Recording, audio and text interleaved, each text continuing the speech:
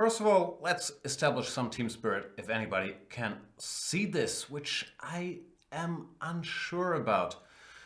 But what I'm trying to do is to watch the top match of the German Schach Bundesliga. It's my team playing against the other undefeated team. It's the clash between Baden-Baden and Solingen.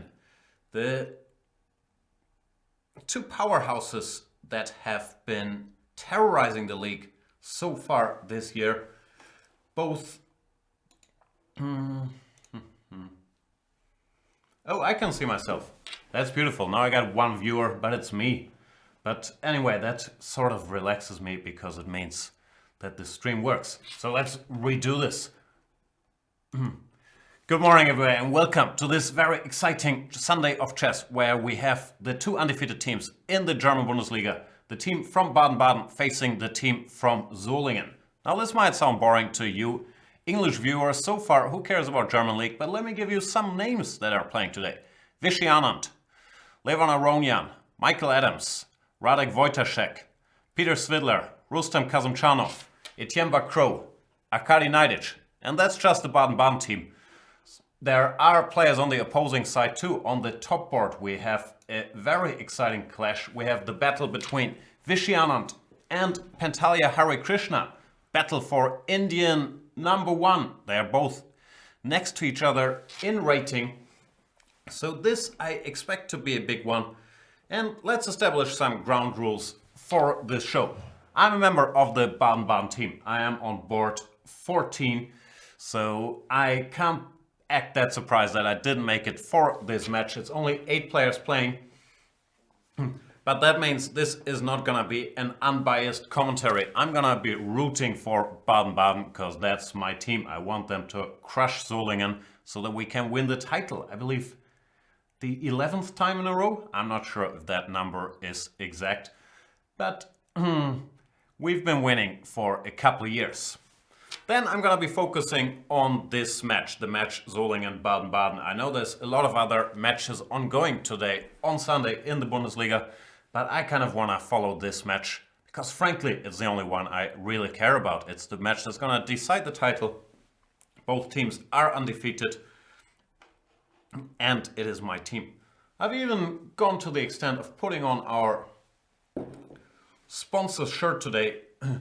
Baden-Baden has been supported by Grenke Leasing and Wolfgang Grenke personally for many, many years. No, I should say it's supported by Grenke Leasing, while Wolfgang Grenke, the CEO, is a big chess fan and a very nice guy who's been, supporting chess, supporting art in Baden-Baden, and he's the guy who made it all possible to have these players on the boards. So very grateful for that. Let's go through the pairings of today's match really quickly. I'm not well prepared, so don't expect any video or any prepared graphics and so on, but expect some exciting chess because we did throw everything that we have at them. On board 2 we have another marquee matchup. Richard Rapport, the young firebrand, always willing to play a crazy opening against Levon Aronian. Aronian is on the Baden-Baden side. Rapport is playing for Solingen. Then we have Mickey Adams on board number 3 against Markus Ragger. English #1 versus Austrian #1. Markus Ragger very close to, 2700.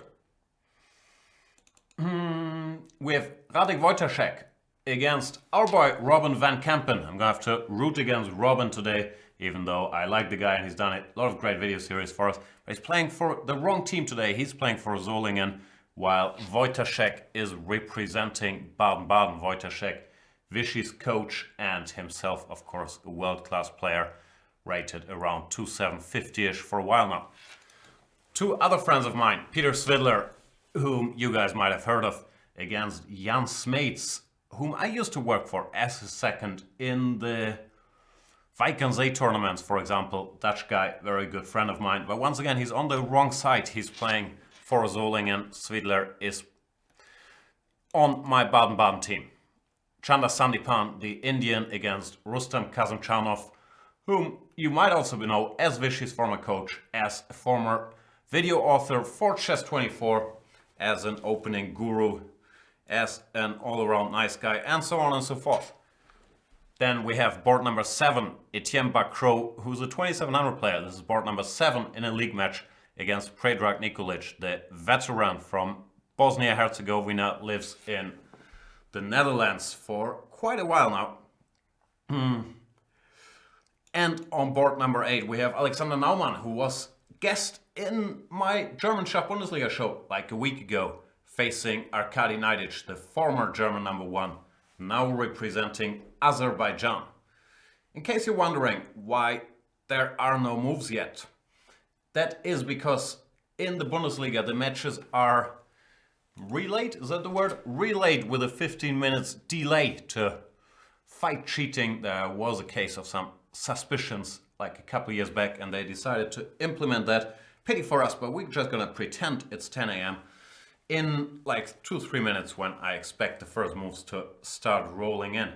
And for me, it does make a difference anyway, if it's 10 a.m. or 7 a.m., 12 a.m., like all these hours, I'm barely conscious. Therefore, who really cares?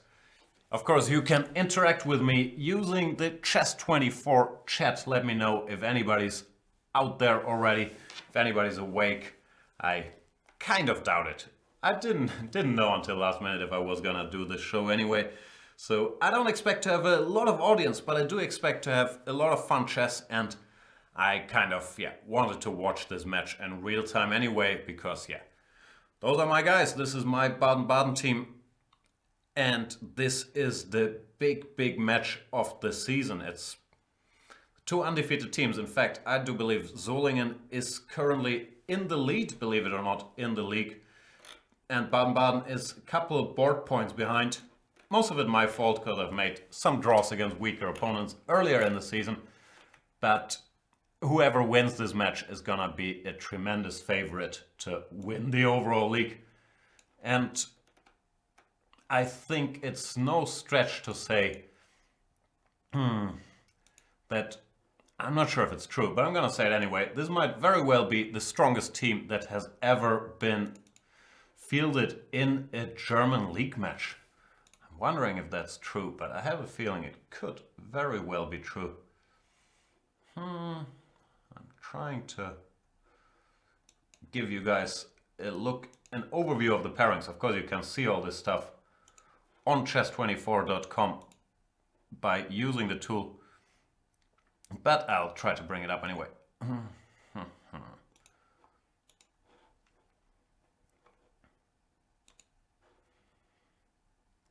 I'm gonna try my hand at this silent commentary stuff today. That's gonna be a lot of fun for all of us while I'm clumsily cutting out pictures.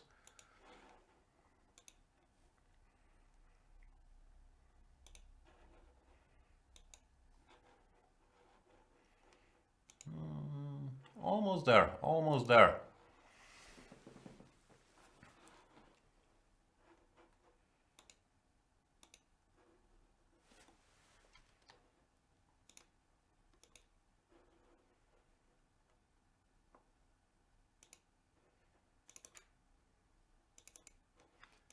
Here we go.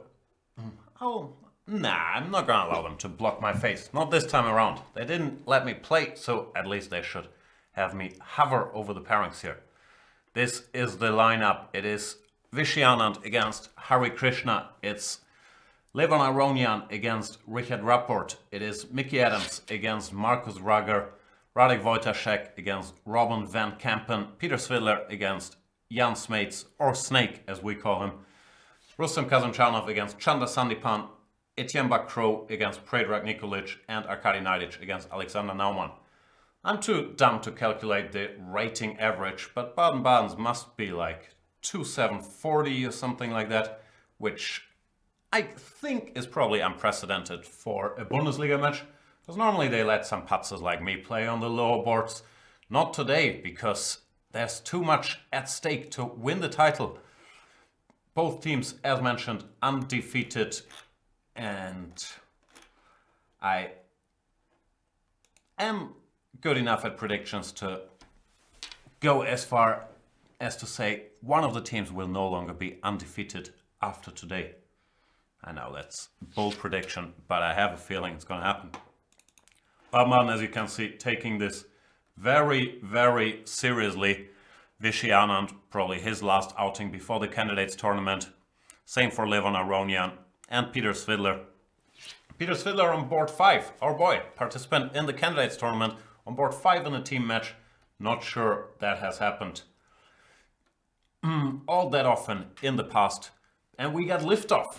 We got Vishy going for 1e4 against his compatriot Hari Krishna, who's been storming up the world rankings. I believe they're back-to-back at 2760 something after Vishy lost a couple points in Gibraltar. However, immediately redeemed himself by doing great in Zurich, where he shared the win with Hikaru Nakamura. Lost on tie breaks, but that's gonna make him happy.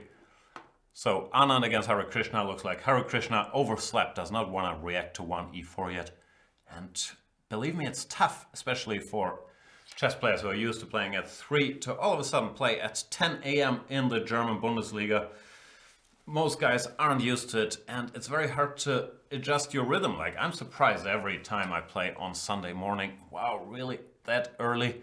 And it's hard to all of a sudden go to bed at midnight when you're used to going to sleep at 3 a.m. like a lot of chess players are. Anyway, Vishy has a young son, so he's probably well accustomed to getting up early. Levon Aronian, no kids, not so sure, is facing Richard Rapport, who of course is always capable of insanity in the opening. But today it looks like, for his standards, he's going mainstream, which me, rooting for Baden-Baden, I should be a little disappointed about that, because if you go for an early c4, g4 against Levon, you might get punished, even though Richard did exactly that in their, was it last year or 2 years ago, their last encounter in the German Bundesliga, and I believe the game ended in a draw. However, today he plays a King's Indian attack, knight bd2, main move here is c5, but Levon's pet move is the move knight to c6, preparing e5. He had a game recently in Zurich against Vladimir Kramnik, which follows something like knight c6, d4, knight e4. And maybe that's what Rapport's preparation is based on. Let's conclude our tour and see who else overslept. Not Mickey Adams. Adams' wild days are long behind him. He's woken up early and he's unleashed the g-pawn early as well against Markus Rager. Austrian #1, tremendous theoretician, close to 2700, all the good stuff. But Adams, yeah, not a slouch. He's played h3, the most fashionable line, against the Najdorf, intending g4. Nowadays, the main battleground of the world's best players are these positions after e5, knight d2, and then either h5 or b5. Both with very complicated play, but Rager, who, as mentioned, one of the best prepared guys in the business, goes for e6, allowing g4. Now we have some sort of curious attack where white lost the tempo on h3, but this is still supposed to be very dangerous for black. Couple options here, d5 is what they used to do in the old days, but white tends to come out on top after either ed5 or maybe even bishop g2. No, I think you start with ed5. Knight d2 also move. Led to some pleasant endgames for white. Therefore, the trendy line I did last scene was knight fd7 followed by bishop e7, but after knight fd7, white grabs space with g5 before black gets to control this diagonal. And this is also supposed to be dangerous. So I'm curious to see what Rapport has up his sleeve. Maybe h6 is what he wants to do. I believe that's what Mamedyarov played against Anand a while ago. We'll see how it goes, but certainly not a position you want to have half asleep. I'll holla at the chat. Looks like we got like 2-3 people watching now who just woke up. And yeah, apologies, I didn't do any advertising for this one because I didn't know if I was going to do it. And even if I knew I was going to do it, since this is a high stakes match, I wanted to keep like the 1% chance in Solingen's team's heads that I might actually be playing for Baden-Baden, so I wasn't gonna like spell it out that early, because it doesn't matter all that much, but you don't want your opponent in such a crucial match to know your lineup in advance so the players have time to prepare. And Baden-Baden, sneaky as we are, we changed the lineup. Peter Svidler yesterday was on board 3, but then we thought, come on, we can't realistically expect to win a chess match, let alone a whole league competition, if we have people like Svidler playing on board 3. So today we put him on board 5 and put in Mickey Adams and Levon Aronian to slightly mess with Solingen's preparation and also to slightly improve the team. Speaking of board 5, let's go to board 4, where Robin van Kampen, my dear friend and the very good Chess24 author. I always plug Robin, I hate doing it, but I think his series are really, really good. The one on the King's Indian and the one on the Taimanov. Check those out. He's playing against another huge theoretician, against Radek Wojtaszek, the longtime coach of Vishy Anand. And he quietly but steadily has risen to like 2750 level himself. So Robin has got his work cut out for him. And he's trying to play it solidly, as you tend to do in team matches, especially if you're white and you're a slight rating underdog. Robin is outrated by more than 100 points. Looks like we're gonna get a mainline Catalan if he goes d4 here, or what people often do is castles, castles, and now d4, or a quieter line like b3. Let's see what Robin has up his sleeve. More of an e4 player normally, so slight surprise here that he went for one c4 instead. Then we finally get to board 5, where we have Peter Svidler playing against another dear friend of mine, Mr. Jan Smeets, or Snake, as he's called in Dutch chess circles, and by people who strongly dislike him, like Anish Giri. I'm kidding, we all love Smeets. And yeah, I've hung out a lot with Smeets. I've worked for him at 2 Vaikanze tournaments. First one we did very well, second one we did less well, and that goes for both him and me.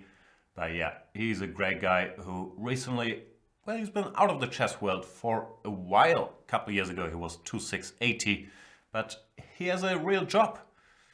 And that tends to be the end of careers. But Smeets is a very strong player, famous for his time troubles. So if Smeets is down to 2 minutes after like 20 moves, that's kind of normal for him, but it might not be a good recipe against Svidler. In the opening, of course, the candidates, guys, as much as we want to win the league, might not show all their guns.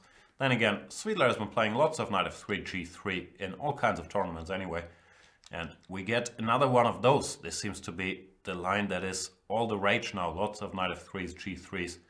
And Smeets goes for c6, short castles, when now black typically goes bishop g4 or bishop to f5, trying to get this bishop outside of the pawn chain and then continue development. When after bishop g4, I'm not that much of a specialist here. c4 has been a topic that has been creeping up, and there's also the standard plan with d3, queen e1 and e4 playing at King's Indian attack style.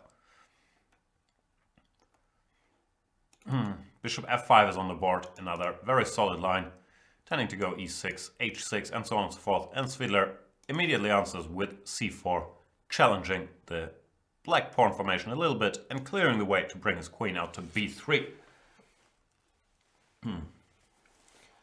That's, yeah,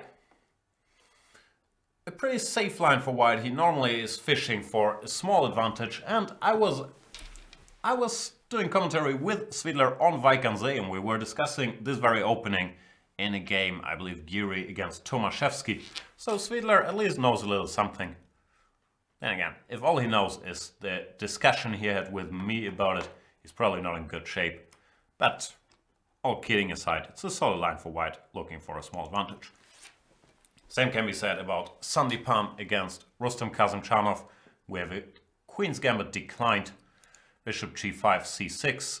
Here they used to play e3, which looks natural enough, but modern practice has shown that after bishop f5, black is in decent shape. And generally, if you can get this bishop outside of the pawn chain without anything bad happening, you're fine in this opening. They used to not do this because of the sneaky move queen f3, attacking the bishop and forcing black to accept crippled pawns with bishop g6, takes, queen takes, queen takes. But this endgame is not really that scary for black. So nowadays, white players avoid that and go for queen c2 to stop bishop f5. When black has a lot of options, Kazimchanov plays bishop e7, e3, knight bd7. I've played bishop g4 here. More of a sideline, but bishop, knight bd7, attending knight h5 is another very, very solid, very healthy setup. Kazimchanov, the only Baden-Baden guy who lost yesterday. He lost against Felix Graf. Therefore, maybe a little punch drunk today and wants to play it super solid, and it doesn't get any more solid than the Queen's Gambit declined exchange variation. let's conclude our tour. We have reached board number 7, which is Etienne Bacro, who was rated around 2700. Pretty decent rating for board 7 in such a match, facing Predrag Nikolic from Bosnia-Herzegovina. A tremendous veteran. That always sounds offensive, veteran. I don't know how old he is, but he's been around for a long time, very stable, 2600 play as well. Goes for the Pierce, doesn't fancy a theoretical debate against Etienne Bacro. Let's see how Etienne feels if he wants to play aggressively with plans with f3 and h4 or g4, or if he wants to play more positionally with knight f3, bishop e2, short castles and so on. These arrows don't make any sense, so let's get rid of them.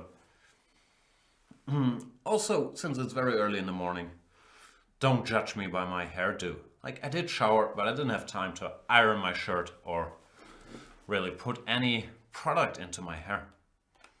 And I know that's why you're watching, to get the full extent of my vanity talking about the hairdo. And on board 8, we do have Alexander Naumann, who was guest on the German edition of my Bundesliga show, which we do every Monday. Last week, or was it 2 weeks ago, after the last Bundesliga weekend. Also a guy I've known for ages. We were born in the same year, which normally shouldn't matter that much, but it matters a lot if you're facing each other in a lot of junior competitions in '79. So Naumann has been around for good, very solid German grandmaster, facing the former German #1, Arkady Naidic, who has decided to represent Azerbaijan and has moved to Baku, but still plays for Baden-Baden. And he's normally, I don't know if you can call it the go-to guy, but he's the guy who plays a sharp game in these close matches. And quite often it has happened that Arkady has decided the match one way or the other, but normally in Baden-Baden's favor. And once again, he's not playing a solid, quiet opening trying to equalize, but he goes for the King's Indian against the Fianchetto King's Indian. He goes for knight c6 followed by e5, which is a bit of a sideline. a6 is much more popular here, intending to play rook b8 and then b5. And after e5, d5 is the main move, so I'm not going to call it a surprise. But you could also go d takes e5 if you want to play it real safe. D takes e and then bishop to g5 is a very solid line for white. But Naumann decides to play more principled, goes d5, and knight is returned to b8, not the main move. The main move is knight to e7, when white goes e4. And is supposed to be slightly better, but of course, the King's Indian battle just begins. Knight b8 hints that he wants to follow up with a5, knight a6, develop that way. Little slow, I'm not sure, but it certainly does lead to a very double-edged position, which is what Naidic is looking for. So we've concluded our first tour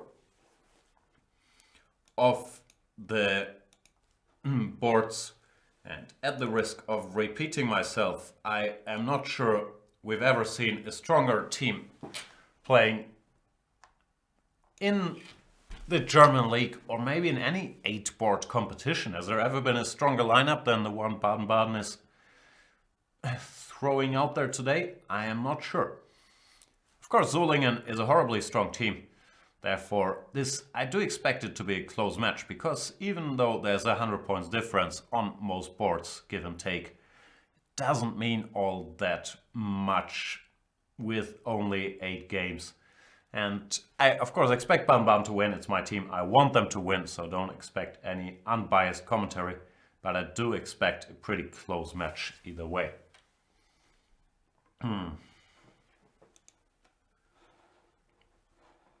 And yes, Pascal mentions in the chat, we used to have Nisipiano, the German #1, and Movsesian in the lineup yesterday, but they were replaced for today's match, for the top match, by Levon Aronian and Radek Wojta, and Mickey Adams. So, little Sunday morning surprise for Solingen, even though they probably expected that Baden-Baden's lineup would become even stronger overnight. That's a typical trick in the German league. On Saturday you play one team, and then on Sunday you change a little something just to nullify, is that a word? I think it's a word. Your opponent's preparation and to create some confusion. So yeah, substituting in one guy is what you expect, but substituting in 2 on board 2 and 3 might have thrown Solingen a little off guard. I don't know, but it's possible. And yeah, Baden-Baden lineup, if you continue all the way down, like somewhere around here, I would normally play. But yeah, didn't make it for this match. Not enough rating. I think I'm 14 in the Baden-Baden list. And you can see we left guys out like Nisipiano, Mofsesian. So I wasn't close to playing in that match, but I still didn't want to announce I'm doing this show because you don't want to tip off the opponents in such a crucial match. The reason we're throwing all these guys out is also that Solingen is undefeated. So while the last years were more or less smooth sailing in the German league, this year Solingen with a new sponsor is really going for it. Had a great season, won every match, and is actually in the lead because they have more board points than poor Baden-Baden before this match began. So let's take another little tour of what's going on. Vishy Hare Krishna, sharp theory discussion. Slightly surprised to see that Hare Krishna, more often than not, an e5 player playing solid lines. But today he's going for something extremely sharp, a6, queen d2, knight f6.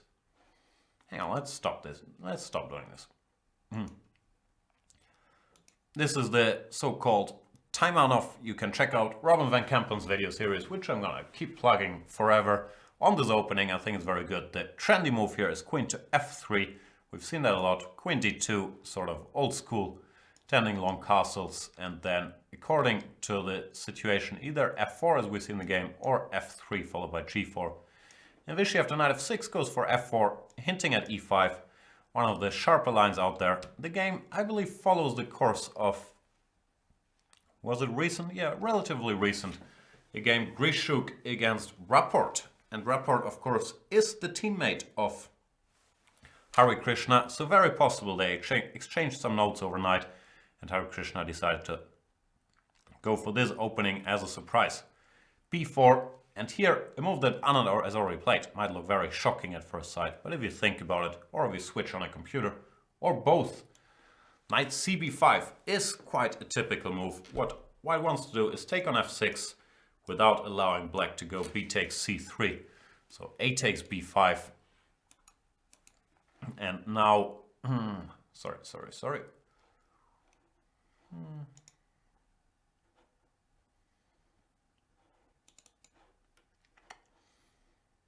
Gotta do something, I hope. No, it's fine.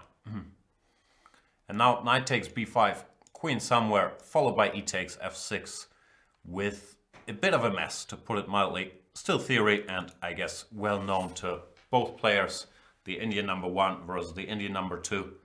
And that order could change if Hare Krishna manages to win this game. I believe he would overtake Vishy. Might be the first time in like, I don't want to lie, but 25 years that Vishy wouldn't be Indian number 1. Keep me posted if you know these things better, but of course I don't want it to happen. At the very least not today, because Vishy is our guy playing for Baden-Baden, and we want him to win. By we, I mean me. I am aware some of the, not that many people watching might root for Solingen. Can't blame them. Actually, I quite like the Solingen team. A lot of friends of mine playing there. And yeah, very well-balanced team with a lot of very nice guys. But today, they are going against the Uber team of the German Bundesliga, the Baden-Baden star-studded lineup, and I hope things will end up well for Baden-Baden. Levon stayed true to his guns after knight b2. I mentioned earlier he likes his move knight c6 here, which looks funny. c5 is the main move. But Levon once again played knight c6, preparing e6, e5, which would happen if white went e4, for example. Black would play e5, and all of a sudden his position would look a lot healthier than a move ago. Therefore, Rapport decides to stop e5, even at the cost of a tempo going d3, d4, saying this knight on c6 really is not well placed for this stuff. And now Aronian deviates from his recent game against Kramnik, where he went knight e4. Plays b6 instead, trying to develop this bishop. Then the next order of business is going to be to get the knight out of the way, and that's what happened in order to prepare c5. Rapport jumps into the central square with knight e5. Aronian plays c5.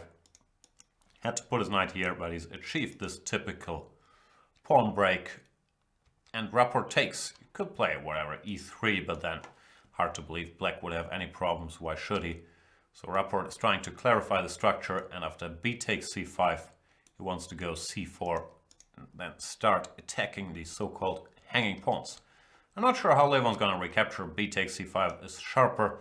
Bishop takes c5, frankly, it looks healthier to me when the position is close to equal. I think I'd slightly prefer white after, yeah, he took with the bishop after c4, but black can simplify by going d takes c4, for example, when, yeah, it's not that much happening. Something like bishop b7, knight b7, knight dc4.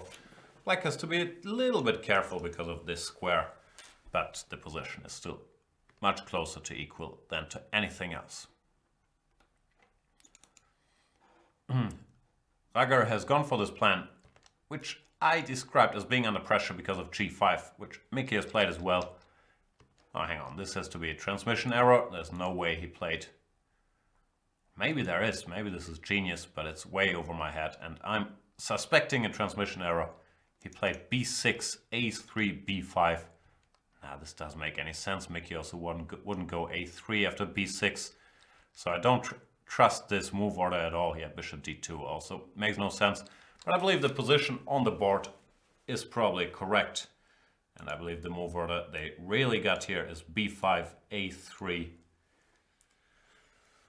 bishop b7, bishop e3, knight to b6.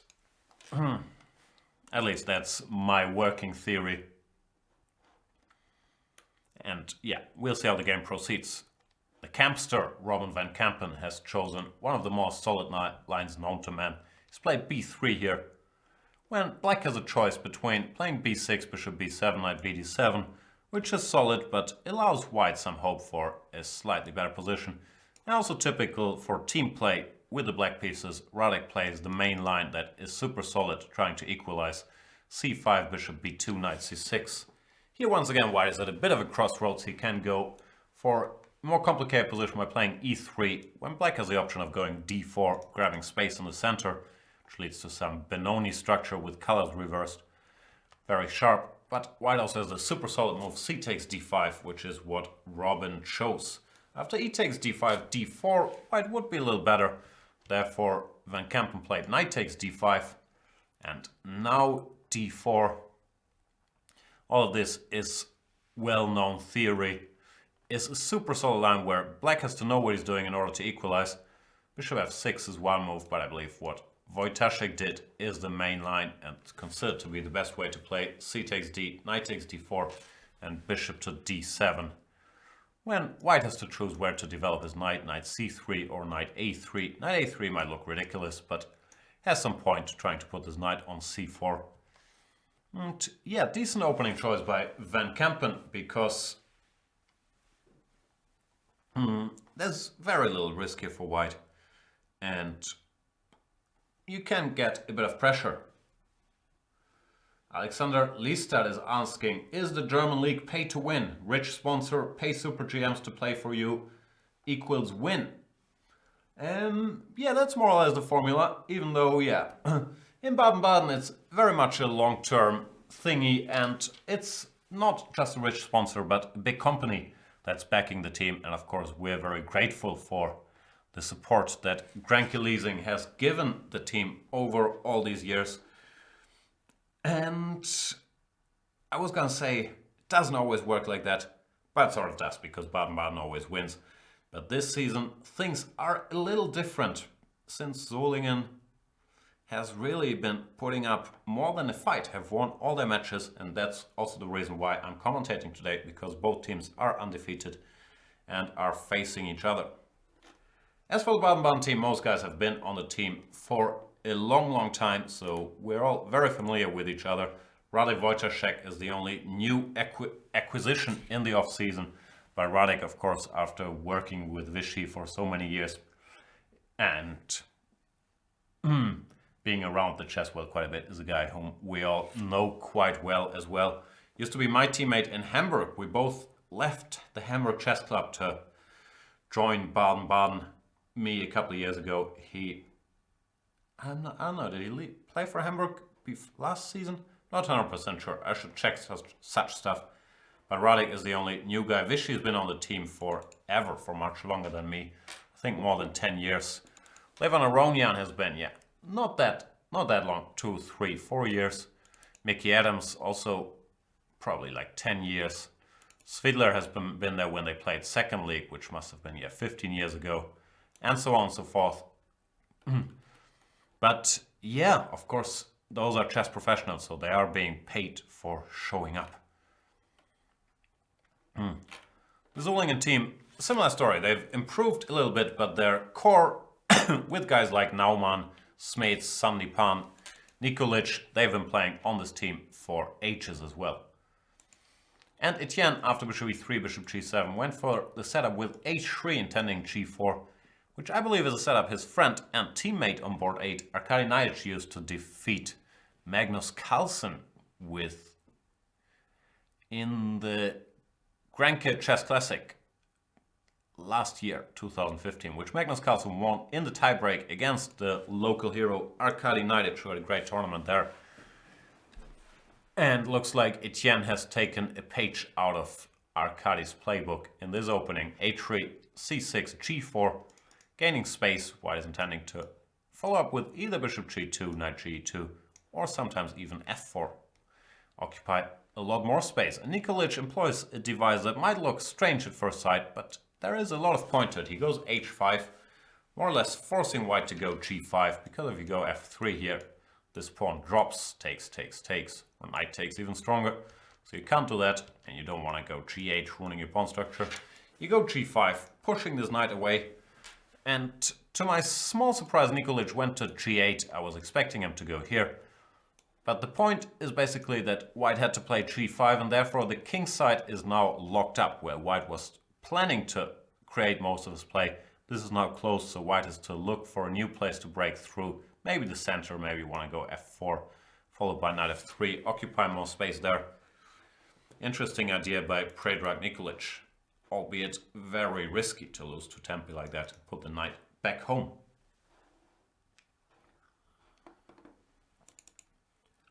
Yeah, Kazanchanov against Sandipan is a rocky solid line. Knight g7, intending bishop to f5. White can stop that by going knight g3, but that sort of misplaces his knight. We'll see. It looks like Rustam decided to play it safe. Rule of thumb in these structures, well, let's make some dumb-looking moves like this. If as Black manages to exchange his light square bishop and then also to put one of his knights on d6, that is the best square, he should be in pretty decent shape, which means at least equal. So Sandipan has to take some time here and think what he wants to do about it. If he wants to open the position with e4, if he wants to go knight g3, if he wants to allow bishop f5, we will know in a second. Where do we go? 8 games is a lot. Let's go to our dear friend Mr. Paul Barter, Peter Benjaminovich Svidler, who of course has been preparing for the candidates, but just like Vichy and Levan Aronian, he decided to test his form and help the Baden-Baden team on this very weekend against Solingen. Probably the last game we see either of them play before the candidates tournament, which starts, yeah, it's not that long to go, 2.5 weeks in Moscow on, I don't know, March 11th? I think it's March 11th. Anyway, Svidler, yeah, we've discussed this briefly. Plays his opening, c takes d, and queen to b3. When black has a bit of a tough choice. Queen b6, of course, is legal, but it allows white to slightly spoil the black pawn structure. He would have to defend with these double pawns. Nothing terrible, but long-term weaknesses, which is always unpleasant, especially in a team match, because your opponent has a reason to torture you forever playing against these pawns. So Smeets didn't want to do that, went queen c8, which of course does misplaces queen just a little bit. But let's see if Svidler can exploit that. He goes d3. At first sight, might look more natural to go d4. That's part of white's strategy in this line, to try to use the dark squares in the center for his pieces. And you also want to go d3 to restrict the light square bishop Therefore d3, knight to c6 and bishop to f4 is a very typical plan here. Trying to follow up with knight c3, knight b5, put a knight on e5, put the other knight on d4. And yeah, I gotta say I like this position for white. I think it's easier to play. Let's say bishop e7, knight c3, short castles looks natural enough. Put a rook on c1, then jump around. Well, black has to be very careful keeping his queenside together. So interesting opening choice by Peter Fiddler, and it looks like he's putting some pressure on my boy, Mr. Jan Smeets. Let me try to find some of my Smeets artwork from the old days, because I did a lot of work trying to please Smeets.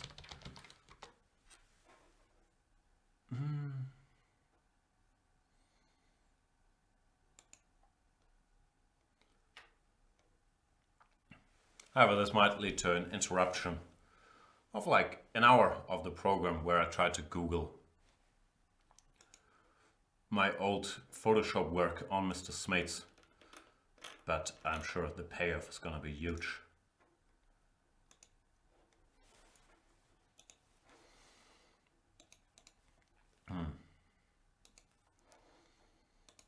So here we get a picture. On the left side is Jan Smeets, on the right side is Voldemort from Harry Potter. And even though Smeets says there is absolutely no similarities, I beg to differ. Smeets pretty much does look like Voldemort, let's face it.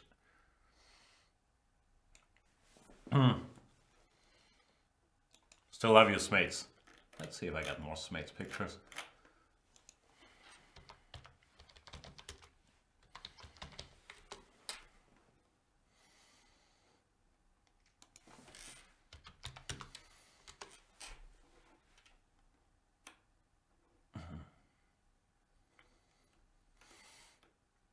Nah, I'll take a little break from researching my Smeets Photoshop work and have a look at some chess. Even though I don't understand any of these sharp Sicilians. Vishy against Hare Krishna. Yeah, we've seen the surprising knight cb5 move. A takes b. Knight takes b5. Queen b8, e takes f6, g takes f6. The material is equal, but it's a structure that, yeah, it's not very common. Black has this one pawn versus the three white pawns on the queen side. And the one pawn sort of controls the three enemy pawns, therefore it's very natural to lure him into yeah, whatever. I can't speak English yet, it's Sunday morning. To try to get rid of this pawn. And therefore Vishy went c4, provoking b takes c3, which might be the best move, but you want to get rid of this pawn. And if b takes c, I wouldn't even be surprised if Vishy recaptured with a pawn. Looks ugly, but you open the b file to put your rook here, put pressure on this slightly awkwardly positioned black queen on b8. And I would expect it's still a theoretical battle, but could be very possible. Maybe it's unwise to take on c3. But it's certainly a move that you have to take into account. You can play it, whatever, bishop e7, but I feel if white manages to stabilize the structure with the pawn on c4, no, you can't go after this knight on b5 anymore, it's always protected. And now you just finish development, bishop e2, short castles. That white should just be better, because for black, it's gonna be very hard to find safe hiding spot for his king and to, yeah, have any pawn breaks that don't open the position in white's favor. So I do not really think this is a good option for black. Looks like Hare Krishna has to take. It also looks like he's been a bit surprised, which in turn I'm surprised by. Then again, always easy to criticize people when they actually start thinking about the game of chess. Why didn't you memorize the first 500 moves? But yeah, if he prepared this line, I believe c4. I'm not sure if it has been played, but it's certainly been prepared by Vishy. It looks like it caught Pantalia Hare Krishna little bit off guard. Hare Krishna, yeah, we've discussed this earlier on the show, quietly has been winning rating everywhere he went, is now up to 2760 level. One of the nicest guys you could meet in the chess world as well, so always happy to see him do well. Except for today, because Once again, they're playing against Baden-Baden. Can't do it today, Harry. That's what people call him. Vishy and Harry. Richie against Levon. Levon is tougher in the nicknames department. I used to call him Patsele, but he got upset at me for calling him Patsele because he said, "You're a Patsele, you can't call me Patsele." And also I call other people Patsele. So I had to switch to Dr. Levon, which, since he's a big intellectual, kind of fits, but it sounds a little too respectful for my taste. So I'm still looking for a new nickname for Levon Aronian. If you have any suggestions, and don't come up with Lemon Aronian, that's an old joke. Not going to be able to do it, but let me know. Rapport, I'm also not sure if he has any nicknames. I think people call him Richie. I'm not that familiar with him. I'm so old, I don't know the younger generation anymore. Even though, yeah. Been around the guy. Got crushed by Rapport in Gibraltar a couple of years back when he was still young and his hair was still its original color. As for the position, it looks roughly equal. Rook c8, c4, and yeah, this is extremely peaceful stuff for Rapport standards. But you can never put it beyond him to come up with his standard plan of e3, g4, even in such a quiet position. However, it does look like you get a memo. If you're facing Levon today, why not play it a little safer? Mickey Adams against Markus Rager. The English number 1 against the Austrian number 1 is a sharp Sicilian position, which I do not understand at all.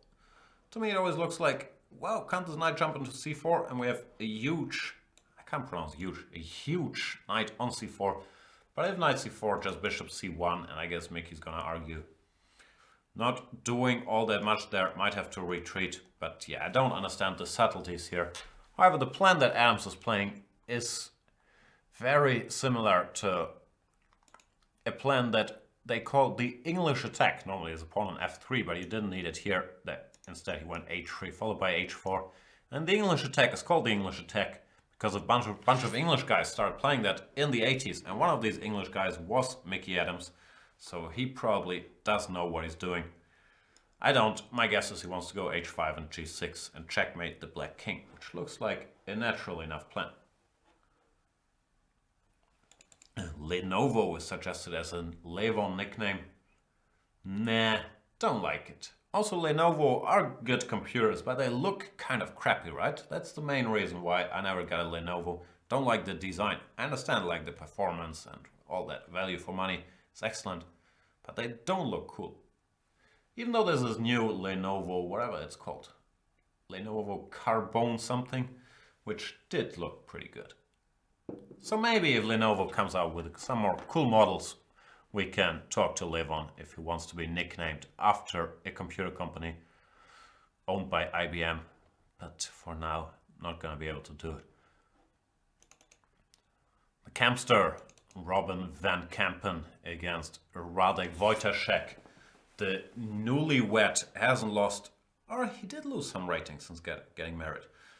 There is this well-established theory that marriage costs 50 rating points. I'm not sure if we've ever seen proof of it, but Radek recently got married to, I keep mispronouncing the name, Alina Kaszlinskaya, and I believe the couple settled down in Warsaw, in Poland, where Radek is from. Today he is in Munich facing a Dutchman, Robin van Kampen, who also recently stopped being a full-time chess player. If you can say that, he's like 20 years old, he's a kid, but started his studies at the Rotterdam University. And he's a pretty serious student. I always tell him, whatever, no one takes his studies seriously. Come over, record some more series for Chess24. But Campman is always saying, nah, I gotta like study full-time for the next 8 months, but then I have like 2 free days and maybe we can do something. I'm kidding, but yeah, I'm not kidding about him taking his studies seriously. And I would love Robin to do more stuff. Because, yeah, funny guy, excellent theoretician, very handsome too for a chess player. That's what they tell me at least. Anyway, in the game after bishop takes c3, rook c8, the position is close to equal. Black still has one problem to solve. If he manages to get rid of this knight, put his bishop on c6, neutralize this white powerhouse on this diagonal, then there's not much going on, so white should fight against that. Probably something like rook c1, tending knight takes d4. queen takes d4. I was gonna say bishop d4, but then I changed my mind after I saw queen d4 threatens checkmate and targets the a7 pawn. And yeah, whatever. Some positions like this are very, very close to equality, but not 100% equal. Black still has some problems to solve here. For example, rook d1. And yeah, this looks this looks nice for white. Therefore, after rook c1, which Robin has just played, black should consider other moves. Maybe bishop to a3, something along these lines. Oh, I'm sorry, Lenovo, not owned by IBM. Yeah, I never double checked my business facts. Was sold by IBM to a Chinese company some years ago. Used to be owned by IBM, not anymore. Or the other way around? I do not know. Anyway, whoever owns Lenovo, spend some time on the design. Come on, guys. Why do you think people are paying millions for all these Apple products? Because they look cool.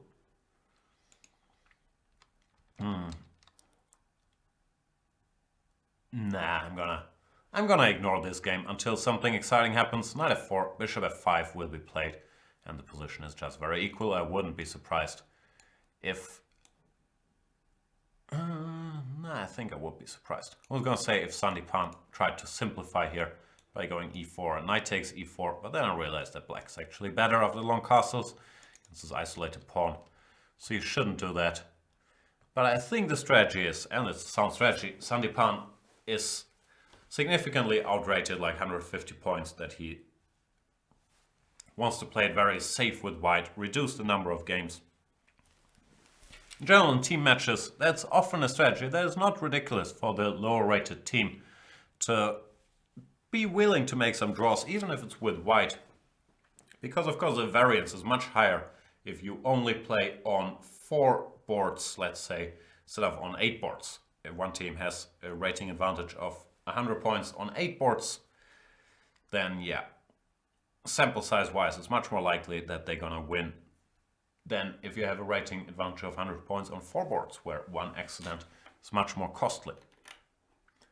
So one more brief tour, then brief break. I need to check out if the coffee store downstairs is open, because I know this show is great fun for the very limited number of viewers, but it might be more fun if I was awake. I do have like these things above my eyelids, so I can never fully open my eyes. People are telling me not to worry about that. Richard Gere and a lot of famous people have the same stuff. But what I'm trying to say is, while my eyes are never wide open, they should be a little more open than they are now.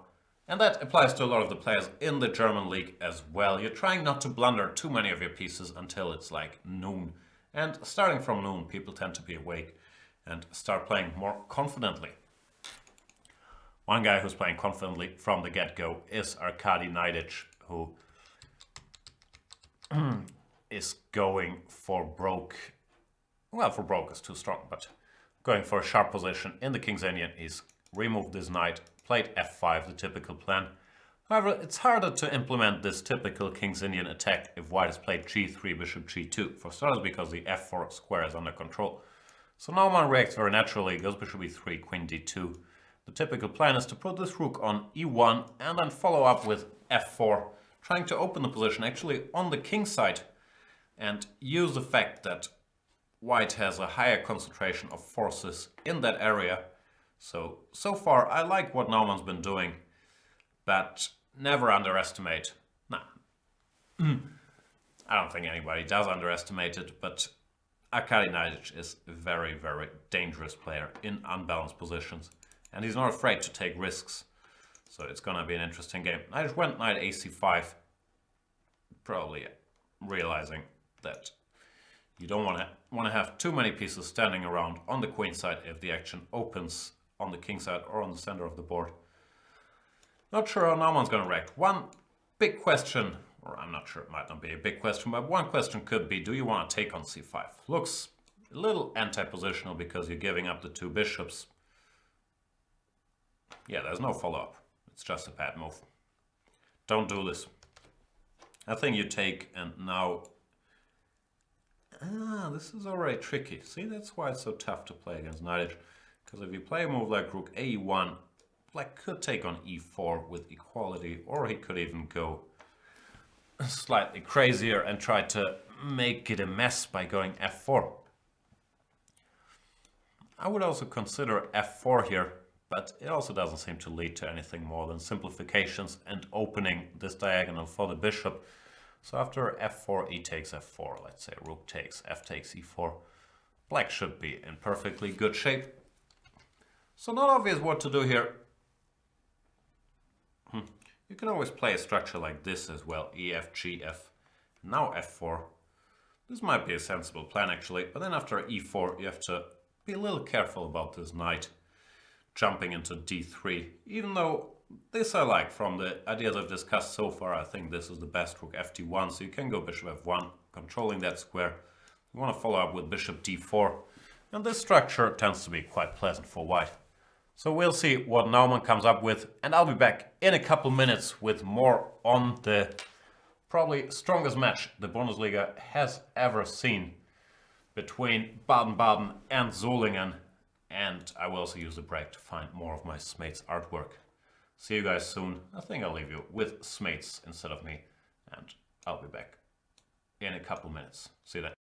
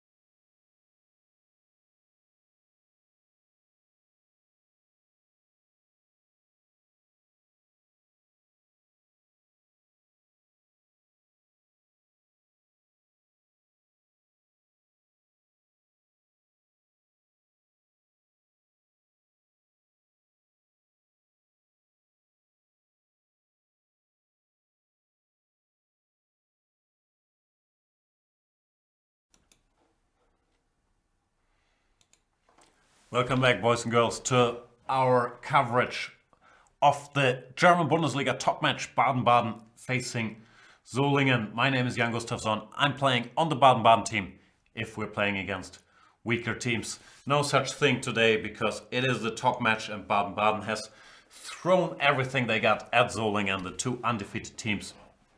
Baden-Baden fielding Vichy, Levon, Mickey Adams, Roddy Wojtaszek, Peter Slidler on the first 5 boards. Akali Knight on board number 8.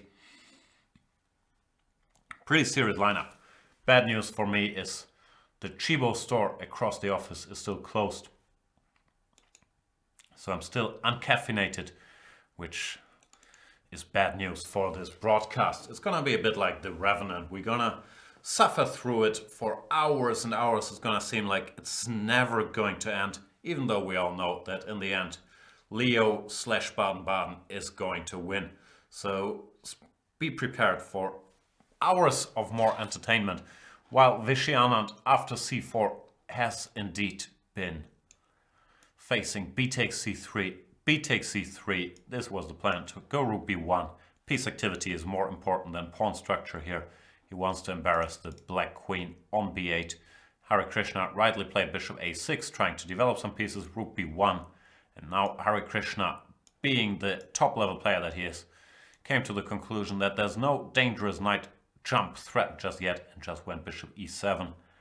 What I've been curious about, I read on the chat that the computer says rook b2 with a white advantage. That move is over my head. No, it makes some sense actually. The rook goes to a square where it's defended to prepare potential knight jumps. But what I was wondering about is this move, which looks fancy. Intending knight c7 check, and black cannot take because of knight d6 check, picking up the queen. I guess the problem with it could be bishop takes b5, even though it doesn't look ridiculous. Bishop takes b5, you go rook takes b5. Now white has the 2 bishops. White can finish his development. I kind of like white's position, so it's an interesting idea, but Vichy has played the move rook b2, the comp move, putting his rook on a defended square and asking Hare Krishna how he intends to follow up. If castles, I'm wondering if we can just take on d7 maybe. Probably can, right? Looks a little double-edged because white is not really well developed, but I can't see a way to punish it. Now this knight on c6 is on prise, and if black plays something like rook c8, I don't know. It is double-edged. But I still don't see a threat, so maybe white can just keep developing with bishop e2 and take this pawn with impunity. Not 100% sure. Let me check the chat. People are talking about some other games. Yeah, there's a lot of games going on in the German league. I'm gonna focus on this match because this is gonna be the match that in all likelihood decides who's gonna win the league, and also it's my team playing Baden-Baden. I even put on my Baden-Baden shirt, the Grenke shirt, even though I'm not getting paid for wearing this shirt, but I wanted to show some fake team spirit since I am a member of this squad, as is Levon Aronian, but Richie Rapport has been playing incredibly calmly for his standards. Does have a pawn on b4, but even that took some time to get there. Does not have a pawn on g4, so unless he follows up with e3, g4 very quickly, it's gonna be hard to call this a real Rapport game. He's played rook e1. The intention is probably to go e4, push in the center. Levon is perfectly fine. He can play any sensible move, something like rook e8. And after e4 or c4, just capture with rough equality. But yeah, as mentioned, Rapport is a very, very strong player, of course. He's rated 2700, and that in spite of him breaking the laws of chess pretty much every game. Therefore, imagine his power once he plays normally, even though, of course, it is also strength of his that he tends to drag his opponents into unknown territory and makes them take decisions and structures that are not normal because no one, except for Rapport, plays the way he does.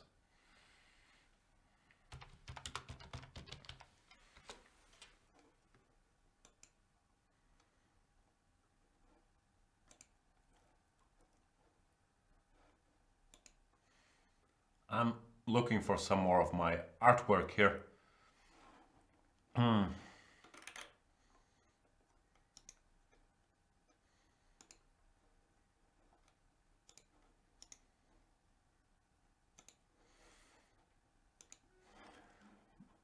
since I found my artwork, we can move to the game Van Kampen against Wojciech. Not because of the position is so exciting, even though Wojciech has to be a little precise here, calculating the cleanest way to equalize. I'm not sure what it is.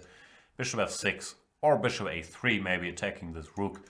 But the real reason I went here is because I wanted to share some more pictures with you guys. Here we can play a little game. One of these people is Robin Van Kampen, the other one is Justin Bieber, and whoever can guess who is who. Nah, I shouldn't announce any prizes. Doesn't win a prize, but gets a shout out on this very program. Of course, Robin denies there is any similarities, and I agree, especially the hairdo, nothing alike. In fairness to Robin, it's sort of an old picture, and he does not wear that watch any longer. So that's Van Kampen, not his opponent Wojciech. It is actually Justin Bieber, one of the two. But what I like Robin's opening choice here. It's totally risk-free and some small initiative. Wojciech, one of the best theoreticians out there. Actually, to my mind, Wojciech and Geary have been the most exciting theoreticians of the last year. And yeah, he doesn't allow Radek to use his tremendous opening knowledge. Plays very solidly, forces Radek to equalize without a lot of hope for an advantage here. We're gonna move on to the next game. Two of my very good friends, Peter Svidler and Jan Snake Smates, playing each other. And while we're on the picture topic, I thought I was unprepared, but I can draw on so much of my old work. Here we have Smates hidden in the crowd, and there we have a bunch of where is Waldo fans. Do you have that in non-German English, in non-English speaking countries? Where is Waldo? I'm not sure, but it looks like I have more Smates artwork than I thought I would have. Not sure if his game is gonna be a piece of art today, because Svidler, I believe, chose a good opening, and I'm not sure I like the line that Smates played. The position looks innocuous, but white does have a nasty initiative on these dark squares in the center. Rook to c1, castles looks natural enough, knight to c3, and the plan is to go knight b5, put a knight on d4, if needed the other knight on e5, and flick black with a weakness on the queen side. And to me this looks like a very promising position for Baden-Baden and our boy Peter Svidler. And Smates is gonna have to suffer, and knowing Smates' proclivities for time trouble, I would not be surprised if he spends hours trying to solve these problems, but there might not be a great solution. Not saying white is winning or anything, I'm saying white, I believe, has a very nice position out of the opening. And Peter Svidler, in his last stop before the candidates, has good reasons to be happy with this weekend. He did defeat Paligras with the black piece yesterday. Paligras, strong grandmaster, close to 2600 himself. Today he has a nice position against Smates, so things are looking good for Peter Svidler. Bakro against Nikolic is a strange position.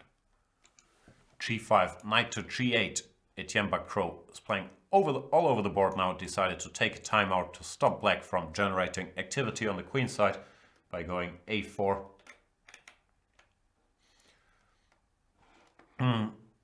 And Nikolic switched to slightly passive looking setup, but probably sensible. You don't want to open the position before you're developed here.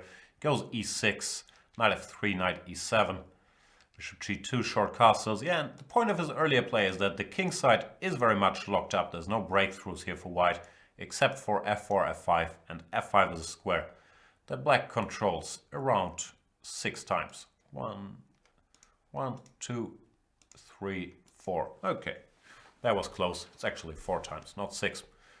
But yeah, interesting play by Nikolic. And while Bakro's position looks more attractive, I don't really see such an active plan. Nikolic is just going to continue developing along his 7th rank, b6, bishop b7, knight d7. Then maybe look for some activity with a6, b5 later. Sort of an improved hippopotamus opening. And yeah, I don't mind black's position. I'm curious how Etienne wants to try to break it down. Maybe some plans, in fact, involving f4, f5 anyway, but it's not going to be easy to get it in. So a highly complex situation there. In Knight h Naumann. Naumann played the most natural moves. Knight takes c5, followed by rook a e1.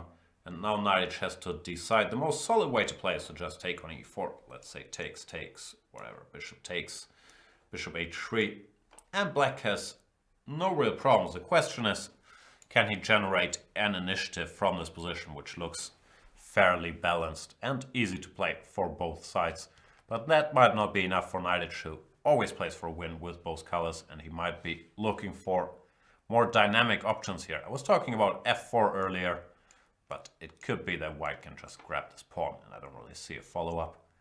The bishop wants to go back, or to g3, and then play f4, and yeah, I don't see a way to really make this work.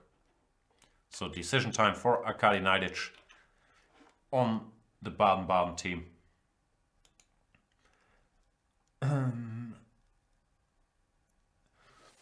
I'm just trying to keep like a mental score here. Vishy is slightly better against Hare Krishna. Rapport Aronian is equal.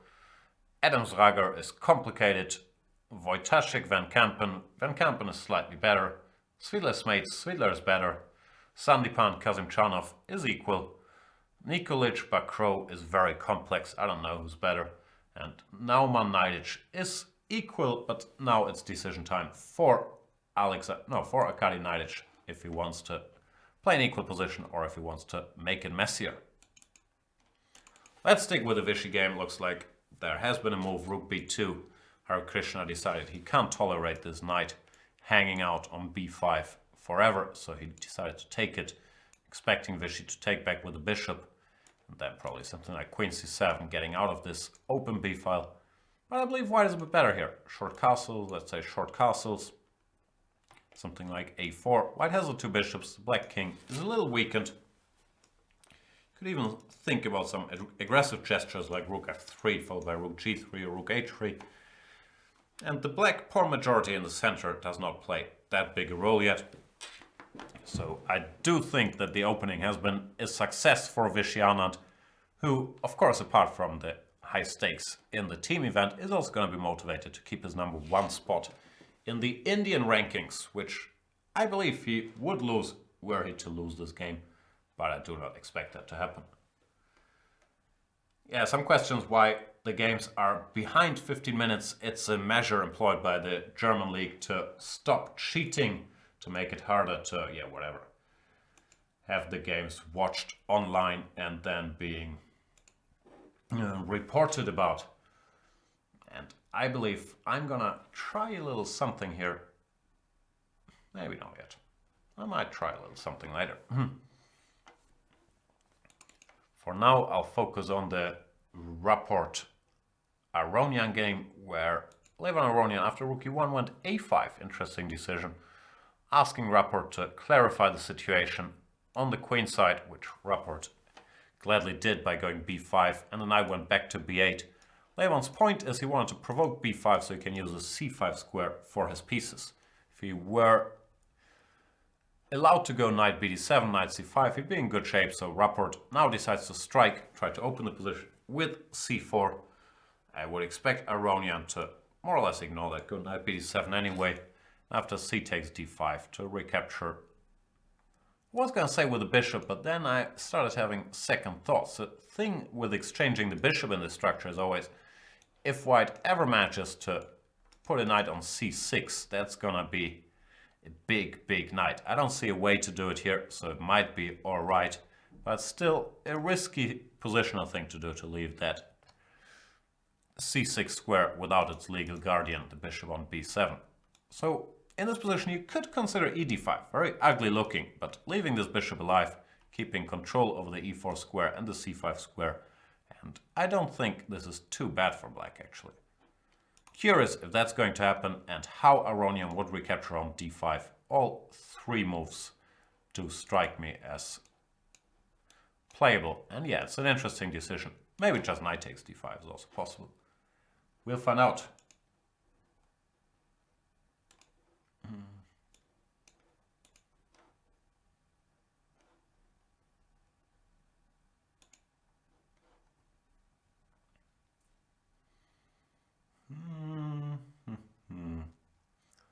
Be right back. Just trying to do something. How does this look? Okay.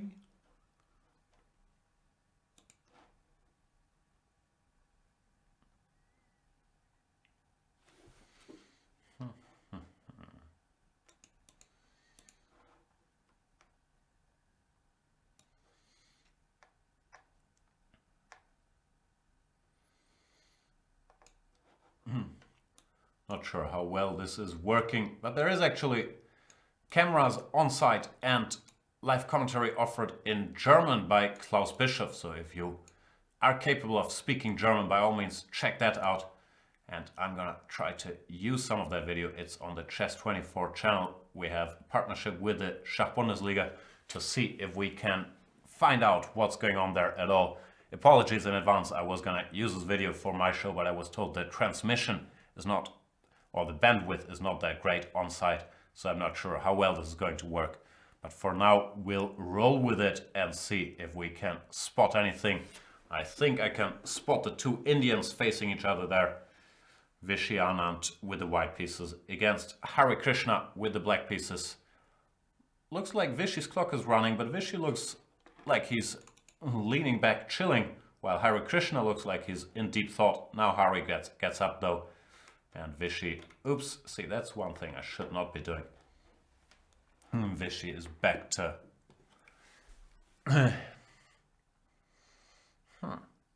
Nice, still lean back, but now it looks like he's thinking a little bit about the situation at hand. And I believe the situation at hand is quite pleasant for him. Bishop takes b5, queen c7, castles is on the board as expected. Now you have to decide, do you want to go rook f3, rook g3 to play for an attack? You want to play a4, which is just a useful move. Defending this bishop, getting the pawn out of... It's not really out of sight of the a-rook, but getting it on a better square. Those are the two moves that strike me as the most natural. You could also think about f5, but I like it less, because if you don't have a direct checkmating attack, I don't think we should give up this e5 square without any compensation for it. So it could very well be a decent move as well. I'm very curious to see what Vishy's going to choose here. I would probably play a4 just on autopilot. Try to secure this construction and see where that takes us. Not sure though. What has he done? Come on, Vishy. I'm not sure if the camera signal is actually delayed as well, else this would be kind of confusing because the boards would be in real time and the moves would not be. That might undermine our anti-cheating operations, but we'll find that out. We'll roll with it for now, see what happens. What happens if I do this? Then this happens. Okay, just trying to find some stuff out here. Van Kampen did take on d4 against Radek Wojtaszek. No, the other way around. Wojtaszek took on d4 against Van Kampen. And yeah, this line I was talking about earlier looked kind of unpleasant for black. Queen takes d4, bishop to f6. You have to do in order to stop the mate. And then queen to b4. Is there an easy way to equalize here? Because I can't see it. If you swap off everything, takes, let's say takes, and b6, rook to d1 or rook to c1. I like rook d1 better, pinning. This strikes me as very unpleasant for black. So what does Radek have in mind here? I'm not 100% sure. Probably something else than bishop takes c3. But it all looks a little awkward. Maybe takes, and now queen to b6, queen to b8. Yeah, probably that's what he wants to do, so he doesn't run into this pin. But even this position, rook c1, I like white here. Queen c7 is a threat, rook c8 is not a great idea, because then queen takes c8 is quite effective. And I believe black has to be very, very careful here. So this doesn't look great from a Baden-Baden perspective, really. Robin taking his time here, deciding between bishop takes d4 and queen takes d4. If bishop takes d4, then just b6. keeping both these pawns alive, and I don't think white has all that much, but queen takes d4 does look a little unpleasant. And yeah, it does look like the camera is in real time, which is a bit confusing, but it gives us a little cheat code so we can anticipate what's going to happen in the games before it actually happens in the system with the delayed transmission. So that's useful. And I can spot a black rook on a3 in Vichy's game. However, my eyes aren't good enough to see what Vichy has actually played. I think now that I'm using this, I'm gonna fire up my laptop for added information so I can see what you guys are telling me, because I'm gonna need help and info here. Apologies in advance should my laptop be very noisy, because recently all these years of slaving away analyzing opening positions overnight have left their toll on my poor laptop, and it started voicing its complaints when I make him operate heavy machinery.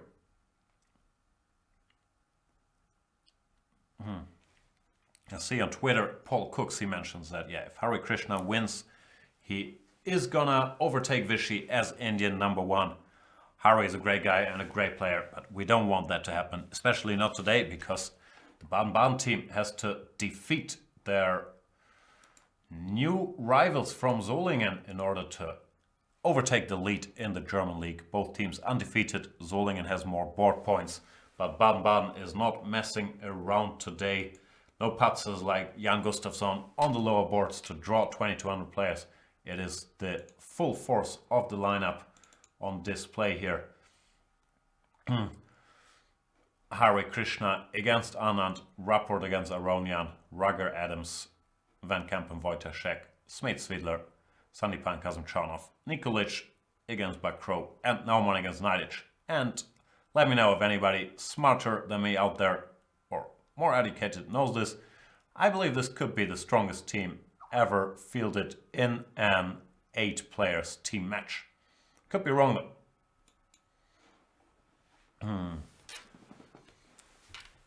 Let's play the game. Let's try to figure out what Vichy's done again. But I really can't tell. There's a bishop on f2, a queen on d2. How could these pieces have gotten there? So castles. Looks like there's a pawn on c4. Maybe he played c4. Also trying to stabilize his structure, but that allowed rook a3, which Hare might have played. Keeping an eye on ideas like rook takes e3, followed by bishop c5 in the future, and bishop f2 to escape those ideas. That looks like more or less a plausible chain of events. And where does that leave us? I'm not sure if I like that this rook is so active, both along the third rank and staring at the a-pawn. So I have a feeling this has gone well for Hare, but I still believe that Vichy is better, if that makes sense. Because this d7 pawn is a target Vichy's decided to play it very positionally, didn't go for any crazy attacks. Could follow it up with rook to d1, and another idea white now always has is to play rook b3 to neutralize this powerful rook. And if this rook decides to go away, which it's not gonna do, then you could swing this rook towards the king side. So I still think Vichy Anand is a little better here. In general, in the white games, Baden-Baden has been putting some pressure, at least it looks like that to me. That's what you want in a team match. Mickey Adams against Markus Rager is a tough position for me to evaluate. It's a very sharp Sicilian, but I have pretty much unlimited faith in Mickey Adams' understanding of these positions. If you don't trust me, check out some of his old games against Garry Kasparov. Mickey has been one of the very few guys who's been able to outplay even Kasparov from positions like that. h6 on the board, I would guess he is gonna play, or has already played, the move f2 to f4. And yeah, it's not a type of position I understand. I can't tell you who's better and why. Mickey had to play b3, which is not ideal because it slightly weakens his queen side, but he's playing in typical Spider-Man style. He's trying to restrict all the black pieces. They don't have the f6 square, now they don't have the c4 square anymore. It's not clear for the black king if it can ever castle, if you want to do that. Also not clear to me if you want to ever exchange on the h file, because it feels like it could be easier for white to get a heavy piece to the h-file in the future, which could be bad news. So very unclear position, but looks pleasant enough. Next white game is the game I've been talking about, Svidler against Smeets, where I believe Svidler has a bit of an edge because of his control of the dark squares. Smeets decided to play queen d7. Svidler went for knight e5 immediately, clarifying the situation. Knight takes, bishop takes, threatening rook to c7. So Smeets had to go rook c8 and takes, or I'm not sure if this has happened yet. This is me guessing the future. Takes, knight to c3. Tending rook c1 does strike me as nice for white. So pressure there. The Bacro game I'm not that sure about. It looks, optically looks very nice for Etienne, but I'm not sure if there's any easy plans to come up with against this 4-pawn defense by Predrag Nikolic. Problem is it's hard for white to get any pawn breaks there. d5 is normally well met by cd followed by e5 or even bishop takes c3. That's not the diagonal, but close enough. And so d5 tends to be tough to get in. e5 you don't want to do because it weakens this square. Black would just go d5, and with the control of the f5 square, there's not a good structure. Now it's hard to do anything. Well, Nikolic has some easy enough plans like knight a6, knight to b4, get the bishop out somewhere, maybe play d5 yourself. So I kind of like Nikolic's position, but of course it's highly complex. So that's the Baden-Baden white games. In the Baden-Baden black games, Rapport Aronian I consider to be more or less equal. Van Kempen, Wojtaszek, this is the one I'm a little worried about. If Robin comes up with his queen takes d4, followed by queen b4, I have a feeling he does have some pressure. At least I can't spot how to equalize. That seems to have gone quite well for Robin Van Kempen.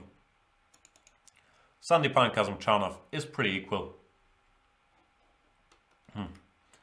And Nauman Najdic, let's see what happened. Najdic, not surprisingly, true to his style, did not want to simplify with knight takes e4, but instead went b6, fortifying his own knight on c5, allowing white to play f4, which is a typical idea for white in this position. And he once again kept the tension. Once again, you can simplify with whatever, f takes e4, all looks pretty equal, but Najdic went bishop a6, highly provocative. He wants to provoke b3, when I guess his point is that now this knight is no longer defended by a pawn. So maybe he wants something to happen along this diagonal. Objectively, I feel like Najdic has taken some risks with putting this bishop here, not clarifying the situation in the center. But that's also what he does. You need to take some risks to win chess games. And he does win a lot of them, even against very strong 25-2600 opposition. He wins tons of games.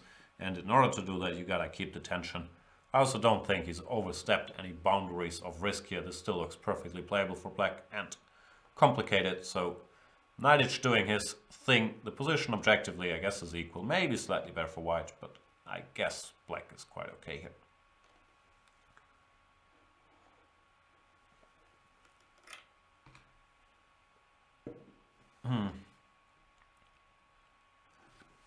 What else is going on? Let me check the chat. Jan on YouTube, what a perfect combination. My life is complete.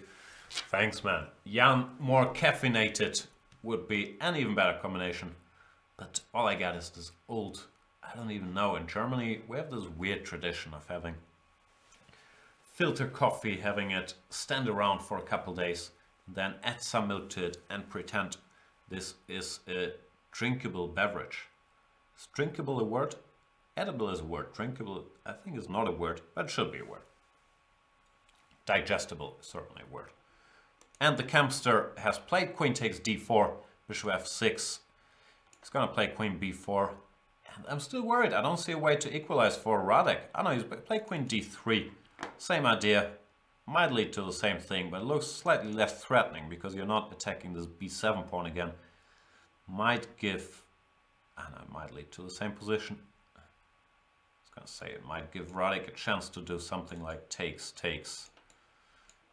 and queen to b6, but nah, that's just ugly. Now white takes, and you would have to recapture with the bishop. It's very hard to get these pieces developed again after, let's say, rook d1 or rook c1. So no, I think Wojtaszek is under pressure by against Robin, that's sort of bad news.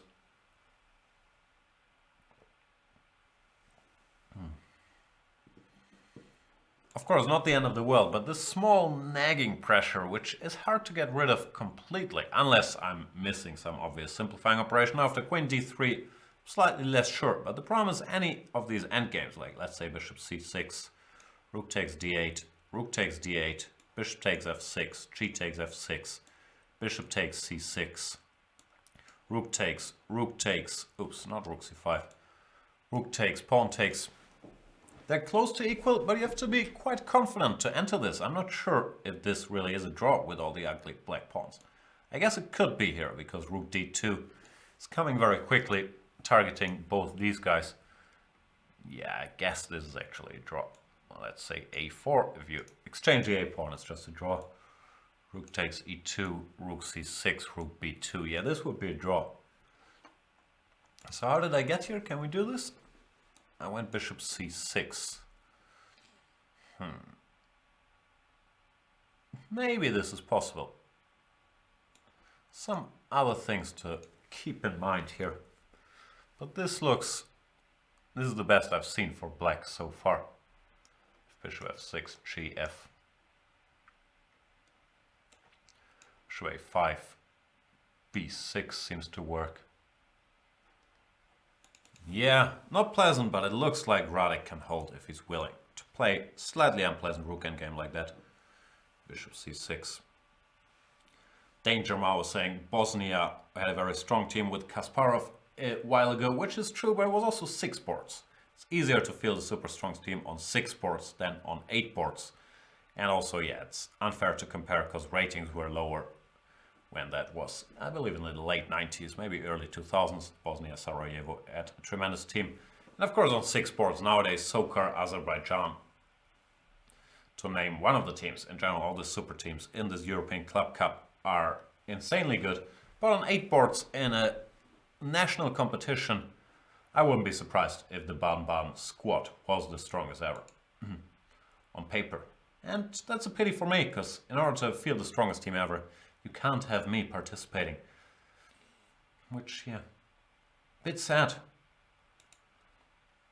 I can't really complain about it. I'm number 14 in the ratings. I would not put myself in the team if I was the captain at all. But yeah, it's tough being a German in the German league. I'm not good enough to play in the crucial matches. Gotta put in some work, but that's not gonna help.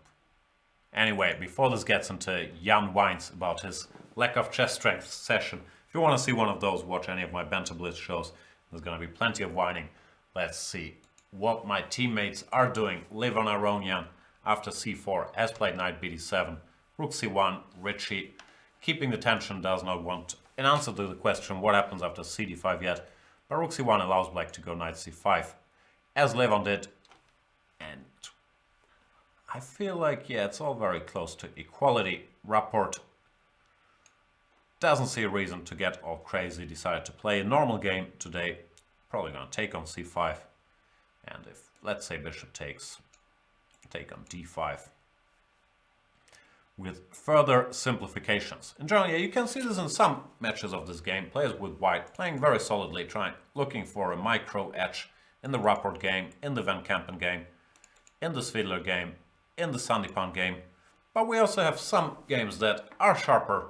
Vichy, I would assume, I don't know this line, but I would assume he got in some nice opening prep and has a decent position or a better position against Pantalia Harikrishna, who of course is a very tough defender. I wouldn't call him an opening specialist.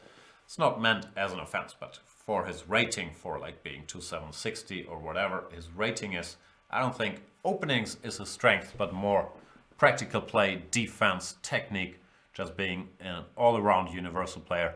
But of course, he does not have the wealth of experience preparing for super tournaments and world championship matches with teams that a Vichy Anand has. So, would only be natural if he was a little outmatched in the opening.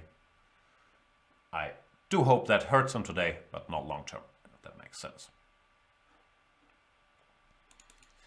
In Mickey Adams against Rugger, we have this sharp Sicilian. Looks like, yeah, in general, the Baden-Baden strategy It's the typical strategy. With white, put pressure, with black, play solidly. So with white, we have two sharp Sicilians on board, what number 1 and number 3. This one, yeah, once again, Sicilians, I'm not that useful. I lack understanding. My best guess is, I don't even have a best guess. Nothing too bad seems to have happened to either side, so it's probably equal and one of these. The player with a deeper understanding wins, and I never bet against Mickey Adams' understanding of any position. Siedler, yeah, as mentioned, as a safe position, putting some pressure, he decided not to take on c8, but go knight c3 immediately. I wasn't sure about that. It looks tempting to take here first, then go knight c3 to have this queen having to retreat to c8. On the other hand, if you go rook c1 now, let's say after castles, if you go rook c1, you sort of self-pinned and this knight doesn't really threaten any jumps. And I guess that's Peter's reasoning for starting with knight c3, when after castles he wants to follow up, or so I would guess, with knight to g4, once again intending to get to d4 while targeting the a7 pawn, and now, yeah, he doesn't have to worry about this rook being undefended. So like Svila's position, I believe he has some pressure, and as usual, Smith hasn't been that slow, but he's in danger of getting into some time trouble, potentially. Bakro against Nikolic, yeah, Nikolic did implement this plan of putting his knight to b4. I'm weirdly attracted to Nikolic's position and his opening play, because I have some traumatic experience from different opening, but same idea. I had a game against Arena Crush, who played this h5, g5, and knight somewhere back against me. And I realized it's gonna be impossible to open the king side ever, and play in the center and on the queen side wasn't that easy to manifest. So even though I won that game, it was highly undeserved. She completely outplayed me with this idea. So I like what Nikolic has been doing, but of course we've only just begun, and white is by no means worse or anything. He's probably closer to slightly better than worse. I just find it hard to suggest a sensible plan, which can be very disconcerting sometimes, because he's sitting there trying to break the opponent's defenses, but you can't even find a target. Looks like Etienne has been looking for a target by going bishop f4, a5, not knight a6, bishop h2, preparing queen f4, so you can attack the d6 pawn, which right now would not be that easy to defend. For knight b4, however, this c2 pawn is hanging, so white would have to spend a tempo on, I don't know if you want to play an ugly move like rook fc1 or rook ac1. Probably not, probably you want to go rook ad1 and then still hint at this idea, putting the rooks on d1 and e1. I can't say I don't understand this position in every game, but I think that's what I'm going with in most. At least now on knight I did understand what was going to happen. Bishop a6 on the board, b3 on the board, and queen f6 on the board, targeting the c3 knight. Now ef4 is a threat. There was a point of going bishop to a6, because the bishop is misplaced on a6, but it did provoke this b3, and now the plan is, well, if white doesn't drop material, to go rook a8, probably put this bishop back on c8, and then black's gonna have as many pieces as white in the main battle area and some targets on this diagonal. As for Naumann, I believe he has nothing better than putting his rook here just to keep an eye on the c3 knight. You don't want to move that knight, and take it from there. Not sure what black is gonna do. Rook a8 strikes me as a natural enough move, when my best guess is it's still equalish.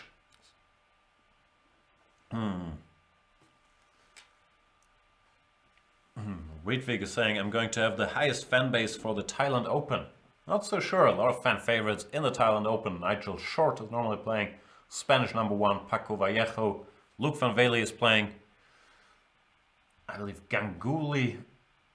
It's going to be a ridiculously strong tournament given the prices, but people do like it. I like it. It's a fantastic holiday tournament, so I can only recommend it to anybody.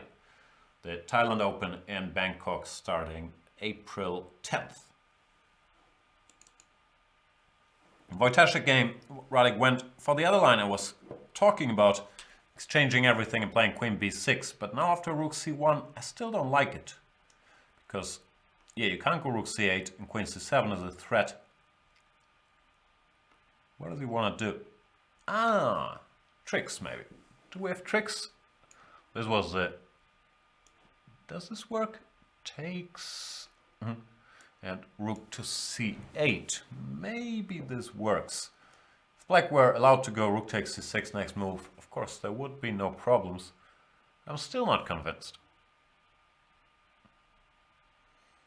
I'm saying I'm still not convinced because I thought we could go here, point rook c6, queen b8. Well, if black has to go bc6, such a position is very unpleasant. Even queen c5. This is a very nasty structure. Maybe black can do better, like play h6 here, still intending to go rook takes c6 because his bishop is still pinned. But it's walking on very thin ice here for Radek Wojtaszek. So I'm not happy. I have a feeling he might equalize if he finds or get a slightly worse but slight defensible position.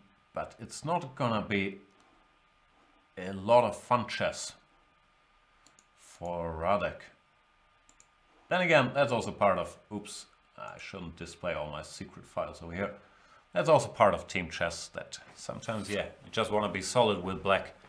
And you have to be precise to hold stuff like this. But kudos to Robin, I like what he's been doing here as a rating underdog.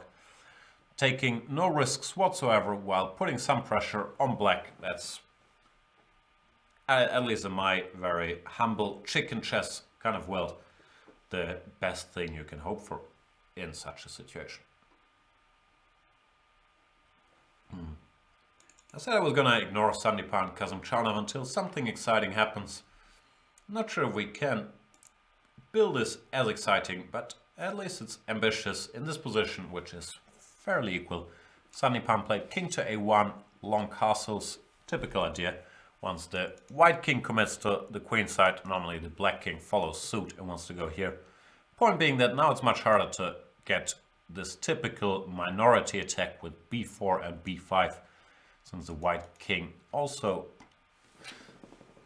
took up residence on that side of the board. Still, after king a1, long castles, what caught my eye was the move a4 here by Sandipan. Very non-standard decision for these structures. Frankly, I'm not sure if it's a good decision. If I might have to rethink that statement, but I was going to say if a4 is met by a5, I'm not sure whose position has been weakened more by including this. My hunch would be it's white, since black has a b4 square for his queen now, while the b5 square is still under control by the black pawns. Not pawns. So a4, I've never seen this idea. It's more typical to, well, either prepare b4 anyway, but that's a little unrealistic here.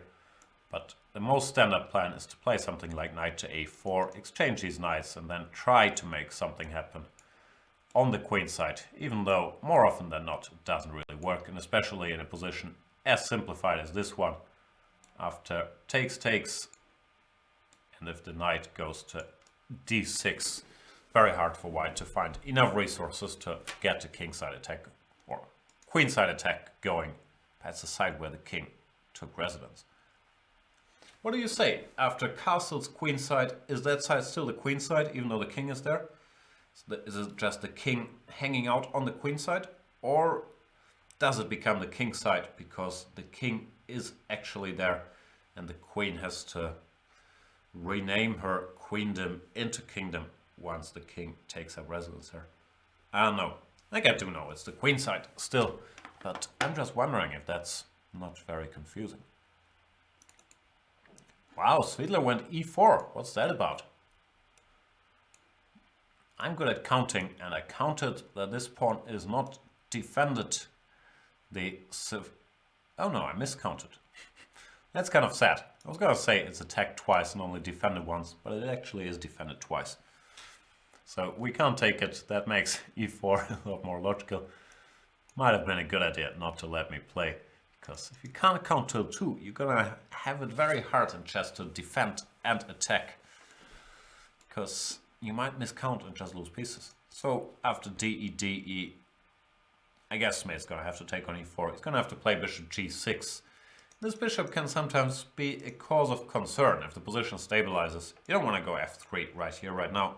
But in general, after white goes f3, at some point, this bishop often finds it hard to find his way back into the game. Here I would guess Svilo is going to occupy the open file with his other rook here. And yeah, well, I'm surprised by e4. I'm mainly surprised because I didn't think it was possible. I still quite like Peter's position.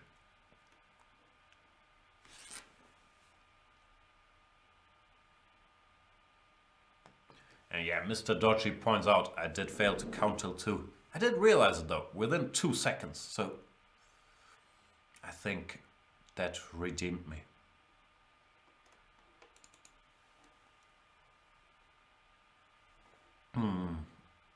I'm sorry if I keep coming back to this game, but it's the one I'm most nervous about from a Baden-Baden perspective after Queen c3.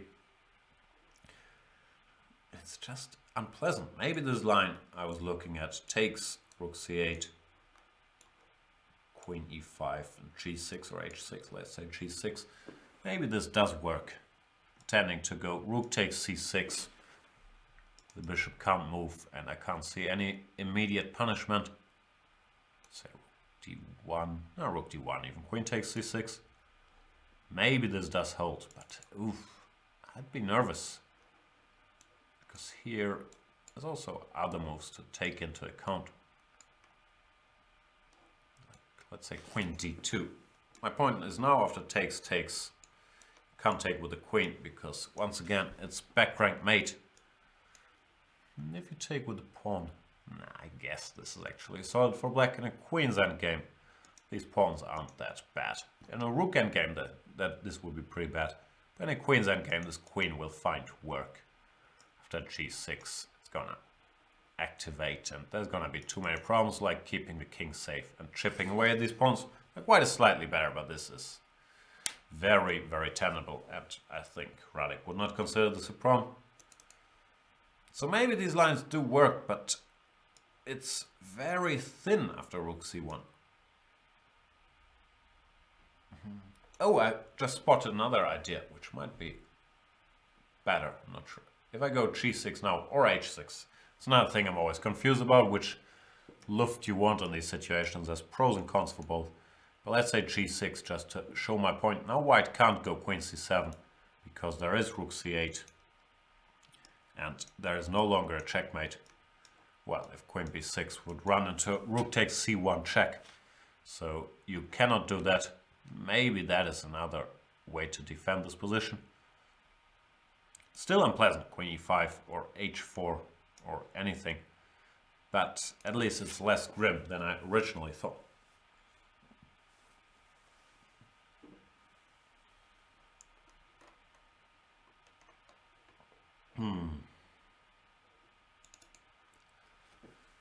Richie boy. Are they repeating moves? Oh, are we headed for a draw here?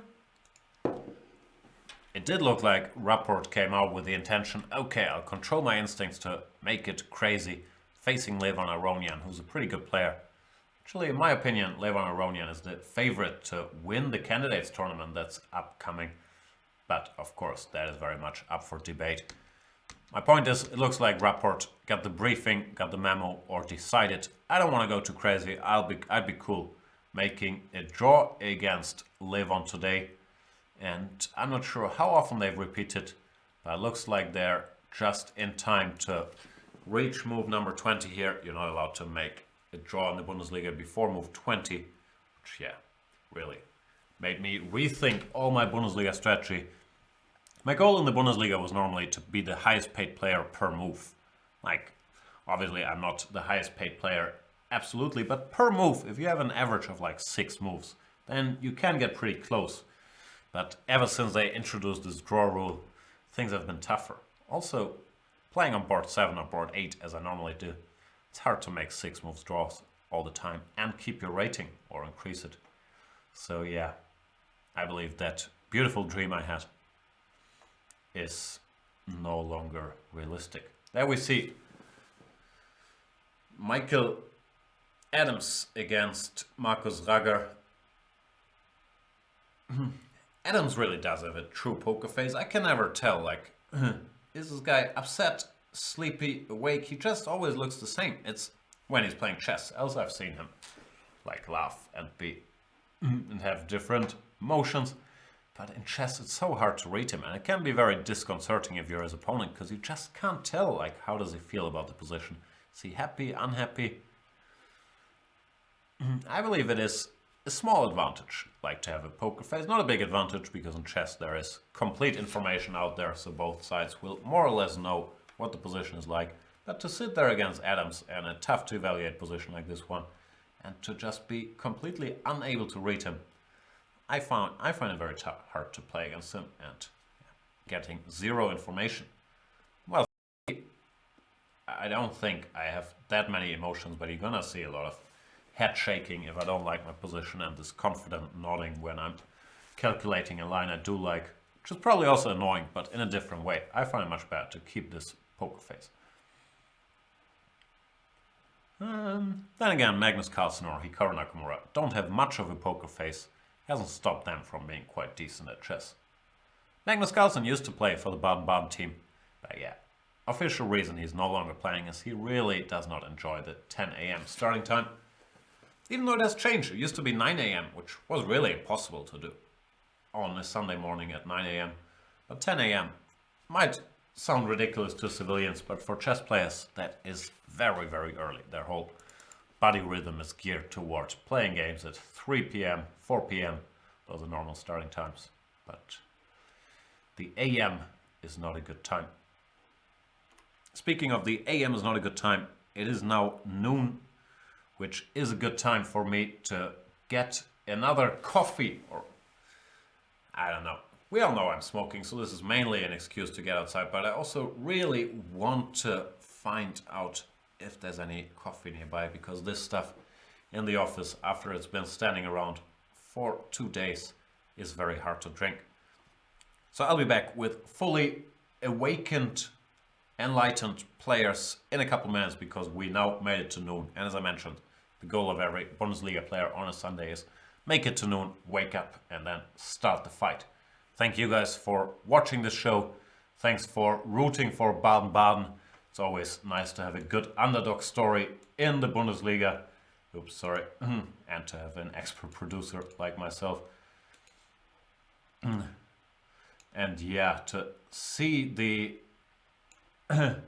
Cinderella story that is the Baden-Baden team, that using strictly local players defeat the I'm gonna get into trouble for if I continue making these jokes. Defeat the powerhouse that is Solingen, the undefeated leader of the German Bundesliga, would make us all very happy. See you guys in a couple minutes. Until soon. Bye.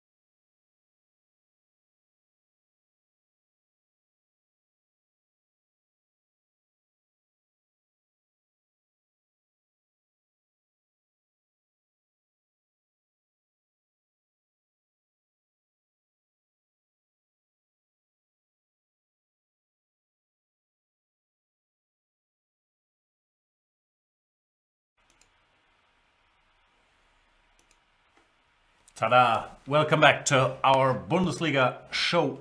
Very big exception. Normally I don't comment on the Bundesliga, mainly because I normally play, or I quite often play, or I'm busy elsewhere. But today is the biggest match of the season. By far, it is the match between Baden-Baden and Solingen. Baden-Baden, my team, fielding an all-star lineup today. Kicked out all the Germans, because this is the must-win match. Both teams undefeated. We see the lineup here. Anand, Aronian, Adams, Wojtaszek, Svidler, Kazanchanov, Bakro, Najdic against the team from Solingen, which has been a top team for many years, but they got a boost this year. I heard they have a new sponsor. They signed up some new blood like Hari Krishna, Rapport. I believe Anish Giri is part of their lineup as well, but did not play today. Probably he's deeply immersed in his candidates tournament preparation, even though the same applies for three of our guys who are on the board today. There we see one of them, Mr. Vishy Anand himself, the former world champion, facing his countryman Pentalia Harikrishna, who's been closing in on him rating-wise. They are within a couple points. If Vishy were to lose this game, Harikrishna would overtake him in the live ratings, but I expect no such thing to happen. Not a lot of light in the playing hall. Another funny thing is that the camera transmission, I believe, is live more or less, while the boards are 15 minutes delayed. It's an anti-cheating measure, so we can try to do some cheating by looking at the position on the camera and try to deduct from it what happened on the board. And it looks to me, even though I can't see that much, like the rooks disappeared from the board, and maybe something like rook b3 happened. Rook takes b3, a takes b3, and now not knight takes b5. Looks like there's a bishop on c5. I'm trying to reconstruct this using my very limited eyesight. Looks like he's played bishop to c5 maybe, trying to exchange these bishops, and Vishy kept his bishop alive with bishop a4. No guarantees on this being the position. I don't really see that well. I do see well, but I can't really see what's going on there. But I have a feeling this makes sense. And it makes sense for Hari Krishna as well, who I believe has come close to equalizing. White still has his passed b-pawn, but the bishop is not so pretty on a4. Black has exchanged a bunch of pieces, making it less likely that his king is going to get into trouble. In fact, his king would have a reasonably comfortable home even on e7 now, if Hari decided to put it there. And once again, I hope I can trust my eyes that he did play queen b6, offering... Did he play queen b6? Looks like it.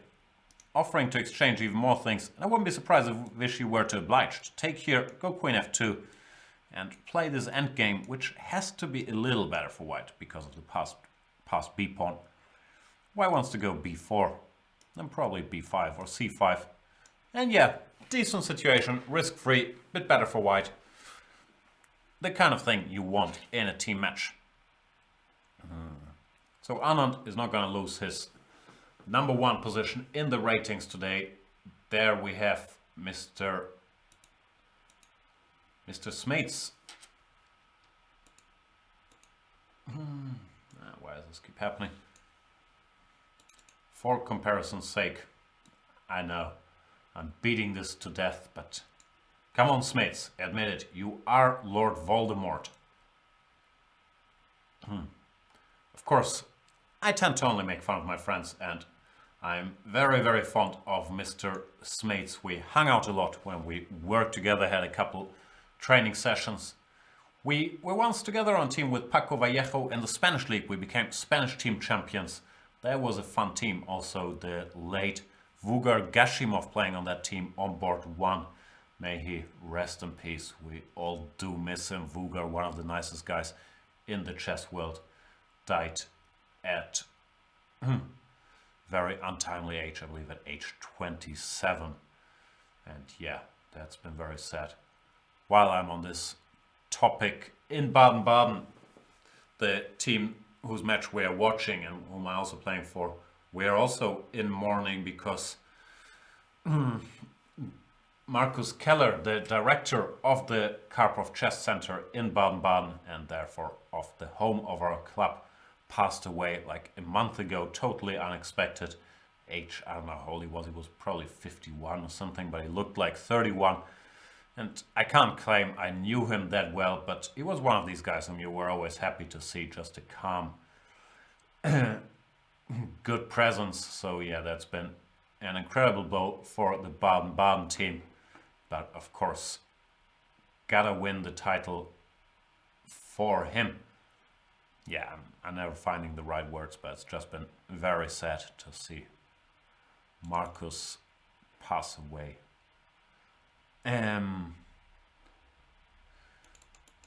Radek Wojtaszek is still trying to defend the slightly unpleasant position. Van Kempen played rook c1 and Wojtaszek went h6. The idea is the same as the move I was talking about, g6, to meet queen c7 with rook to c8.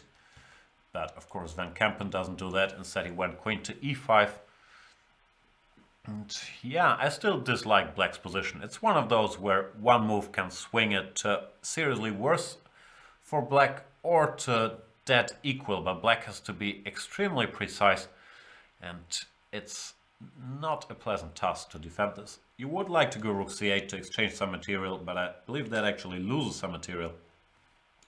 After rook takes, bishop takes, queen to b8 with a lethal pin. Queen d8, bishop takes b7, and that's all she wrote. Therefore, yeah, Radek the only one who is in trouble after a bit more than 2 hours of play. The rest of the games look alright from a Baden-Baden perspective. Peter Svidler is the position I like best, even though I'm not sure how bad it really is for Smeets. e4, d, e, bishop g6, rook d1, queen c6. This is as expected.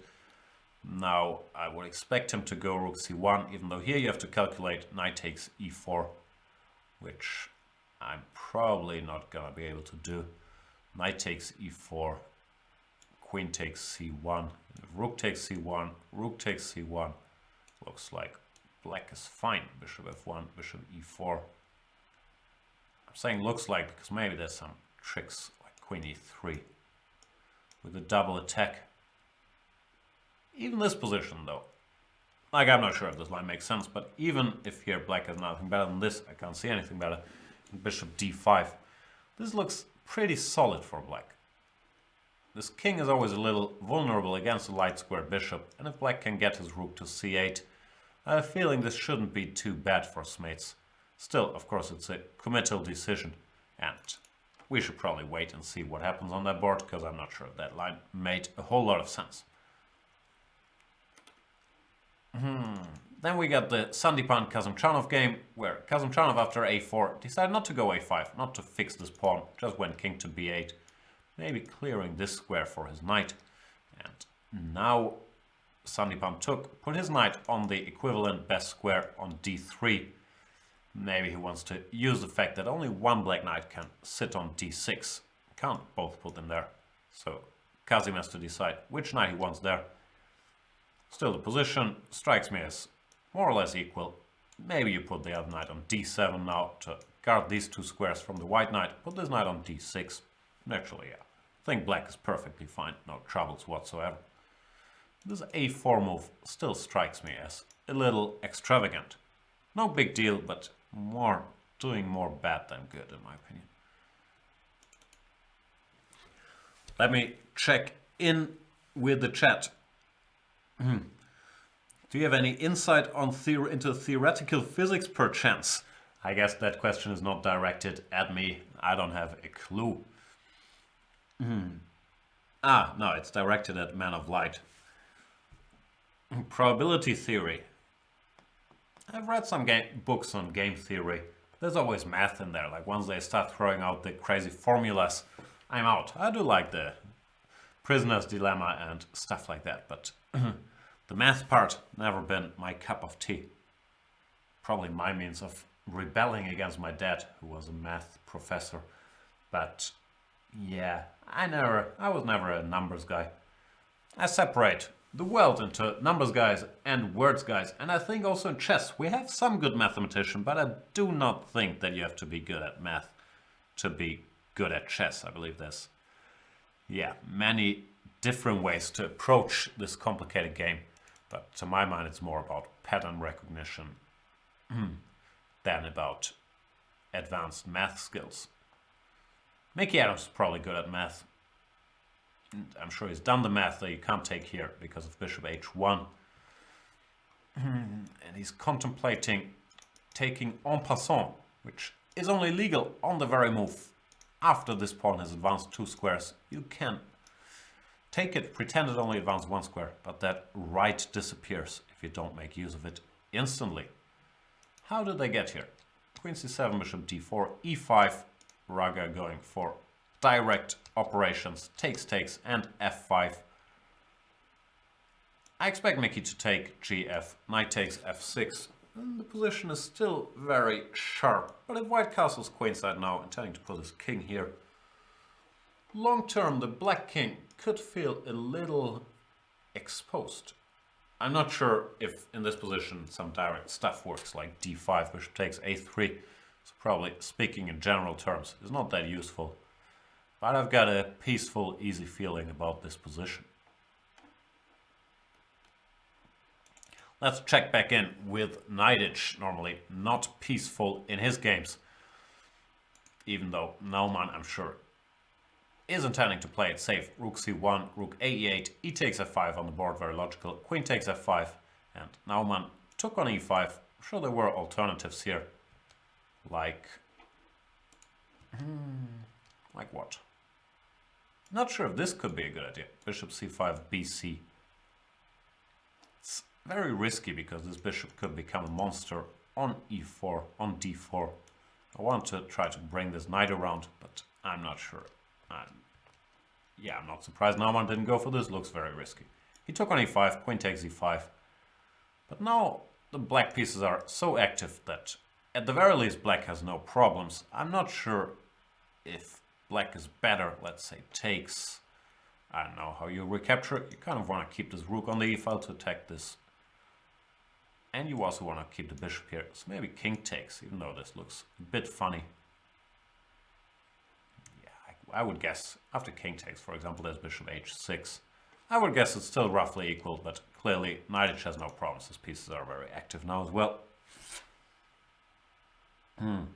What's happening in the chat? I'm aware it's Sunday morning. I'm aware there was no announcements for this show, mainly because I wanted to scare the living daylight out of Solingen with the idea that I might show up on board 8 instead of strengthening the lineup for the crucial match. We could weaken it by bringing me in, so I'm sure most of these guys spent all their night preparing for me, and of course I would have undermined that effect had I announced I'm doing this Bundesliga show today. But I kind of wanted to follow this match anyway and see what's going on. Therefore, here we are. Math is the queen of science. Looks like they will end up with a draw. Only one way to find out, Mr. Dodgy. I'll do what must be done for the sake of science. Dr. Boki is watching carefully. Dr. Boki's around. Who are those guys? Oh, that's Radek. Are they signing the score sheets? I'd be very relieved if Radek's game was over, because I thought he's been in trouble for a while.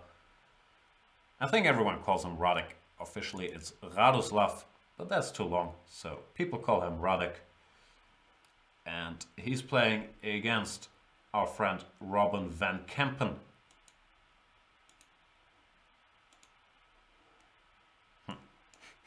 Shouldn't show that.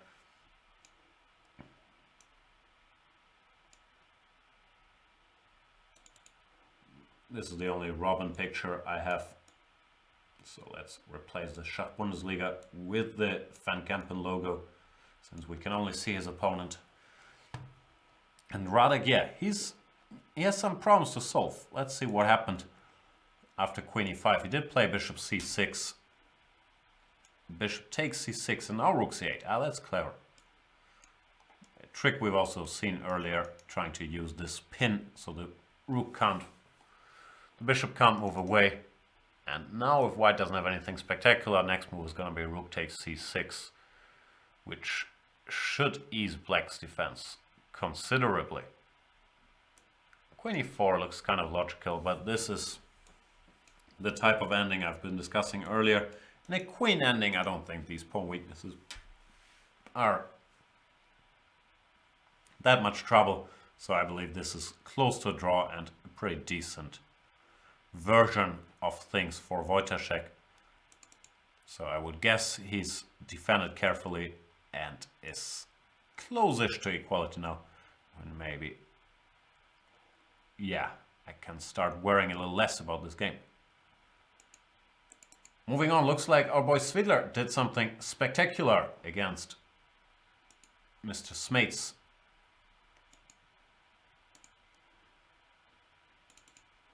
Let's bring up the Smates logo. Also note that to show how biased I am, I'm only using embarrassing pictures of players on the rival team, not on our team. Anyway, Svidler's played bishop to d6. Cute little move. When after bishop takes d6, he wants to go e5. Releasing the Kraken on g2. Question is how impactful this is. Black queen has to go away. My first instinct would be to try to get rid of it, queen c4, but then takes, and probably rook takes. E takes d, I'm not sure how strong this pass pawn will really be, but rook takes. Now this knight is on priest. This pawn is hanging, and if knight e8, rook d7, this does look serious. Can't do that. So probably Smates has to go somewhere else. Let's say here. Ah yeah, this looks like a better move, also targeting e5, so there's no rook takes d6. And after e takes d6, this one I'm not sure about. Like, I'm sure Svidler thought about it and evaluated that it favors him.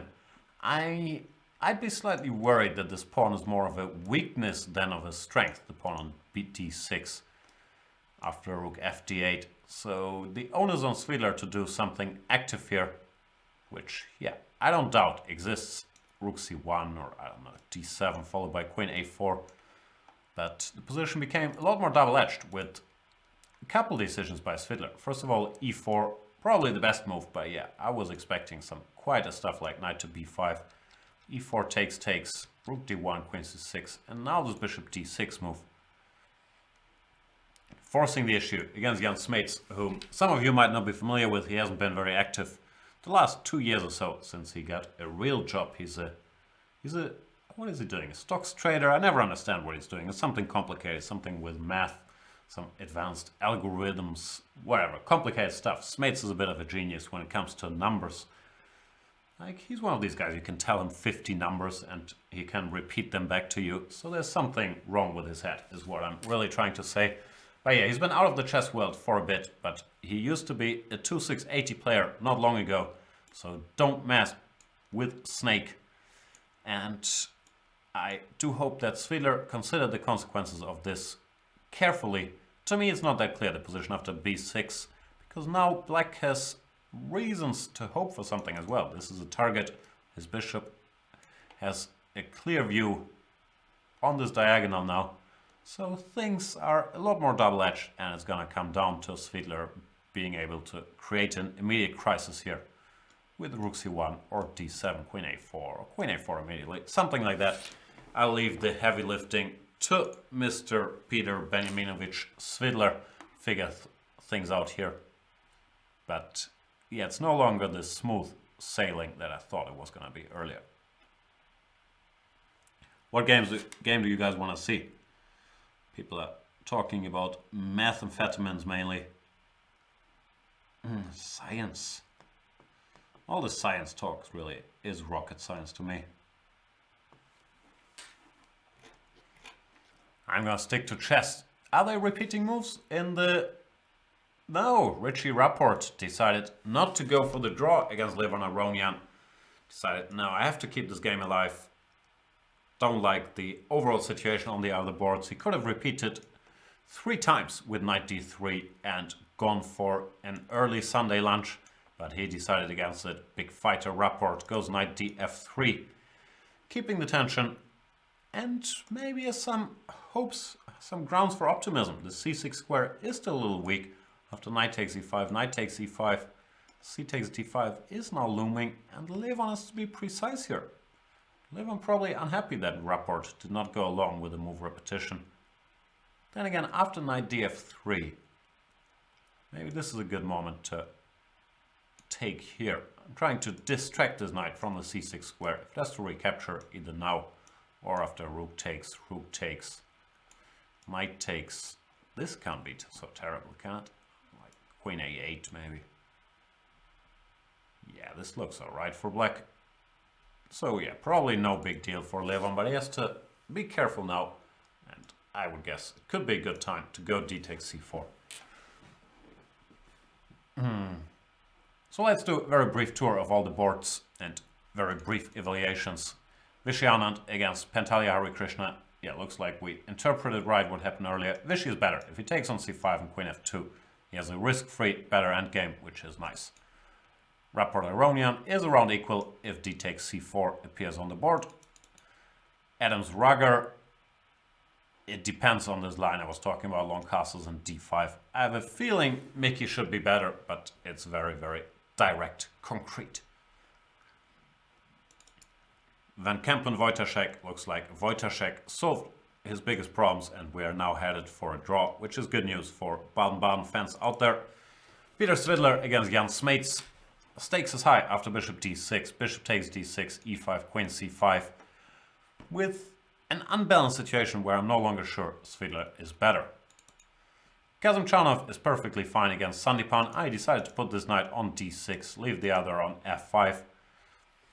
I guess it's still equal, but I'd actually take black. His knights are so beautifully placed. He can grab some space on the king side. No problems whatsoever for Rustam Kazimchanov. Etienne Crow against Predrag Nikolic. Yeah, Nikolic's position looks passive, but it's the same thing I've mentioned earlier. There's no breakthroughs for white on the king side, while black has sort of easy play, can put his knight to b4. I would guess it's roughly equal. And last board but not least, Alexander Naumann against Arkady Naidic. Rook takes f8 has been played. Arkady recaptured with the rook. Maybe didn't like bishop h6 after king takes. Trying to keep some tension in the position. Has to be equal, but I take black. It feels like black is slightly more equal than white in this position. So overall, yeah, no clear advantages anywhere. I believe Vishy is a little better. Even though Vishy, he played king h1. He didn't want to go for the endgame after queen f2. Probably concluded it's not enough. He wants to keep queens on the board to potentially have an attack against the king. After king h1, looks like a good time to bring this knight back from its exile on a7 to control the b4 square. Probably Vishy just wants to chop it off before it jumps into b4. Bishop takes, queen takes, play a position like that, b4. Still, verdict the same. White is slightly better because of his passed b pawn. No more than that. And yeah, knight c6 is on the board.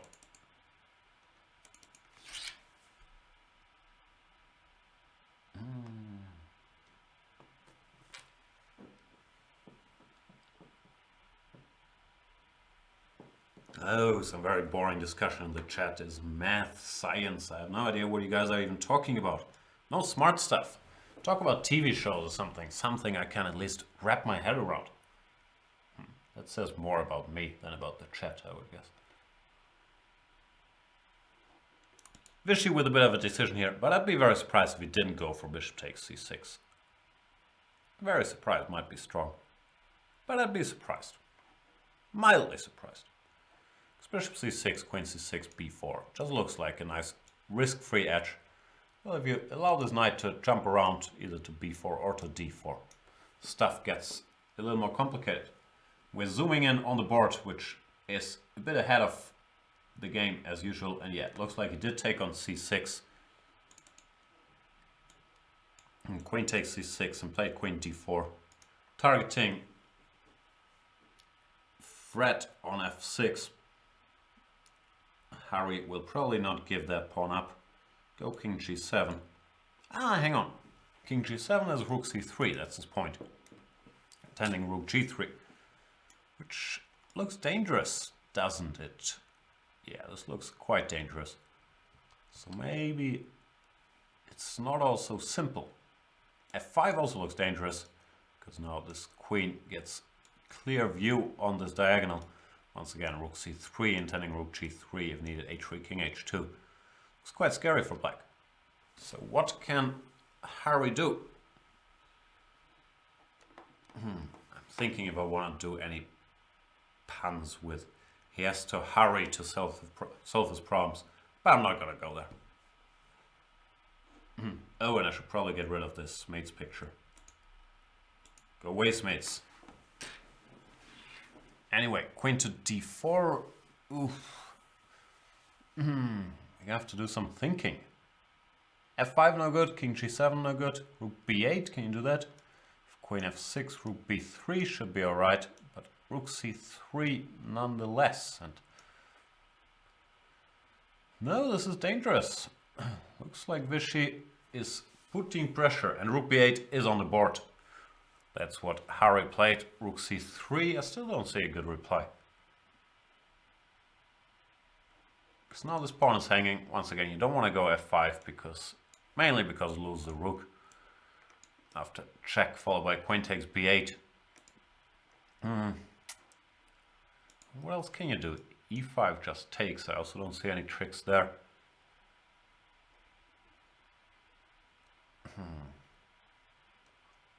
Some magic? Like, nah. Nah, this also doesn't work. I was hoping for some counterplay with queen f2, but there really is no counterplay.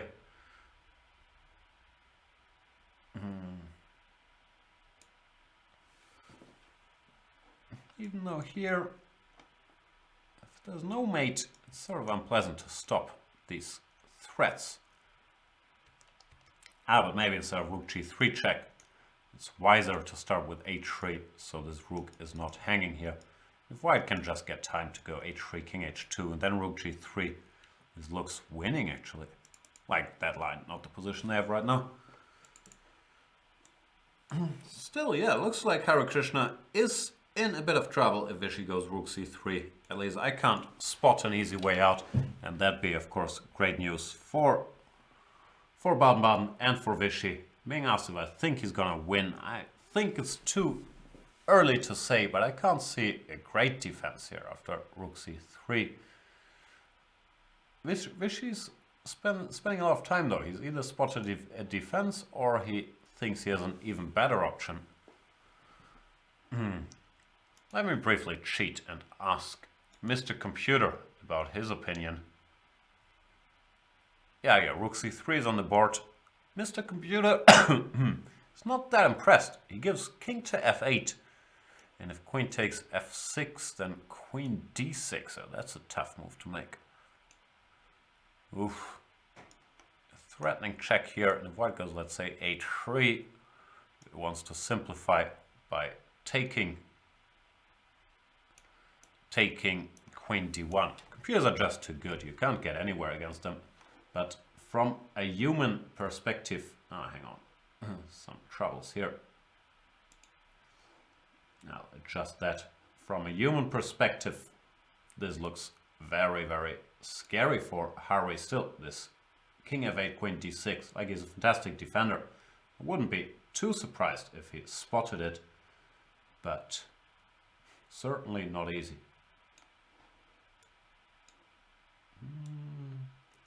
Screen designer Jan. Oh no, that was wrong again. I don't need that board. Stop changing it, guys. You're confusing me. Screen designer Jan is having his hands full here.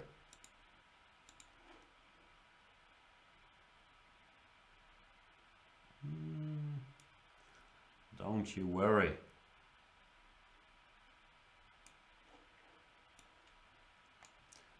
Just in time to see Mr. Etienne Bacrot, the French former prodigy, used to be one of the youngest grandmasters in the world. He's been a super strong player for a long, long time. Recently, the limelight has been occupied more by his compatriot MVL Maxime Vachier-Lagrave, who's established himself as French #1. But you should never underestimate Etienne, as I found out in the many games I lost to him. He's pretty good, especially in endgames and technical positions. He's ridiculously good. He has good chess education, chess culture, I guess he had to solve lots of problems and endgame positions as a kid, and it shows. He's a very, very strong technician. And we shall see if he can use this technique against Nikolic. So far, it's the furthest thing from an endgame, because after 21 moves, literally not a single pawn has disappeared from the board. It's still... How many pieces do you have? Like 8 pieces and 8 pawns on either side. And the position, yeah, to my mind, is roughly equal, but Etienne has done a nice job grabbing some more space with putting his pawn to c4. Probably going to go knight c3 back, and then just keep the tension and look for a good time to break through with either c5 or d5. I still think black is fine, but I do like what Bakrotov has been doing the last couple of years. Couple moves, but probably also a couple of years. I'm not sure what he's been up to. I'm sure he's been doing stuff. And yeah, this changes every 2 minutes. Very hard to just get the screen in.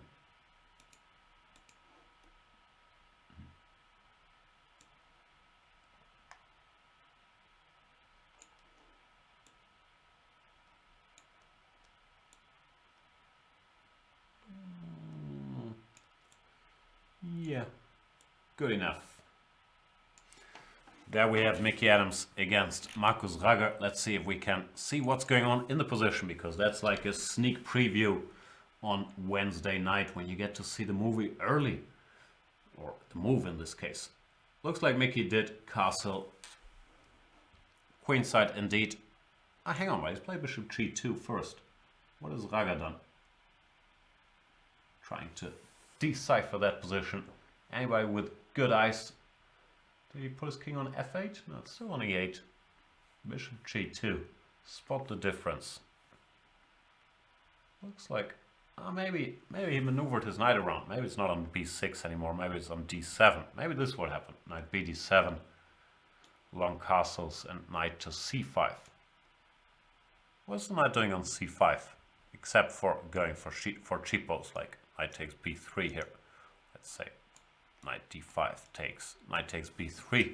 Should not allow that to happen, but it's not going to. Maybe he just wants to put the knight on e6, nice central square, keep an eye on g7. But it can be pinned from e6 with bishop h3. Or maybe things are even simpler, he just wants to take this pawn. Oh yeah, that is the whole explanation. I struggle with counting today how often e4 is attacked. We've had that issue in the Fiddler game. Here we get it again, because it's awkward to defend this pawn. You can't go knight g3 or so, I would guess, because of knight takes b3, picking up a pawn, c takes b, and queen takes c3, because this is no longer protected. Therefore, you have to defend this pawn differently. And if you go f3, it's not very friendly to towards our bishop on g2. And I wouldn't be too surprised if now there's trickery with like d5, e takes d, knight takes d5 even. Unless I'm blundering again. Come on, stop doing this.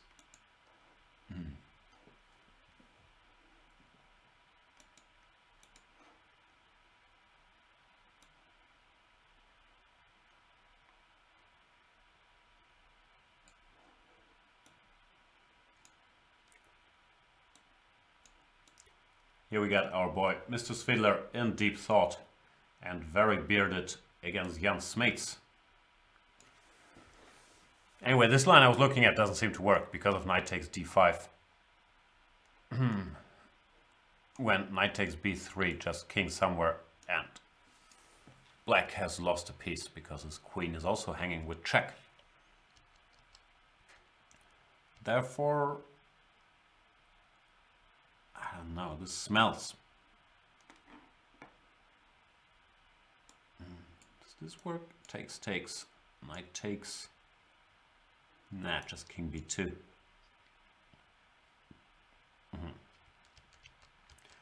Maybe white can get away with f3, but it's an unpleasant move to make. And I'm still not 100% sure there's no tricks. Let's use Mr. Comster again after f3. See what he has to say.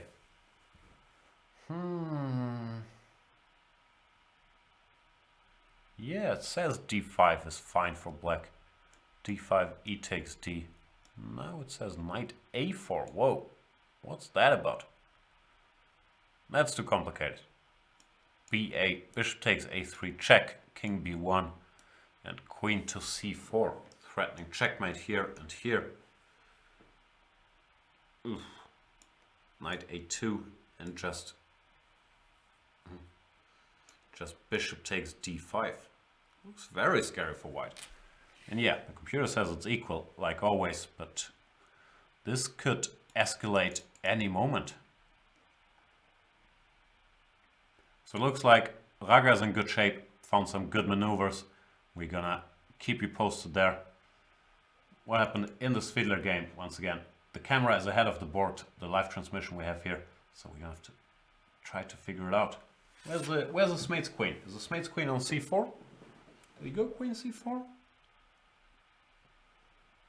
Looks like they've made a bunch of moves. I also have a feeling the black pawns are somewhere on b5 and a6, so this might be hard for me to reconstruct. I guess the queen is here, but I'm not sure if this sort of play would have made any sense. Nah, we're gonna have to wait. I can't read the situation on the board well enough in the Smates game. But yeah. Overall, I still think this line, maybe this is what happened. And b6, maybe his pawns aren't on a6, b5, but on b6, a7, his queen on c5. That's actually more likely. This line looks sort of playable for black. Not sure what moves Fiedler has played. Maybe he's played queen a4. Smates is in the game. What's the time situation? Smates down to 28 minutes, but that's not too bad, and also not that far behind Fiedler, who has 39. So nothing decided in this one. Rustam Kazimchanov drinking his water there in the background, and we see a gentleman sporting a trendy look with a long sleeve t-shirt below a short sleeve jersey saying forced. I don't know what that is. I don't think that's the Solingen uniform, but I could be wrong. Looks like the Schach Bundesliga logo there on the side. Hard to say. Anyway, what's going on in the Van Kampman against Wojtaszek game? Whoa! Van Kampman is winning? I still have the computer switched on, so the computer bar jumped out here. Rook c4, he went b takes c6, which I don't understand. After rook takes c6, rook g4 must have scared him. But does that scare you into b takes c? Because rook g4 is still coming, threatening checkmate, and now g5 had to be played. The point is that g6 runs into rook g6, fg, queen e6, and white picks up too much material. But yeah, I don't know. That must have been like a finger failure, or maybe it's a transmission error, but it doesn't feel like there's so many moves. g5 was played, queen f6, and this is just totally winning for white. Targeting this pawn, queen d8, queen takes h6, all seems to have been played, f6. And this is resigns, right? h4. Yeah, it's just game over. So if this is correct, that's very bad news for Radek Wojtaszek and for Baden-Baden, because just when I thought Radek had solved most of his problems, he gets crushed, and yeah, now he can resign if the transmission is correct. Rook c4. I don't understand why he didn't go for this. Rook c6, rook g4, g6. How bad can it be? It's maybe slightly unpleasant, but there's enough defensive resources here. So b takes c6, I don't know, maybe it was a finger failure. Maybe he had assumed he had already taken on c6, and then after rook takes he was going to play b takes. It's very hard to explain. I think it has to be a slip of the hand, because yeah, you don't go b c6 here voluntarily. Not only because it loses after rook g4, but also positionally after queen c5, queen d6, so any move, you're in trouble. So I honestly think this has been a finger failure. I'll find out, but that's very bad news for Baden-Baden. Once again, disclaimer, if transmission is correct, Wojtaszek is dead lost. Yeah, earlier I was talking about the Vichy game where the computer gives king to f8. Sorry, rook to c3, king to f8, queen takes f6, and queen to d6. Amazing defensive resource. Not easy to spot. But yeah, great multi-purpose move. Threatening checkmate, defending the own rook, and after h3 or h4, there is this idea of rook takes b3, queen to d1 check. So that would keep black in the game, but not easy to find at all for Hare Krishna. Camera seems to stay with Smeets and Svidler, so we shall follow. And after e5, queen c5, I believe this interpretation is correct. b6, d7, rook cd8, queen a4 seems to have appeared on the board. But the cameraman doesn't like me. Just as I was getting to him, he moves on to Etienne Bacrot against Predrag Nikolic. Maybe those are the Solingen jerseys actually, with their sponsor. Because it looks like they're all wearing them. So yeah, I hope I didn't insult the jersey. I don't think I did. But it does look like there's a suspicious amount of players wearing that blue shirt. With the logo in front and on the side. Yeah, there's more in the back. I think there is no longer any doubt. So how's Mr. Bakrotov doing? Bacrot, sorry. Something happened after c4. Nikolic lost patience. He said, we can't play 40 moves without exchanging a single pawn. Come on, this is ridiculous. Let's do something. I'm not sure that's a good decision, because d5 allows this bishop to jump into action, jump to e5, bishop to e5. D takes e4, queen takes e4. So on the plus side, black got this f5 square for his knight, which is very nice. But on the minus side, you say that? Minus side? Sounds bad. You might have some very serious weaknesses on the dark squares on the king side. f6 and g7, once these bishops get exchanged. Nikolic addressed that by going queen f8. He wants to recapture with a queen on g7. But that's a very committal decision, which I do not think I like for black. Because now after, yeah, many moves come to mind, but knight g3, just fighting against knight f5. I believe this is problems. Now all of a sudden this makes perfect sense, this construction with the pawn on g5, occupying or controlling some dark squares. You want to take on g7, put the other knight on e5. And now this looks pleasant for Baden-Baden and for Etienne Bacrot now.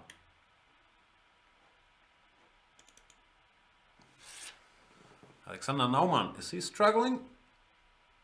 Looks like he's struggling a bit. He went knight b5, but that's almost a desperate measure, because now this sort of useless bishop on a6 can give his life for the knight and also spoil the white pawn structure in the process. CB rook e8, for example. I guess Naumann's idea is to just take on c5 and try to defend this position. But he's slightly worse here. The black bishop, I don't know if DC or BC. Probably DC, because we don't want to hang this pawn. Like, it's not hanging right now, but weaken it. Anyway, this is slightly worse either way, because this bishop is stronger than this bishop. And the reason for it is that this pawn on d5 blocks the view of our own bishop, while the black bishop has clear sight along the whole diagonal. Therefore, yeah, looks like on the bottom two boards, where Bacrot and Nigel are playing, who often are occupying the top two boards in our matches, not this time around. Looks like on the bottom two boards, Baden-Baden is using their rating advantages to put some pressure, but it does not neglect the fact that, I was going to say, Radek Wojtaszek is lost, and he no longer is lost, but he has in fact lost. He's resigned after h4. I do not understand what happened there. I believe it was a finger failure, that he thought he had already played rook c6, and then bc, touched the b pawn, and then realized, oops, I've left the rooks on the board, and after rook g4 is pretty much resigns. Else there's no explanation. He hasn't blundered rook g4, because bc6, even without rook g4, would be a terrible move. This finger failure. Looks like there's some stream problems, but yeah, my indicators here are saying it's fine. If you don't yell too loudly, I'm gonna keep rolling. I'm gonna try to do something about it. And I'm also gonna try to do something about the coffee situation in a moment. And let's briefly switch to full screen, not because I want you guys to see all of my beauty, but because I want to cut out some in-between scores, even though we all know it.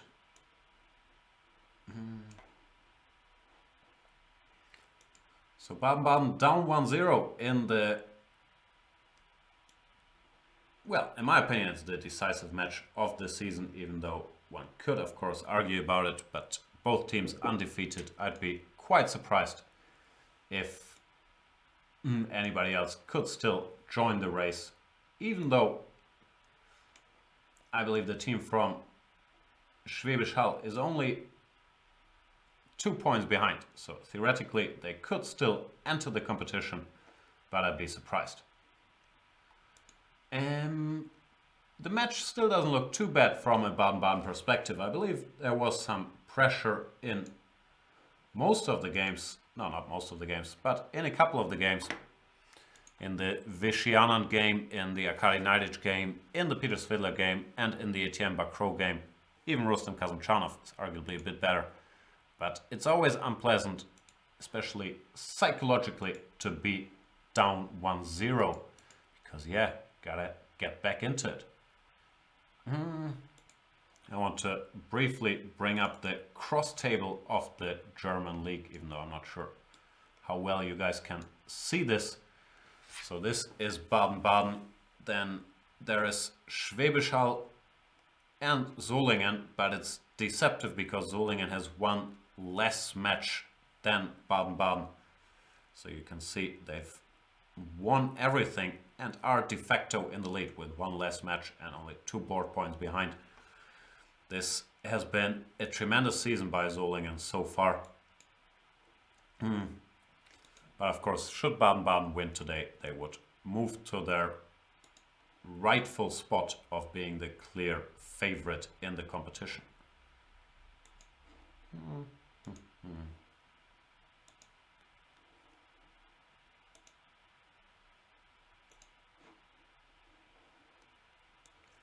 Still, down 1-0. Not a walk in the park. Then again, no one expected it to be. That's also why Baden-Baden is bringing this lineup, because we were very well aware of how well Solingen is doing, how strong that team has become. So, can't call it taking them lightly at all. Pity that, yeah, I think Radek had the slip of the hand after he decided a tough position to play, after he defended a tough position to play pretty well for quite a while. But right now it is what it is. Hang on, I'll fix this. Baden-Baden down 1-0 and has to come back. The chances to do so do look pretty good.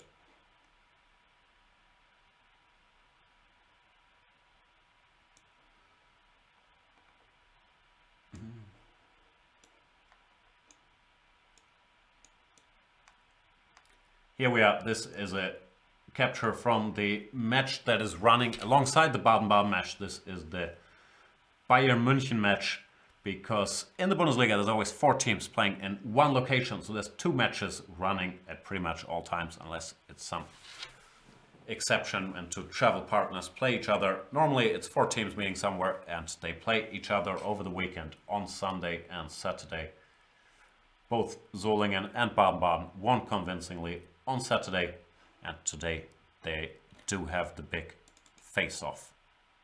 Not in the John Travolta sense, but they're facing each other. And Hare Krishna shows why he's a world-class player. He's come up with his defense king to f8. He's planning to put his king here to defend this pawn.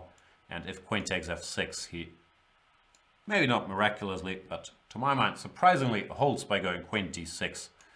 Threat having this counterplay with queen d1 check, and if h3 or h4, rook takes b3, rook takes queen d1. So it looks like Harry has kept things under control and should now survive against Vishianan, even though he was under pressure for a long time. More bad news for Baden-Baden. There goes one position that looked very promising. The Levon-Aronian game is still roughly equal. Not sure if Rapport can put some pressure here by going c takes d5, but I'd be very surprised if Levon went on to lose this. The Mickey Adams game is going to be very important. After knight c5, Mickey has, well, at least with the 15 minutes delay, has not yet committed to his move f3, which looked very risky after d5, and is weighing his options. This is going to be a big one. As mentioned, Robin van Kempen drew first blood and defeated Radek Wojtaszek in a nice game. I liked his opening choice and how he kept the pressure, but the big culprit is really this position where rook takes c6 had to be played, and that was a point of all of Black's further play to create the luft with h6 and so on, so that you can recapture with the rook here. And yeah, there's no way he panicked because of rook g4, because this is all 1,000 times better than the version after bc6. I believe, yeah, I'm repeating myself, it was a slip of the finger. He thought that the rooks had already been exchanged and then he went for bc. Sometimes it happens, you're calculating rook c6, and you're trying to decide queen c6 here or bc6. Then he mentally decided on bc and he made the second move before the first. Doesn't happen often, but once in 100 games maybe. It has happened once or twice to me, and it's not a pleasant feeling. Mickey Adams took on c5. That's a concession, giving up his nice dark squared bishop for this knight, but I do understand he was not too keen about going f3. Question is, what does he do after queen c5? Attacking a3 and f2. You don't want to give up the a3 pawn. So is there any tricks after, let's say, king b2, queen takes f2? Maybe there are. Maybe queen to g5. And white has some initiative for the missing pawn. This is a game I feel could very much go either way, and it might swing who's the favorite in this match, because yeah, the price of a move is very high. Bishop c5, queen c5. I was looking at king b2, I'm not sure here. There's also d5, for example, targeting this. This is a mess, and we have to, or I have to rely, from my biased Baden-Baden perspective, on Adams' supreme understanding of such positions. Svidler's mates, Svidler has gone for this committal plan of pushing his d-pawn, trying to at least distract the black pieces while they're dealing with it. His mates play queen c7, wants to capture it ASAP, but it looks like Svidler can at least stop that for a moment, go knight b5, target the a7 pawn, and keep asking some questions. Now there's no longer so much risk for white, because even if you lose the d7 pawn, you're at least going to pick up the a7 pawn. So I do believe that Svidler is still putting some pressure. Let's go back to Vichy, because it's on camera, and Vichy did take on f6. He decides to keep trying f5, does, amongst other things, threaten mate in 2. Let's say rook d3. This would be pretty effective counter. Rare construction too. King being boxed in like that. But I have a feeling Hare Krishna is going to spot that and come up with a defense. The correct defense is probably the move he's about to make. A queen to f4. That is a good move. Because now, of course, this check is no longer mate. You can just take it. And this rook on f1 is under fire. I guess Vichy wants to go rook a1, threatening a new mate. Or, well, it's not mate, but threatening to win material. Let's say this. Rook a8, rook b8. We take and we give this little check followed by this little capture.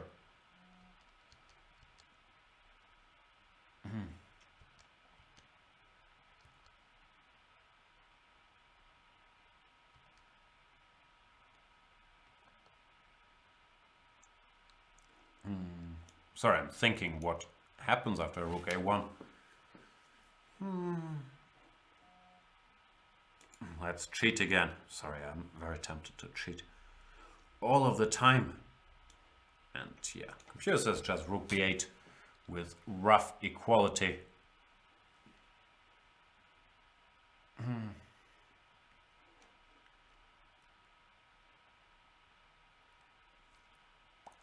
Yeah, still feels like Vichy has some pressure, but once again, the almighty computer does not see any problems, and Hare Krishna so far, after getting in trouble out of the opening, Like this position, he is in trouble, even after queen f2 instead of king h1. White is better, and I'm sure earlier Vishy also had alternatives. But Hare Krishna now has shown his skill and has defended this position perfectly. Looks like we're headed for a draw here. Rapport took on d7. Levon's going to recapture with a knight. C takes d, bishop takes d5. Black has to be a little more careful than white about like stuff like queen g4.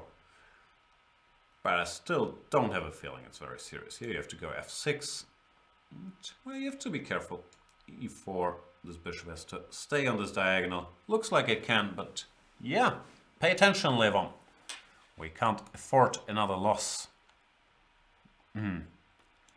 Mickey Adams has indeed played king b2, giving Rager a big decision. Queen takes f2, d5, something completely different. We'll see. This is a very tough position, but Mickey, once again, I have faith in his evaluating skills here. After queen g5, looks like he's going to get a lot of compensation.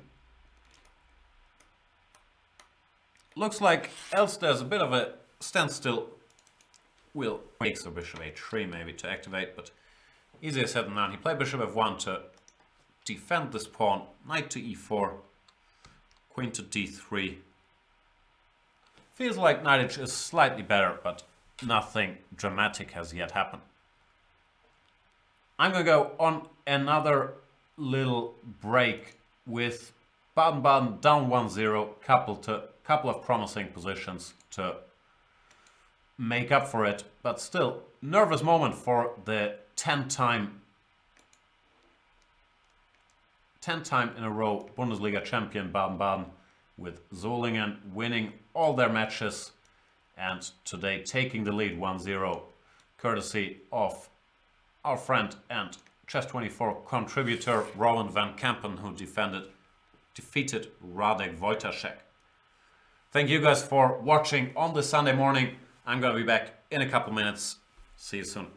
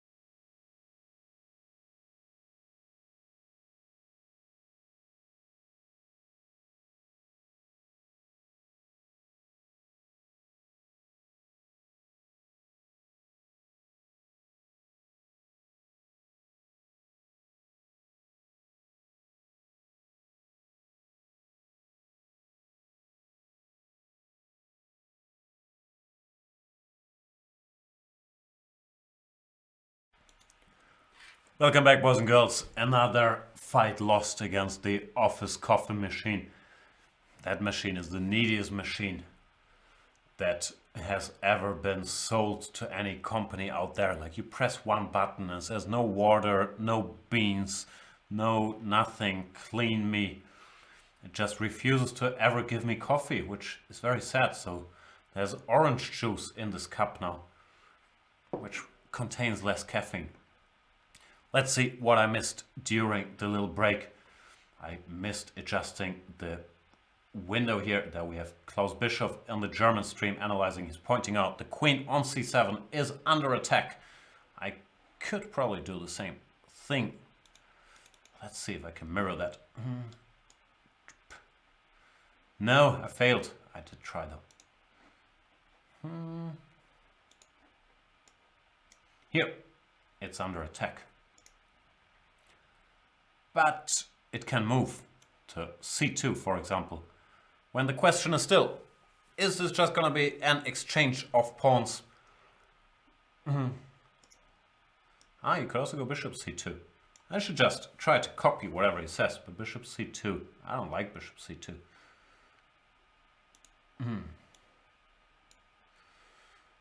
Maybe it's a move, but the queen can just go away, or b3, and this bishop looks a little out of place. So queen c2, what was I talking about? Because something like this, whatever, rook somewhere, strikes me as fairly equal. Takes, knight takes a7. Maybe white is a little better because he can probably build a passed pawn a little faster than black. But still looks within the realms of égalité. Therefore, unlikely to happen. Because I have a feeling Svidler wants more than this. But we all want more. Sometimes there is no more. I'll stop the trolling of the German show and change this to foolish size. Svidler, looks like the queens did disappear from the board. Did they get this endgame? Feels like it. Once again, I'm going to have to try to read the position. Not easy, but it certainly looks very similar to what I just had on the board, but I can't decipher all the pieces. We'll find out. Let's sum up for a brief moment for those of you who just woke up. Baden-Baden is down 1-0 in the biggest match of the season because Radek Wojtaszek lost to Robin van Kampen, the culprit being this position. I've been thinking about this some more during the break. I'm fairly certain it was a slip of the hand, a finger failure, that he had calculated rook c6, bc6, made the second move before the first, accidentally left these rooks on the board and pretty much could resign after rook g4. Pity for Radek and for Baden-Baden. Big point, of course, for Robin van Kampen. The Anand Harikrishna game is still going. Rook a1. Vishy's trying his best to overcome his young compatriot. And after rook a1, Harikrishna did not play rook to b8, but instead he played king to g8, defending against the threat that was, let's say, something like this. Rook a8, rook b8 takes, followed by queen h8, and therefore he's covered the h8 square with his king, king g8. Economic defense using minimum resources to parry the threat, and I believe it's good enough to maintain equality once again, because the white king is also pretty weak. After rook a8, rook b8 back, there's nothing to hope for really. So I believe it's time to bail out. Probably try to give a perpetual, even though maybe there is no perpetual here. But do something like this, whatever. Queen g5, king f8, now any move. h3 with an, oh no, h3 blunders the pawn. g4 with an equal queens endgame. I don't think Vishy's gonna lose, but I feel it's time to pull the emergency brakes. Maybe start with h3, it's just equal. Richard Rapport has turned down a move repetition earlier in the game. I'm being told video problems. Gotta love the video problems streaming to YouTube, which has been working well in the past, but sometimes it does drop. It has been coming back. So let me know if there is still video problems, then I might have to do something about it.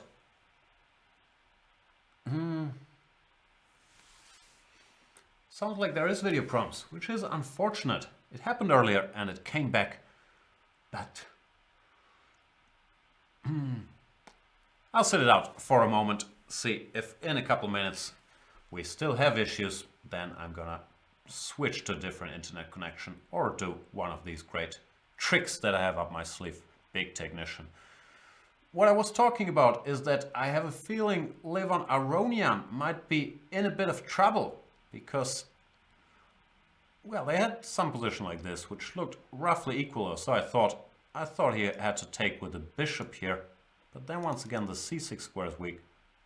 Now he went knight takes d5, knight to d3, and all of a sudden the piece don't coordinate so well. Maybe queen e7 was a little weird.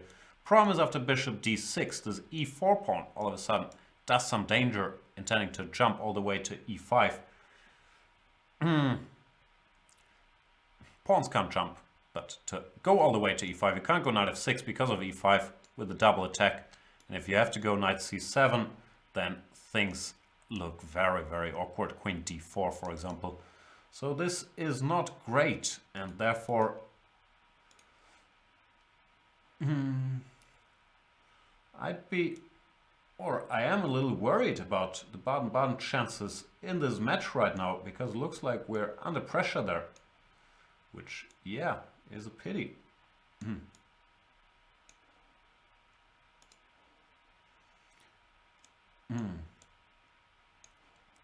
So let's go back to the position they have on the board. Knight d5, knight d3. You want to keep this bishop, you don't want to give it up, because e4 is also a threat. And Levon played bishop d6. Whoa. No, oh no, sorry, he did. He did play bishop d6. What is he intending to do after e4? I don't get it. Looks losing. Knight f6, e5 is just game over. And if knight to c7, both e5 also looks very strong, but this is worrying me even more. Threatening checkmate. And if, yeah, whatever, f6, let's say, then just queen takes b6, hitting this bishop and winning a pawn also looks pretty lost. Maybe, I don't get it. I think he's just lost after e4. Whoa, this is seriously bad news. And if Radek Wojtaszek and Levon Aronian both go down in black games, we're gonna be in trouble. And it looks like the game between Vishy and Hare Krishna is over, ended with a draw. Very good defense by Pantalia Hare Krishna. Can't fall Vishy. He put pressure, got a nice position, but Hare hung in there extremely well. So good job by Pantalia Hare Krishna keeping that together. And once again, things don't look rosy for Baden-Baden. One board where we had pressure ended in a draw. Levon Aronian, I have a feeling, is lost now after e4. I don't know what went wrong there. I believe, yeah. Things got out of hand somewhere around here. Let me briefly go back, sorry. Stop making moves, program. Stop it. Won't stop. Stop. Nope. Stop. Doesn't allow me to get back to where I once belonged. But all of a sudden after cd5, knight d5, knight d3, maybe that's a move Levon missed. Here he's in real big trouble. He's played knight c7, a tempo, queen to d4. It's just lethal double attack. Maybe he wants this, but this also looks horrible. Locking up the pieces and then just queen takes b6. It's just lost. So yeah, that's shocking. Things don't look good. Let's see if there's any hope anywhere. Mickey Adams, after bishop c5, queen c5, went for king b2, a5 played by Markus Rager. Probably a good move, not giving in to temptation of playing d5 or queen takes f2. Just kept the position, introduced the idea of b4, knight to g3, and another little restricting move, g6, not allowing this knight to jump. It's still complex. Bishop h3 to target this rook. Ah no, Mickey's played knight d5 instead. He wants to set up this bishop h3 for a later moment. He's hoping for something like knight takes, e takes, and all of a sudden his squares would have excellent pieces to jump to. But of course, black is not forced to go knight takes d5. He could go bishop takes d5, which is probably a better choice than knight takes, e takes d5, and b4, for example. No, I don't have a feeling that Mickey has anything serious cooking here. So it looks like that board is okay for Solingen as well. Svidler's mates after knight b5, queen c2 was indeed played, takes, and Svidler went somewhere with the rook. I believe it was c1, but I'm not 100% certain. Svidler may be a little bit better because in this endgame, well, any square, let's say here. Actually, let's say here, so we don't allow bishop e4 or bishop a4. And in such an endgame, white should have some hopes because he has a chance to build past a pawn very quickly, and this knight is a nice square on c6. Still, yeah, feels defensible or defendable. I always use one of the two randomly. Defendable is correct. For Smates as well. So we might need Kazimchanov, who's mainly been playing solidly, to start mixing it up. However, one pair of knights has disappeared. Sandipan has arranged his pieces quite well. He's gone for this minority attack with b4 and b5 after all. And yeah, it doesn't look like Kazim is better. Might still be equal. I don't think there's any direct troubles. But certainly progress from what's the last position we've seen, something like this, where I thought black was very comfortable, but Sandipan implemented his plan and black is certainly no longer better. So not a great situation on the first couple boards. Let's see if on the lower boards things look better. Yeah, Etienne Bacrot has made progress, that's for sure. Yes, this very nice knight. There have been exchanges on f5. This rook can go into d6. Yeah, I think he's almost positionally winning now with this new structure. Nikolic is under tremendous pressure after, let's say, rook d6. So that's a ray of light for Baden-Baden. Bacrot putting pressure on Nikolic and yeah, is more or less winning. And the knightage position, that one I liked earlier. Bishop f1, knight e4, we've seen this, queen d3, knight c5, queen d2. Naumann, of course, happy with the move repetition and a draw here. Knight tried rook f5, adding some fresh forces. And Naumann went bishop h3, looks like a natural enough move. Probably after rook f3 he wants to take. However, black recaptures and put the bishop on e6, which looks close to a draw. King to g2, followed by rook f1. So not clear if Naumann can, or if knightage can really get anything done and mix it enough in that game to confuse Naumann. For now, the position looks equal and Naumann should hold. So overall, things aren't great for Baden-Baden. Down 1-0, Levan Aronian is losing. Draw on board 1 in the Vichy Anand game, which means Vichy barely keeps his number 1 position in India, but I do think he wanted to win that game, and Hare Krishna defended excellently, not allowing him to do that. Which, yeah, is a bit of a problem for Baden-Baden.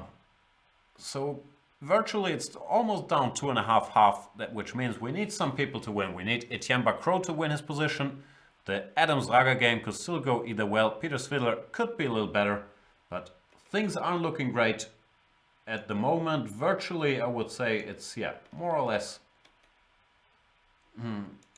How does it look like? Like a 4-4, 4.5 for Solingen? Maybe more like a 4-4. I feel Baden-Baden has some chances on a couple boards at the very least.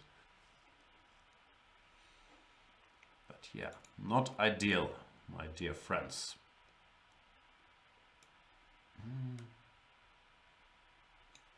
In case you're confused why I'm so clearly biased, it's because I'm a team member of Baden-Baden, so don't expect fair, balanced, objective commentary, while I'm on very friendly terms with actually most of the Solingen team. Know these guys quite well. Of course, I am rooting for my team, Baden-Baden, and things do not look great so far.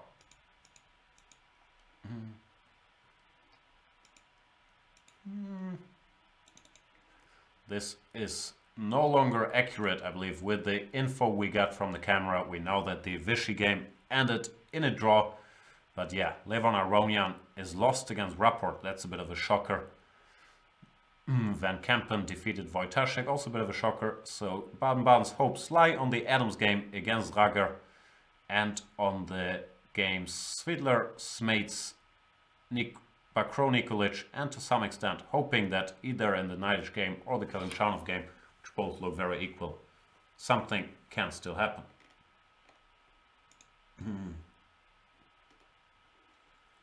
Let me try something new.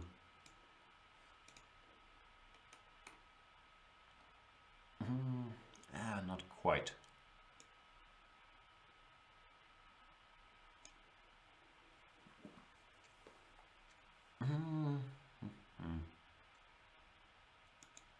What do we have here? Wrong event. I'm trying to find a way to show you guys all the games still in progress at once, but it doesn't quite fit on the screen, I'm afraid. Anyway, if you're using it on Chess24, you can always click on the multi-board view if you're as interested in this one particular match as I am, and follow all the games on the same screen, at the very least, more or less.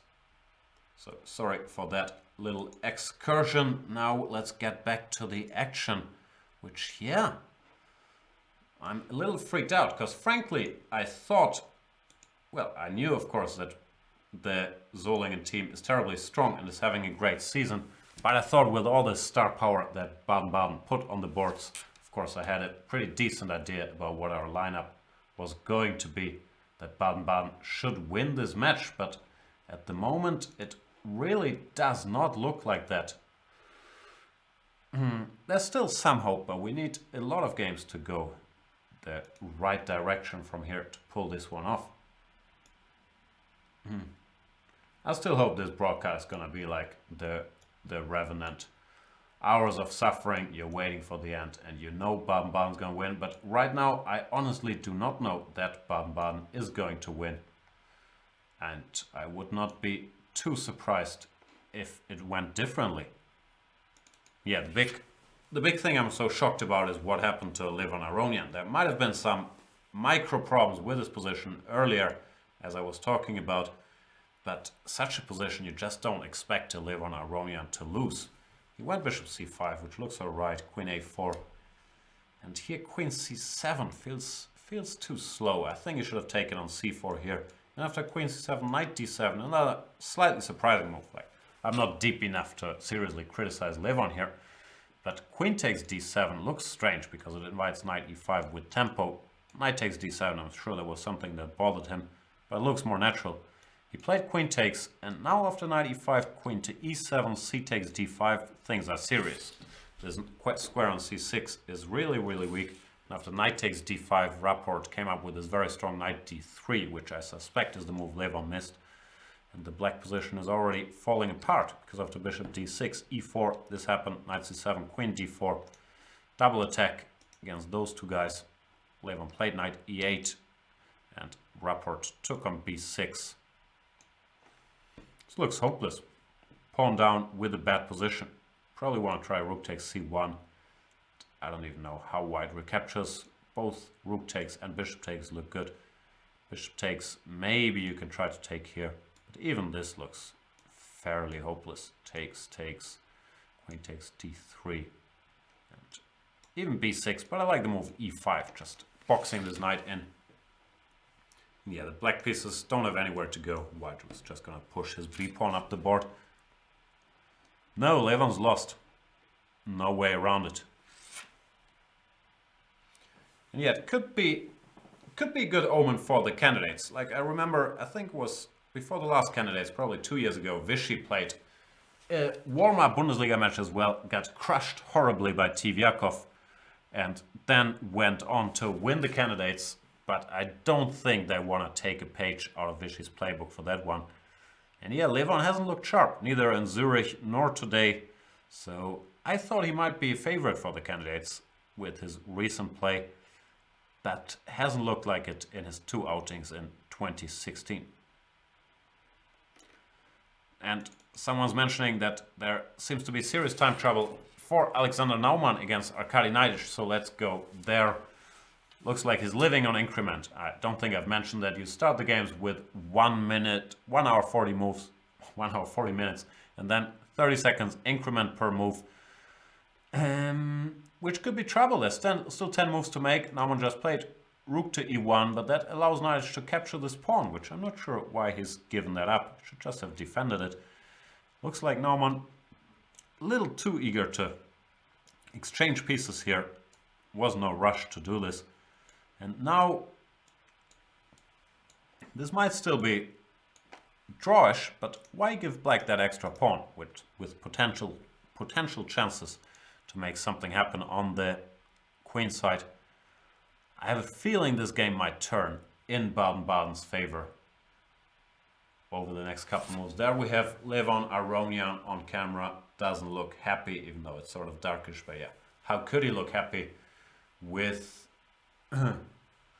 what happened to his position? This is, yeah, bad day for him. He didn't play yesterday. He joined the lineup as a surprise on this Sunday morning, and I'm sure he did not expect to go down against Richie Rapport, but it certainly looks like it now.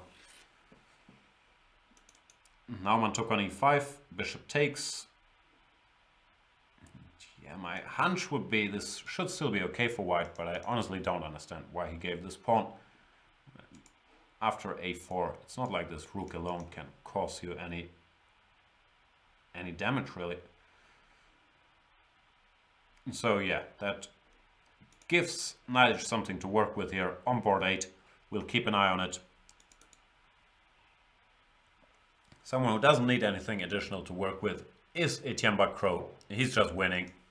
Played a nice game, even though I was fairly impressed with Predrag Nikolic's opening. I thought he got a decent position out of it, but Bacrot just quietly grabbed space, and I really dislike Nikolic's decision to go d5, allowing this bishop to e5, after which I think black is just seriously worse. Just sit and wait. Go knight b4, rook c8, see what happens. While now the Frenchman has just outplayed his opponent. This knight d6 allowing c5 looks like it made things even worse. And this pawn, combined with the more active white pieces, is going to decide the outcome. Queen d4, but any move. This is winning for white. Peter Svidler, we finally have the position, this endgame on the board. Rook c1, Smates played e5, grabbing some space. Yeah, verdict's still the same as I said earlier. White should be a little bit better because it's easier to activate and maybe create a passed pawn, even though the passed pawn doesn't seem to be high on Svidler's agenda since he went rook c1. Should still be drawish, but there's also Smates' customary time trouble down to 1 minute 36. And I have to continue my favorite game of adjust the camera. In case you're confused why I have to keep doing this, I'm getting the video from the German feed, which is done from on-site. I'm just cutting it out from their screen. So whenever they change their screen, things might change over here, and I have to resize the little video thingy. There we have Bacrot against Nikolic. Bacrot is just winning, so come on. I just did it, and now you change again. I'm sure they're watching the show. They're just doing this to troll me. So rude.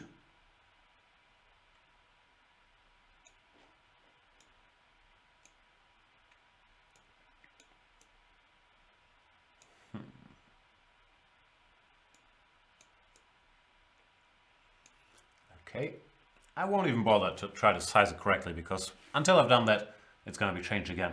And it's going to be back to square one.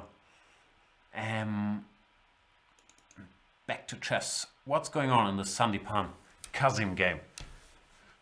The situation is getting complicated. b5 we've seen, Kazim jumped into c4, and surprisingly, Sandipan did not just take on c6, but decided to open a new front with e4, and Kazimchanov took here. It's a mess. ed. Oof. I'd have to give the exchange here. If the queen goes somewhere, I don't even know where, but it all looks bad because after knight takes b5, this knight is hanging, d4 is defended. This might still be playable, but not what you want. So maybe this, even though, do you want to sacrifice the exchange here after AB? Oof. Oof. Looks like Bakro won his game. Yeah, that looked like the end was looming. So comeback for Baden-Baden. Now the score is officially 1.5, 1.5. The problem for Baden-Baden is Levon Aronian is totally lost. So it's gonna be 2.5, 1.5, and then the remaining games will bring the outcome. Getting some text here from Peter Heine Nielsen. Team going down, question mark. It's an even bigger pessimist than me, Peter Heine Nielsen. Another teammate in Baden-Baden. Probably shouldn't read out his Skype messages. But no, I think there's still hope, Peter. Come on. Where's the hope? We need Svidler to win this in Smate's time trouble.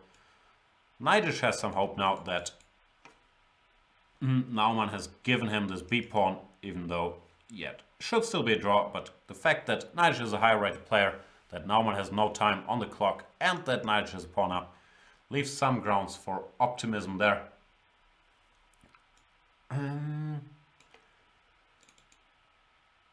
Yes, Svidler in the endgame, I'm not sure how big his winning chances are, but there should be some. And then a lot depends on this Adams against Raga game, which, yeah, I've been reluctant to evaluate. I thought Raga was doing fine last time we seen. Knight d5, Raga went b4 immediately, didn't even bother with bishop takes d5, concluding neither this nor this was a threat. Adams went a4, kept it closed, king to f7, knight takes c7, king takes c7, king b1 back, nice little prophylactic move. I find it hard to believe that white could be better here with his two pieces so restricted. So I'm not sure if he's worse. There's always some counterplay along the h file, rook h1, rook h6. Could still go either way. For now it's probably equal.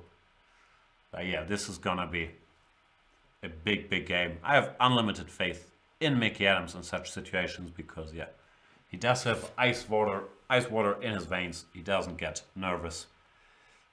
And yeah, that's the kind of guys you want in such a situation. What happened in the Levon game? It's after rook c1. I was saying both rook takes c1 and bishop takes c1 look winning. So Rapport decided to play knight takes c1. Might also be winning, but still a strange choice. This knight was so beautiful on d3. And Levon decides to go for some confusion. Bishop c5, queen a5, knight f6. It's 2 pawns down, but at least there's some hopes to generate some sort of attack. Knight d3, rook a8, queen c3, bishop to b6, and knight to b4. It was easier to just go here and here, stopping knight g4. Knight b4 has been played. Knight g4, small problem. Not a big one, but a minor problem might be queen g7 checkmate, which escaped my attention, so it's not that big a threat. Yeah, that means Levon is just lost. Yep, that one's gone. And Sandipan against Kazim. This line appeared on the boards. e4, cb, ed. Kazim didn't go rook d5, looked a little nutty. Queen b6, knight b5, knight d6. Just solid, but the problem is there's very limited to 0 winning chances for Kazimchanov in this. Maybe that's strong. The white king is still a little weak, but it doesn't feel like there should be anything. Something like this, white is a pawn up. It's keeping things quite well under control. Black should probably be okay after knight d6, whatever takes, queen takes. I don't think black is losing, but black certainly can never be better. And yeah, the rapport game is very confusing. I see some talk in the chat that was day off for Levon, maybe because of the early starting time. But yeah, I really didn't expect him to get into trouble. And if I say but yeah one more time, I should get into trouble for overuse of the well-known phrase but yeah. But yeah. But Crow already won, as we've seen. I'm gonna check in with the Naumann Nidic situation while we see Peter Svidler against Jan Smeets there on camera. Let's troll him a little bit at least. I might have no time for trolling. Pity. Queen f2 on the board, threatening a check here, which Nidic can parry by just bringing his queen all the way back. But he's taking his time here, which is an important thing to do, and a lot of people do that wrongly when your opponent is in time trouble. It's so tempting to blitz out moves, to think like that. I'm not giving him any time to think. The problem is you're also not giving yourself any time to think. Therefore, you're making it actually easier for him in his time trouble. It's also nicer if you're in time trouble, if your time trouble lasts like 2 minutes, instead of if it lasts 30 minutes, where you have to be full-time alert and concentrated. Therefore, it's very important to take your time when your opponent has none of it. And of course, experienced guys like Arkady Nidic understand that. We've seen Peter Svidler blitz out some moves. I can't really see what's going on the board. But yeah, Smeets also in serious time trouble, and it looks like Svidler might be getting somewhere. Not sure where, but maybe back to where he once belonged. Bishop b7, rook to d8. Now we're moving away. Could go knight c6 here. I don't think black wants to take this, because then this dude is very weak. Therefore, you probably have to go rook to e8. And now might be a good time to start working on Anton the a-pawn and his long journey to the a8 square. Now this looks unpleasant for black at the very least, so good chances for Peter Svidler. And I believe the cameraman is right that the decisive game might very well be the struggle between Markus Rager and Mickey Adams, where Markus Rager has so far managed to answer all the questions that Mickey Adams threw his way. Adams just played rook d1 to e1, not the sort of move that strikes lots of fear in one's heart. I'm trying to figure out what material is still left in the position, but it's too small for me. I can't see. Rook e1, did he go queen c3? I don't know.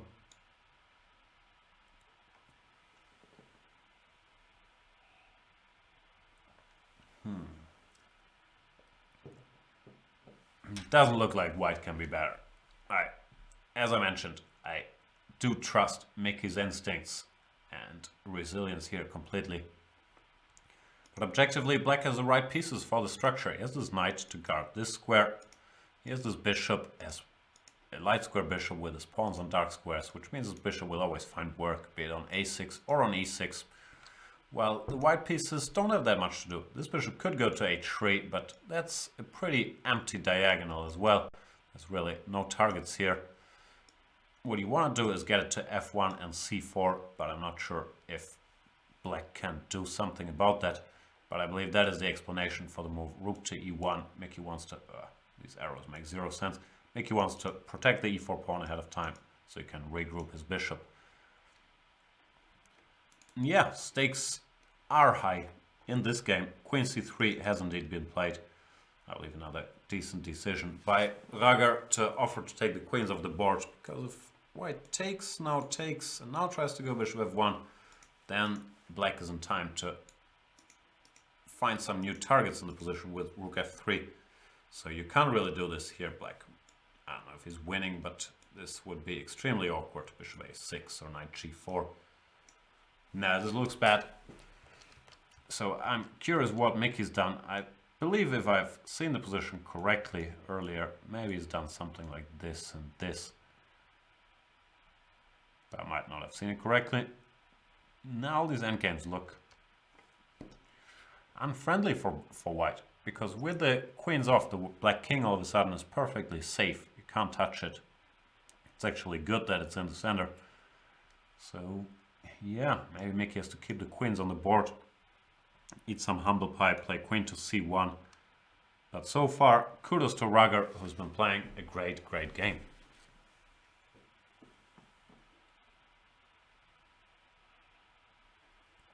Let's check back in with the knight game. Naumann offering the exchange of queens, confident that this endgame is a draw. I guess he's right. I'm never 100% sure, but with the opposite color bishops, if white gets in a4, it's going to be very hard for black to create a pass pawn, unless there's some crazy pawn breaks with b5. Or let's say king f8, a4. If there's no breakthrough like this, b5 takes c4.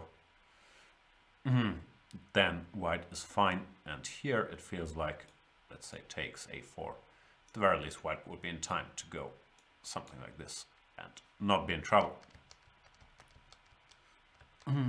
So my working hypothesis is that this endgame is a draw here after b5. Black is also in time to go. White is also in time to go bishop d7.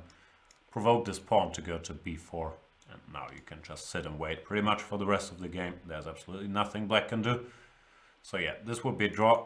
Therefore, knight correctly avoided the exchange of queens. Queen f2 is going to be played, and he's going to go to some random square like c1. Naumann's going to keep offering it as long as he can along the f-file. Put the queen in one of these three squares. And yeah, that's why knight went to b1, so that queen f1 is no longer an option, because queen takes a2 check, and white has to think of something else. Now it's just trying, especially with the limited time, maybe it's time for Naumann to throw caution overboard and go for something like this. But easier said than done with seconds left on the clock. This game, yeah, all the games have tremendous relevance now, because Levan Aronian, whom we see there on camera, is lost against Richie Rapport. The game might continue a bit, but Aronian is 2 pawns down for no compensation. So he's going down. What's up in the chat? Anybody still watching? People switch to the Lawrence Trent game.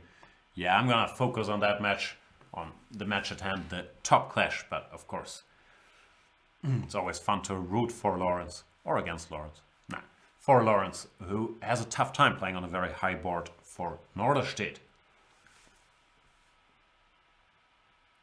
Smeets in worse time trouble than Naumann.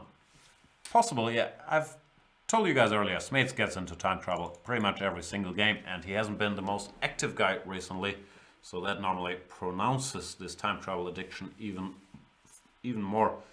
I think also objectively it might have been some trouble now after this knight c6, rook e8, and then a4 or b4, just trying to push the a-pawn up the board. Man of Light is still there, and Portis too. Thanks guys for hanging around on this Sunday show. I didn't really make plans. I want to finish my Deutschland 83 Blu-ray. I watched a couple episodes last night. It's an excellent show. It's an excellent German show, which is pretty much unheard of, but it was really good.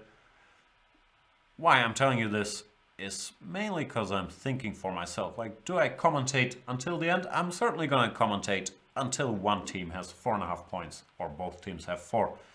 But yeah, if the match is decided, I might quit early. But for now, it doesn't look like there's any decision on the horizon. Let's recap. Van Kampen won 1-0 for Solingen. Anand put pressure on Hare Krishna, but drew. Solingen 1.5, Baden-Baden half. Then Etienne Bacro defeated Predrag Nikolic, which means the score currently is 1.5 as we approach the end of time travel and the 2 p.m. mark. The games are being relayed with 15 minutes delay, therefore our time travel in this broadcast is going to be over at 2:15 officially, even though on camera things might be a bit further along. So the score is 1.5. Levan Aronian, unfortunately, is lost against Richard Rapport. So it's virtually 2.5, 1.5. Then the question is, where can Baden-Baden find points? Best hope seem to be Peter Svidler and Arkady Naidic in their opponent's time trouble. While in the game between Sandipan and Kazimchanov, something has happened. Sandipan has returned the extra pawn yet in order to build this nice pawn chain. I'm not sure it actually gives him an edge because his king is still weak and this pawn doesn't look to be going anywhere. But if anybody is better, it's white. Kazim cannot hope for more than a draw in this one. Well, Naumann played h4. Bit of a pass, but fair enough. Waiting move. Also maybe trying to set up some perpetual nets for later. Or maybe wants to go king h3 and then queen f4. I don't know. Should be defensible, but I know what a tough practical fighter Arkady Naidic is. So I wouldn't be surprised if Naumann got into trouble here. Can we try a4? B takes a4. I don't want anything specific, but I want to build this past c pawn. And maybe there's also this and this. And Naidic played c4 instead. Interesting. Same point of bc4. He wants queen e4, queen f3, and queen takes c4. Slightly adding value to his passed pawn on the queen side by getting rid of his double pawns on the c file. And now there is plans to create serious outside passed pawn, and maybe some of the opposite color bishop endgames are no longer drawn so easily. Let's see what happens, but this looks like an excellent try, and I don't think you can allow this pawn to get to c3, so Naumann's gonna have to take it. And he has queen e4 check. Now queen f3 or king h3. Hang on, king h3 might run to check here. Yeah, this looks unpleasant. King g4. This king, I'm not sure if it's going to return from his journey. Maybe it does, but who wants to calculate this? In time trouble, there's very little upside because black always has queen c1, followed by queen takes c4. So queen f3 is what he should play. Good news for Naumann would be he makes the time control. Bad news is Naidic managed to change the character of the position. Objectively, might still be a draw, and Naumann after queen takes c4, he's going to have time to calculate, maybe move like g4 to go g5, prepare queen f7 check. But, yeah, the margin for error is very small for white now. Svidler has done what he was supposed to do. Go knight c6, rook e8, a4, intending b4, a5. And this position looks very hard to play for Mr. Smates now. Still 10 moves to make. Smates has no time. He's probably living on increment. It looks like they've made like 50 more moves on camera. Ah yeah, because I guess the time trouble is over. But I can never tell what's going on there. Kind of feels like there's a black king on e5 facing a white rook somewhere on b7, but from what I see it looks like Smates is a rook down, which I find unlikely. So we're gonna have to stay patient and see what actually happened over those moves.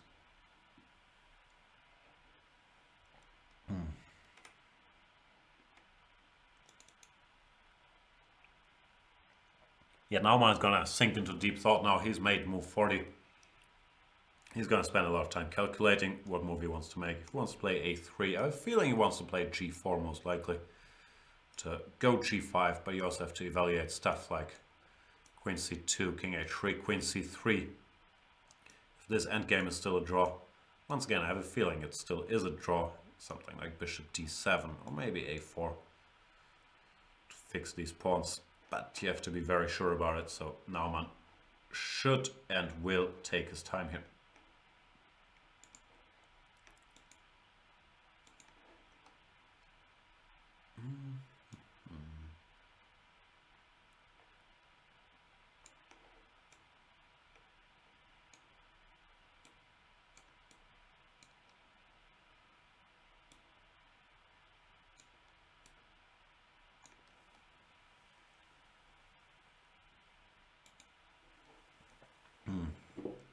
The scoreboard is no longer up to date. Hare Krishna against Anand ended in a draw, and Etienne Bacro won for Baden-Baden. So it's 1.5, 1.5. Still up to date that Levan Aronian is lost. Baden-Baden needs to squeeze out full points out of the Svidler and or Knightage games. The Adams game, I feel like, is gonna be the one that decides the issue. That could go, or it felt a long time like it could go either way. Let's check back in with the position. Status quo unchanged. I believe that Rager is perfectly fine. He regrouped his bishop to e6 to not allow the white bishop to get to c4. I'm not sure if he's better, but it feels like if anybody is better, it's black, and Adam's gonna have to defend. So it does not look like he has any winning chances. Sorry for the quick switching, I'm just trying to keep track of things. The queens have come off the board in Sandipan against Kazimchanov. Rook to c6. If black were allowed to go king c8, king d7 and b6 with impunity, he could actually be better. But Sandipan can play a move like rook e4 here, activating his rook ahead of time. Point being that this is not the greatest idea ever, because Mr. Delroy would decide the day. Therefore, after rook e4, it would have to go here, and it would all end peacefully.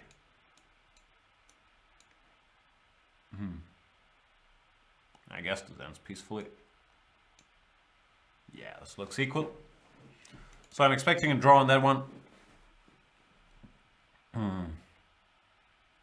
Still coming down to the game between the... Is it the sole German in this match? Yeah, I believe Naumann is the only German featured in this match against the former German, but now representing Azerbaijan, Arkady Knightage. This one is going to be very important for the final result. If Naumann can defend this position, it would help his team from Solingen out tremendously. That's not easy against a great technician like Knightage. You have to be extremely cautious here. So yeah, this is one match that can swing the outcome. One game. Adams Rager I've mentioned, even though I'm expecting a draw in that one. And then it's gonna come down to, can Svidler convert his advantage, or at least his a-pawn, or is Smeets gonna be able to defend? Maybe the position we've seen earlier. I have no idea how to reach this, but I'll still try. Was something like... No. What I'm trying to get is a position with a knight and 4 pawns against a rook and 3 pawns, which I believe should probably be tenable for Smeets, so he should try to get that. But here you're not getting that, because after knight c6, rook c6, rook a8, rook c7, this rook ending is just lost. With the active rook on the 7th rank, there's no hope. Therefore, you would have to do something else, and I'm not quite sure how Smeets can get there. I have a feeling there are still, 8 moves ahead of the game. That was a weird accent I did there. Maybe king e8? No, still a6.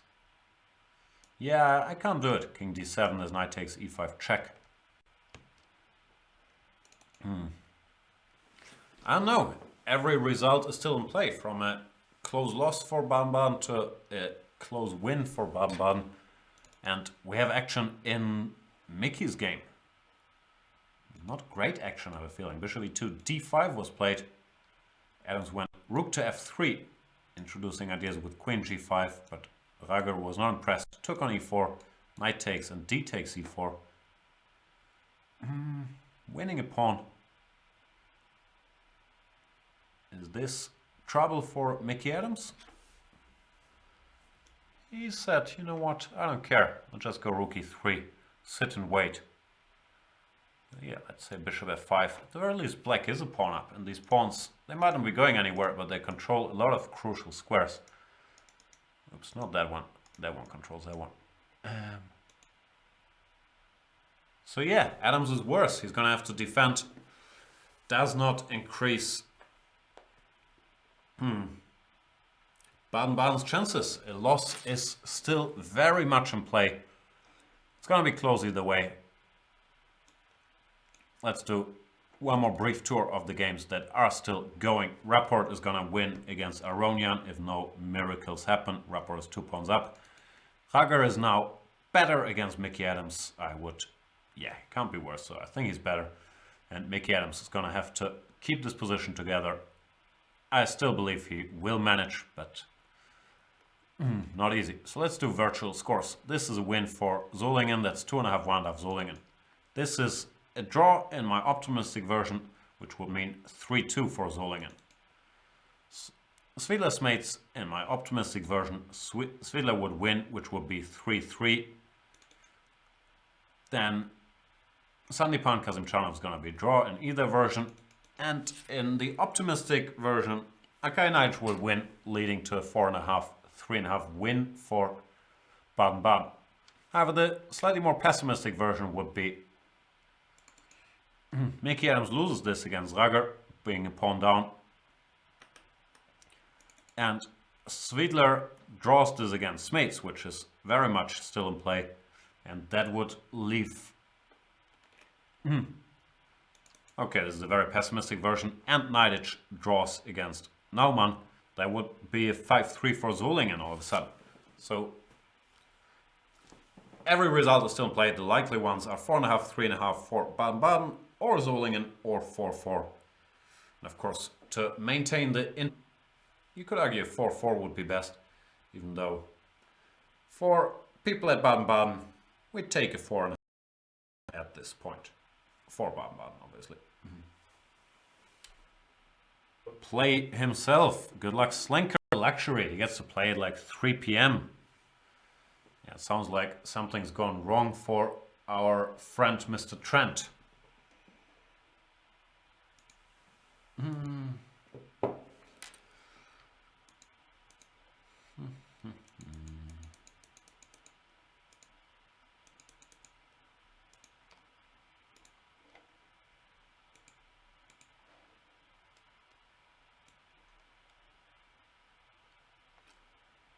Let's have a look at the Austrian #1, and I'm not sure. I was going to say the strongest Austrian player in history, but I'm always confused about the nationalities of some of the greats.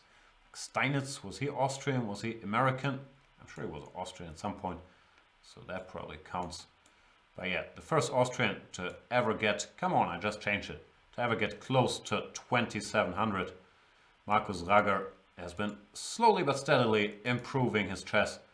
And yeah, he's a tremendous player now, putting pressure on Mickey Adams with the black pieces. Not an easy feat.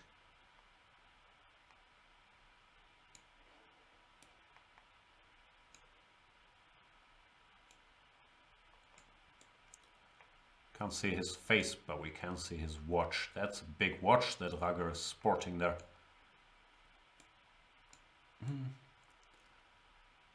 I think at some recent event they didn't allow people to wear watches anymore, which I guess makes sense with his new Apple Watch thingy, if watches become computers as well. But like dress watch, how dangerous can it be, right? Yeah, Rager puts bishop on f5, else it looks like they more or less have this position. And in Svidler's mates, this mystery I was trying to solve earlier is solved. I saw a rook on c7, and what I couldn't see was a rook on a8 and the pawn on a7. I believe this is winning for Peter Svidler, with the passive rook and the active rook on the 7th. Even though Smates managed to get his king out, he can never use the king to challenge things over there, because there's so much to eat on the 7th rank, and Svidler can just carefully walk his king up the board. You have to be a bit smart about not allowing black to push all his pawns and create a passed pawn, but I'm pretty confident that Svidler is gonna be smart about it. Start with king f1, king e2. Yeah, this looks good. This looks winning for Peter. Good news. Not only for Baden-Baden, but also for Harry Potter, because any loss to Voldemort is a win for Harry Potter. Sandipan against Kazimchanov is, I was gonna say just a draw, but I've seen things happen. Many rook endings, mine included. I have a feeling either side could still bungle this, but the by far most likely outcome is a draw in one of these lines. Yeah, it should be a draw. the white king is too far away to benefit from his passed pawn, which is essentially worthless because it's never going anywhere with the king on d8. The black rook will feast on the white pawns, exchanging enough to maintain the balance. Smith played h5, but I don't think it matters. There's some decisions for Svidler. Do you want to go h4 here or not, or do you just want to go king e2? But I do believe the position has to be winning. Naumann did take his time out, but not as long as I thought. Even though, yeah, he thought for about 12 minutes, and he went for g4, which I think is the right move, trying to create counterplay by threatening g5. If, let's say, queen takes a2, king h3, this is a pretty powerful threat. You could, well, I'm sure black will always find a way to exchange queens or have a perpetual or whatever, but you don't want to allow this. Let's say you go h6 here, g5 takes, bishop takes g5. Things could end very differently than expected. So yeah, Naumann defended well after the time control g4. I feel like he's now close to a draw. So in our updated calculations, that still leaves us, it's 1.5, 1.5 now, 2.5, 1.5 after Rapport wins. 2.5, 2.5 after Svidler wins against Smeets. 3-3 after Sandipan Kazimchanov. Probably 3.5 Naumann Naidic, and that would mean that the Adams-Raga game is going to have to decide the outcome, where Raga has been playing well, is a pawn up, and is slightly better now. I'm not sure if it's enough to win the game. It's not like I can see a plan for black, but only black can be better. Therefore, looks like Baden-Baden would have to take 4-4 at the present moment. Of course, this can all change, and hope that's going to change back to 4.5, 3.5, mainly for selfish reasons. Because, I don't know, I think I should know such stuff. I think if two teams finish on equal points at the end of the season, then there's going to be a match between them to decide the winner of the league. So an additional match. But I'm not 100% sure. They might have changed this rule. Looked like it was like that in the old days. And I'm going to stop my rambling because I'm being told that Levon Aronian is still hanging in there and Rapport might have messed it up a little bit. Rook a5, he's gone e5. Could just play bishop f1, defending this guy. e5, knight to d5, knight to c6. Takes also looked like a good option. Anyway, knight c6 takes and queen takes. And now knight to e7, and is Levon still alive? b5 on praise, queen d2 maybe an option. If you have to go queen c2, rook takes b5, all of a sudden it's a very different story. Now you have a lot of work to do against active black pieces with just one extra pawn. In fact, black should hold this in my opinion. Pieces are very good. So, wow, I might have proclaimed Levon Aronian dead way before his actual demise. And yeah, he's dug his heels in, even though his position was hopeless. Kept making moves, which really is a key. Don't lose in one move. That's all you can do in a lost position. And hope your opponent does something stupid. And it looks like Rapport in the time travel tried to force the issue with e5 followed by knight c6, which gives the black pieces some much needed squares, and he didn't have to do that, just bishop f1, or if you go e5 as mentioned, you can take here, bishop takes, whatever, a4. Should still just be winning. But now I'm no longer sure, which is great news for Baden-Baden. Queen c2, rook takes b5, black should hold. If queen c4, you have to be very sure this doesn't cause any troubles, or even I was gonna say or even queen d7, but then just a4 I guess.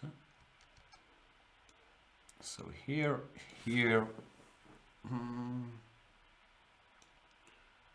that's the point. Now we go queen d7, because now after a4 there's queen d1 check, and a4 is hanging. Yeah, this is no longer easy. That's a new lifeline for Levon and for Baden-Baden. Oof, this match got a lot more exciting than I would have liked it to be.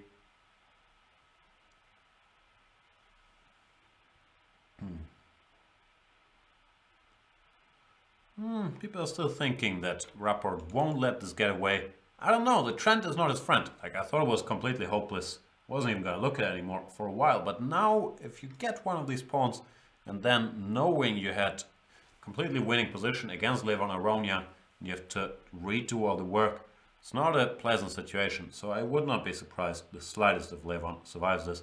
Of course, there's no argument that Levon should still be much worse here, even if he gets one of the pawns. So all three results still in play: a Baden-Baden win, a Solingen win, and a 4-4. I'm gonna go on another one of my famous breaks, but I shall be back soon to hopefully witness an outcome that is favorable for my team, which is the 10-time in a row champion Baden-Baden. Thank you guys for watching. Stay tuned. I'll be right back.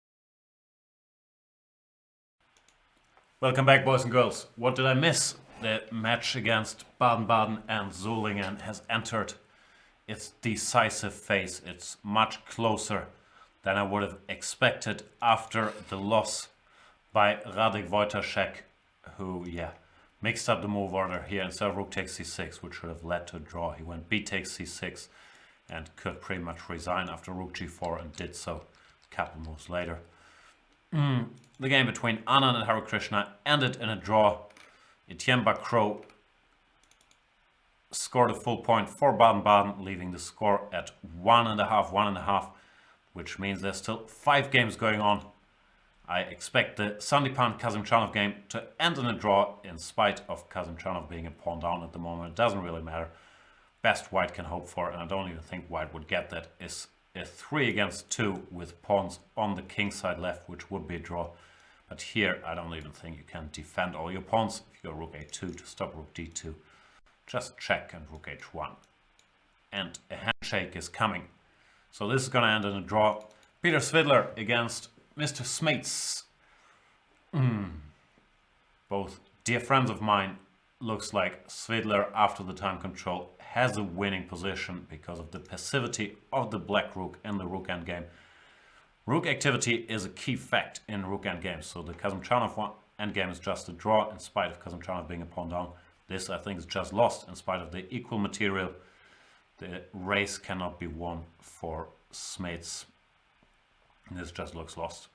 So that would mean that by my virtual count, Baden-Baden would now be up 3-2. I had long considered Levon Aronian's position to be totally lost, but that verdict has changed. He did indeed grab one of the pawns after Rapport made some mistakes in time trouble, and now he should survive. They've made the time control as well. Knight f5 looks plausible. Takes. When Rapport still has some winning chances, but all of a sudden this pawn is very weak as well. Let's say bishop goes somewhere. Bishop back to b6. And black pieces are so active that I have a feeling that Levon is out of the woods, and this should now end in a draw. So once again, my current virtual count would mean 3.5, 2.5 for Baden-Baden then. I'm expecting a draw in the Naumann-Naidic game after Naumann came up with his g4 counterplay. Naidic in deep thought here, but I don't see a winning plan. So I expect that game to end peacefully. That would mean 4-3 for Baden-Baden. And in Adams' Rager, Adams is trying to survive. That's the game that's going to decide the outcome. I don't know if black's winning chances are bigger than white's drawing chances. Black is a pawn up and has an active position. But Adams is a bit of a fortress. If black can't get to the f2 pawn, it's not obvious how to make progress. But this could certainly be a long session where Raga is trying to win this game, trying to secure the 4-4. Or should Rapport still win his to secure the 4.5, 3.5 in favor of Solingen? So still the same status quo. They don't have lights in Munich, but I believe that is a dark Markus Rager. No, that's not Markus Rager, that's Richard Rapport. Should be forbidden to have 2 players with similar sounding names on one team. Hard to commentate. Rapport and Rager. Not that hard, actually. Aronian's played knight f5, and Rapport, I'm sure, has taken on d8 the position they have there in the darkness. Come on, switch on some lights. Poor guys, they can't see the pieces. Looks like it's a position that does not feature any queens. Not quite sure how this went down. Knight f5, bishop takes b6 has been played, not queen takes d8.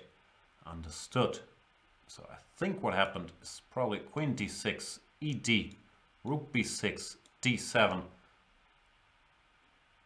rook d6, a4, and rook takes d7, when miraculously Aronian is no longer a pawn down. Still a little worse because of the outside passed pawn that Rapport, sorry. But of course you could only dream of such a scenario somewhere around here, where it looked like resignation was very much in play, being 2 clean pawns down. So Levon Aronian has fought his way back into the game. now has pretty good drawing chances. This is the position. A5, rook a7. Rapport's gonna go rook a1. He's gonna try to set up something with a6 followed by bishop b7 to incarcerate the rook on a7. But I do not think he's gonna be able to do it. Levin brings his king over. King f8, a6, king e7, bishop b7, let's say, knight to d6, targeting his bishop, rook b1, just king to d7, followed by king c7, and black would free himself. So good drawing chances for Levin Aronian. All of a sudden, Smits still suffering, but I believe Smits is lost.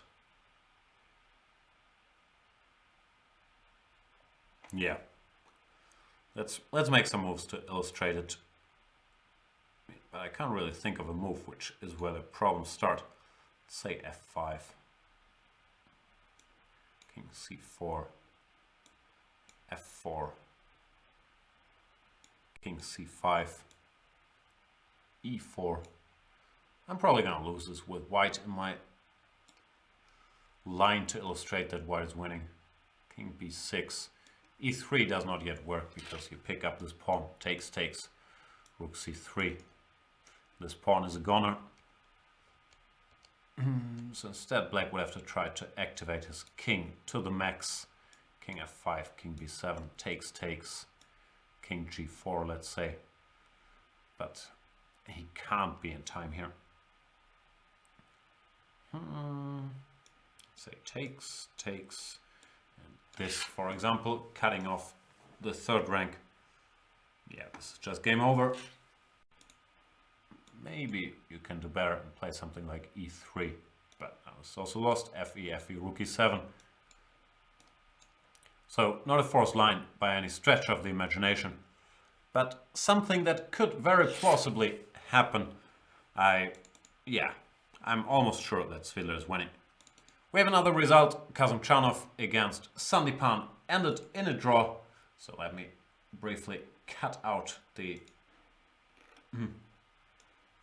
the standings, however, will update a little later once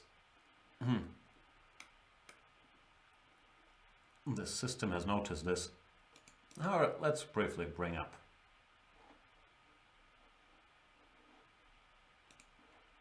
the current score between Solingen and Baden-Baden in a match that is much closer than I would have liked it to be, given the powerhouse of a team that Baden-Baden put on the boards. Anand, Aronian, Adams, Wojtaszek and Svidler on the first 5 boards is a pretty serious lineup. But Solingen, as they've done all season, has been fighting back, has been playing great chess. And the score is 2-2 when, the swing games are Rapport Aronian should be a draw now, but could still be a win for Rapport. Ragar Adams could be a win for Ragar or could be a draw. Smits against Svidler should be winning for Svidler. And Naumann Nidic should be a draw, but if anybody has winning chances, it should be Arkady Nidic. It's a very close match. I do have some hopes now that Svidler is going to win and the other games are going to end in draws, which would lead to 4.5, 3.5 for Baden-Baden. But of course, not a given at all. Still a lot of chess to play. I'm sorry, I'll reshuffle my windows.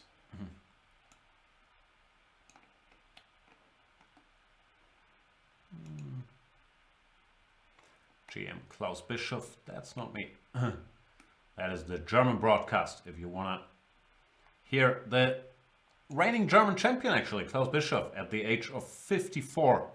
He won the German championship for the second time. His first win was at the age of 52, which was already a record for oldest champion. He put the mark 2 years higher, 2 years after that. Kudos to Klaus Bischoff. You can click on the German flag below the broadcast and check out what Klaus has to say about, I believe, the whole Bundesliga season. No, the whole Bundesliga round. I'm sure he's also going to be focused on his team, Bayern Munich, which is playing at the same location at the same time.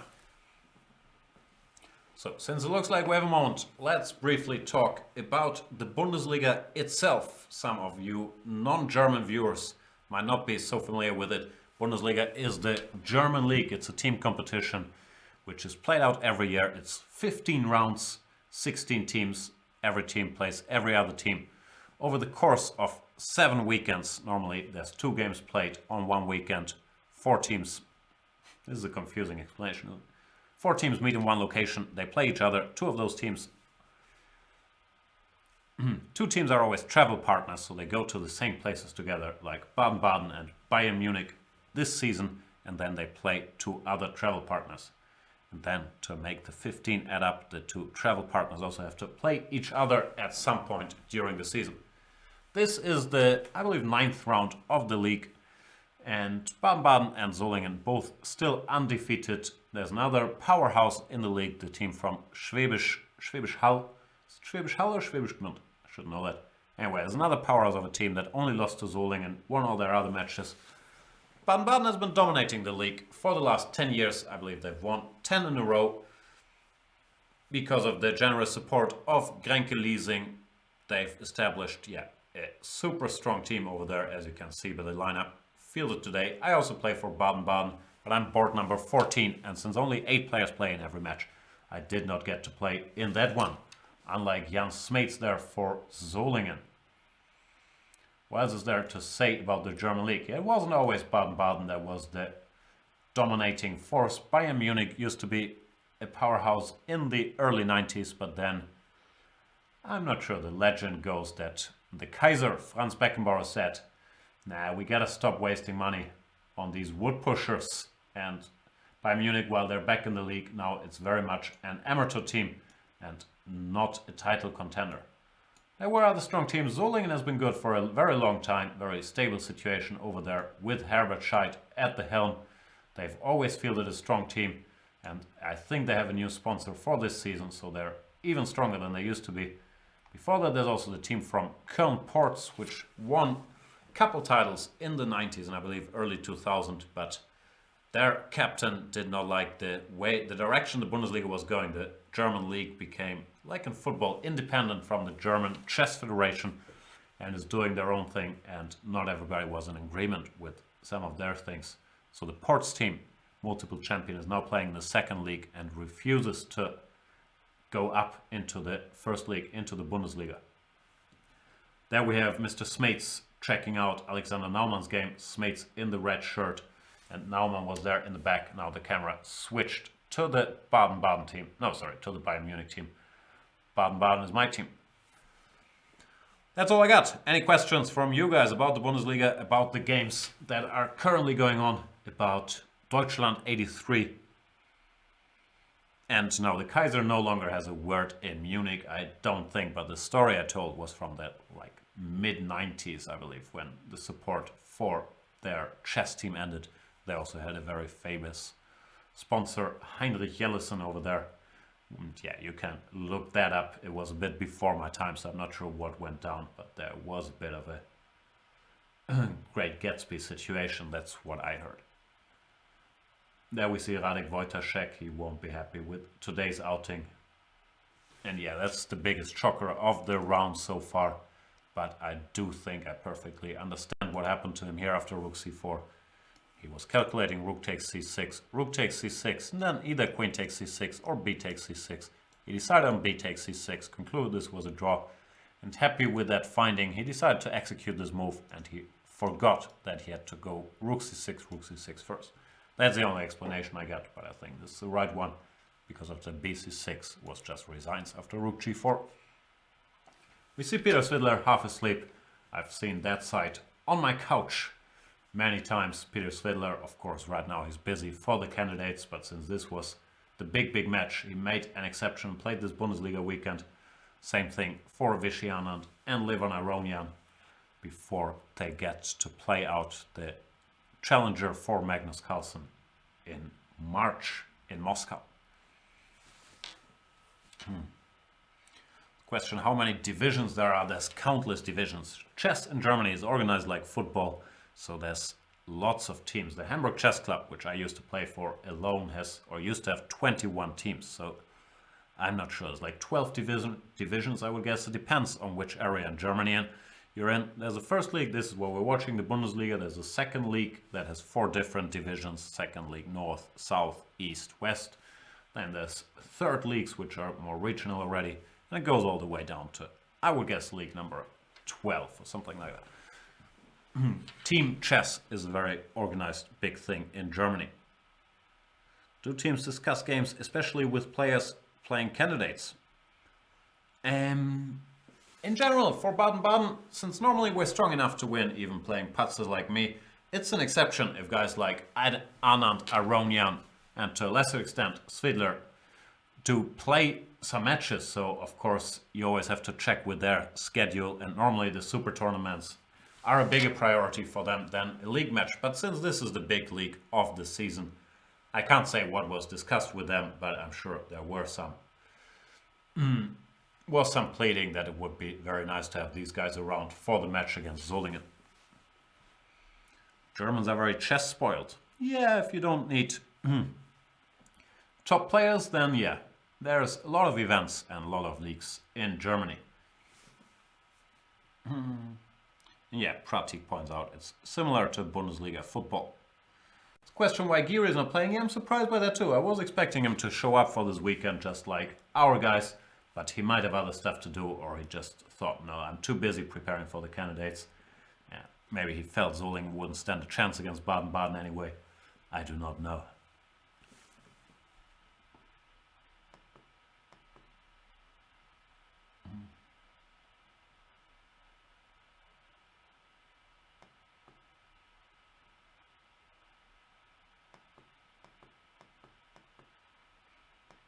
Dresden already won 7-1. Yeah, Dresden, strangely, ended up at the bottom of the table after a couple rounds, even though they have a good team.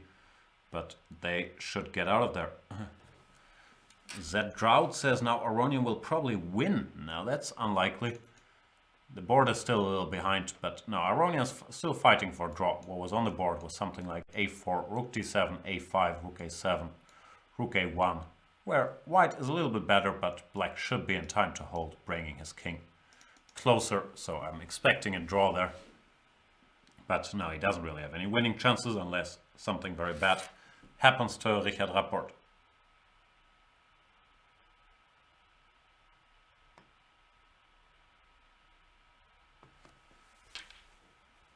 Carnicero is wondering, do teams contract strong players just to keep them from playing in other teams? No, not really, I don't think so, because there's no foreigner rule or no Germans rule. Then my market value would go up dramatically if you needed to have an amount of Germans per team. But there's no such thing, so every team can play whomever they want. I'm not sure if that's true or if there's a rule for non-EU players. I'm not 100% sure. But in general, there's so many qualified players out there that it's more a question of can you afford the players you want, but not so much we really need to sign up this guy so he can't play for another team, because there's only limited teams that can afford the services of a Levan Aronian or a Vishy Anand anyway.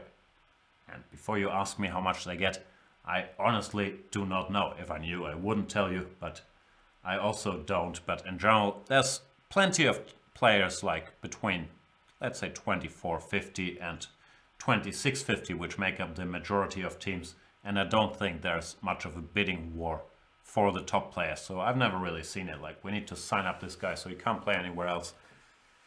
But yeah, Solingen has signed up Hari Krishna and Giri before the season. So they're clearly very serious. They've always had a strong core of players. And they're putting up quite a bit of a fight. And no, there's no women boards like in the 4 NCL. But there is a Frauen-Bundesliga. They have their own league with teams of 6 players. Baden-Baden has also been dominating, but this season I believe they lost a key match to Bad Königshofen maybe, and they might not win. But no, they have their own league.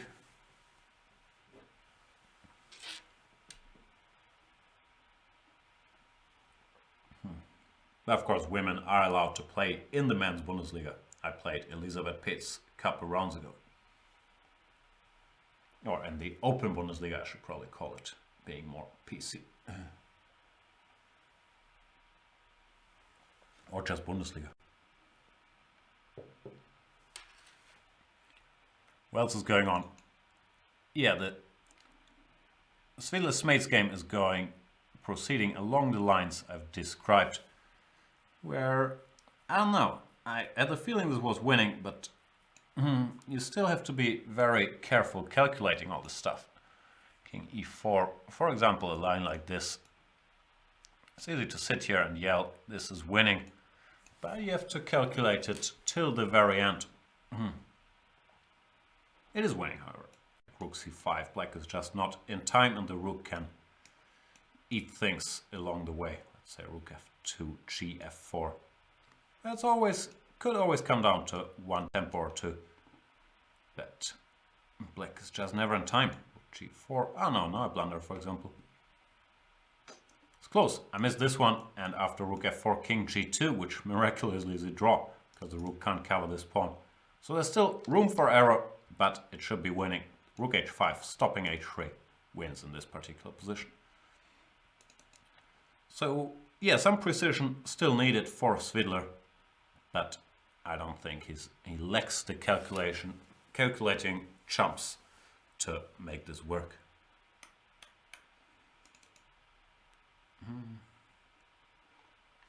Eidish took a bit of a timeout, or maybe the connection is flawed because his clock also says 000, which is unlikely. After g4 here, I'm not sure the PGN, or there might be a problem with the transmission, but I haven't seen a move after g4 when it looks like the best chance he has is to go for one of these opposite color bishop endgames, which should be drawn. Let's say g5 just to fix this stuff, clear this square, and if black starts running, white can always force these pawns to dark squares, which is very important, so they can't proceed further so easily. And here, I was gonna say it's a draw. No, I'm not longer 100% sure that it should be a draw. I'm not sure about g5. g5 might have been a mistake actually, because later these pawns, if they're fixed on dark squares, could be weak. Probably wiser to just set up shop here. Bishop d7, a4, bishop c6, and then do nothing. Yeah, this just draws.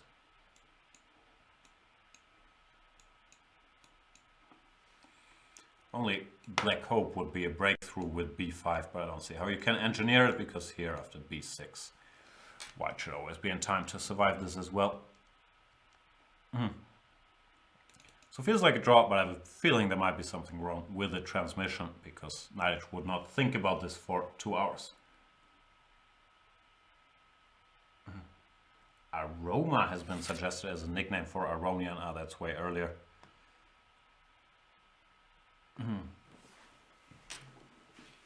There's a question if this tournament is broadcasted in TV in Germany. No, I don't think so. Like, there might be. At the last round, if it's a central round, some TV station might show up, but it's much more the exception. Now, watching this stuff is as much TV as you're gonna get on the German Bundesliga. And who can blame them? Would you watch it? Well, you are actually watching this, so you probably would watch it. But yeah, matches take a long time. But of course, we would love to have some more media attention, but chess has not been very successful at getting there. So we gotta do it ourselves, do this show, and talk trash about Richard Rapport's haircut, even though it looks like he got rid of all this helium blonde stuff he had going. Looks kind of normal. Mickey Adams and I was gonna say Markus Rager, but I gotta change the shot first.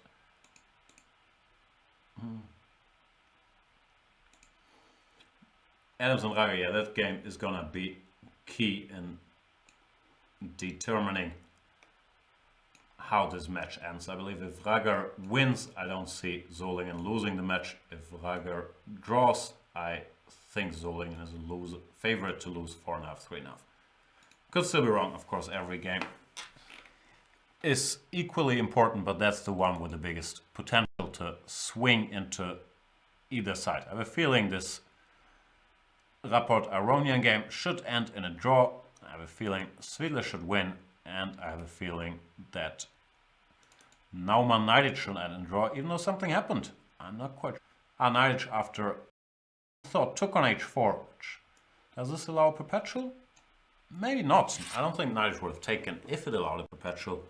I was just assuming there was nothing here. Ah, but you can give this check. And after king f4, queen takes h4, take this. Wants to play this position. Some risk here maybe. Queen a2. Nah, probably no risk. Black always has a perpetual anyway if he wants it. And he probably wants to see if Naumann panics and allows him some chances with his a-pawn. But hard to believe that white could be in trouble here with his extra piece and lots of checks available. No, it's gonna head for a draw anyway here. Yeah, the white king is too open, so you can't just keep checking it forever.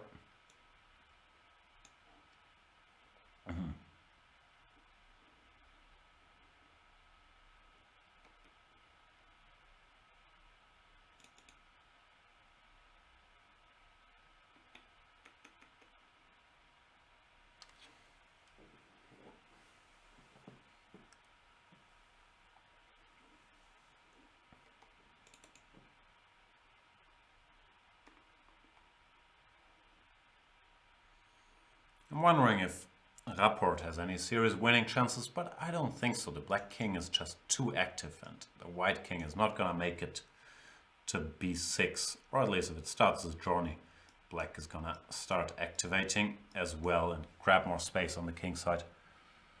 No, it should be a draw. The rook also doesn't really have any great squares to penetrate, once again because the black king is always too close. Let's say you go here and here. I think you can just take and go king c7 and no progress there to be made. Stream collapsed again?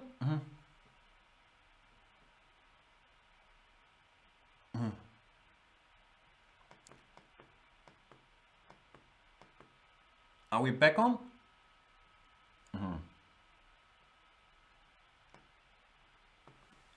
I'm gonna assume we're back on.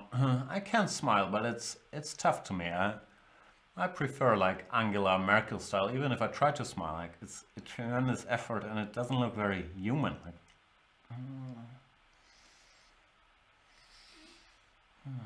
it's more of a Joker kind of thing. But yeah, apologies for the stream once in a while disappearing, but it looks like we're back. And Mickey Adams, is still sitting there trying to hold his position together against Markus Ragger.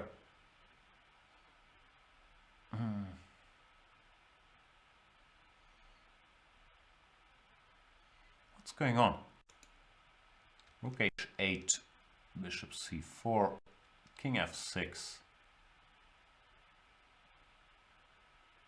rook g3, king g7, rook g1, queen takes f2. Mickey's trying to activate, generate counterplay against the black king, which might be a great plan or a bad plan. Depends if it works or not. Queen f2, queen g5. I quite like it. Let's check, threaten on e7. And this guy could hang in some lines. Queen c5 looks good to stop this check. But white is so active now.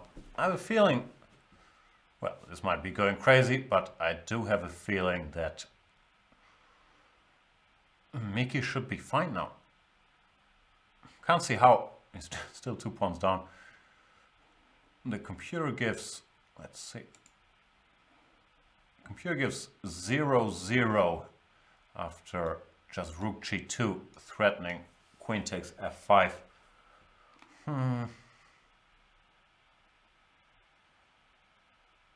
Yeah, looks believable.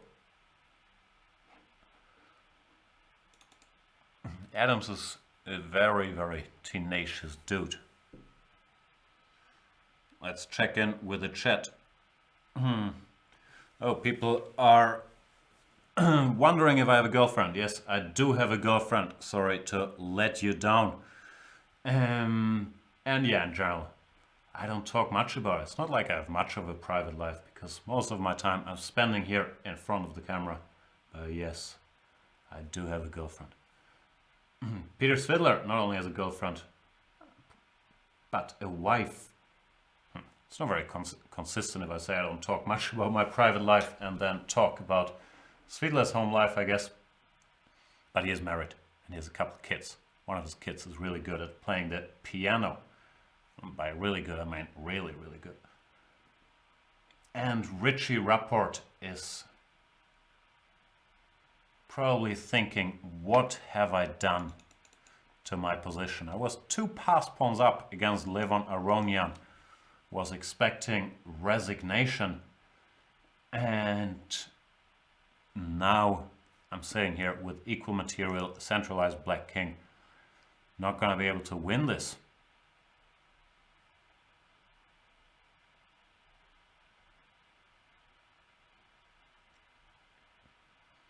Levon looks very relaxed. The game, as usual, is a little ahead of the stream, so I'm not quite sure where the pieces are going, but I'm reasonably sure it's going to end in a draw. There's just not enough winning potential for Levon in this one.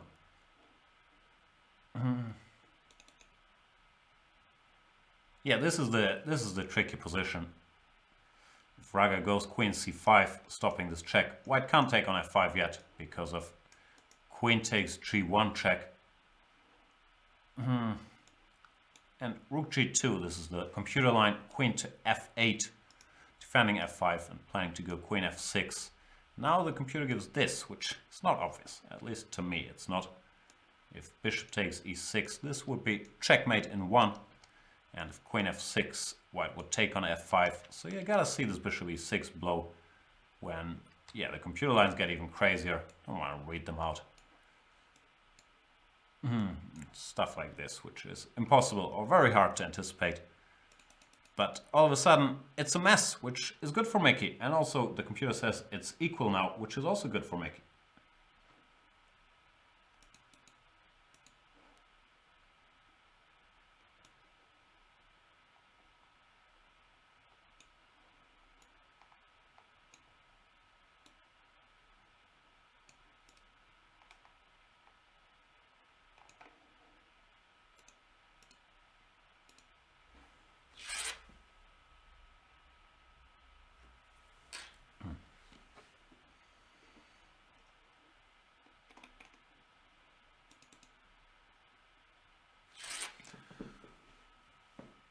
What's going on in the chat?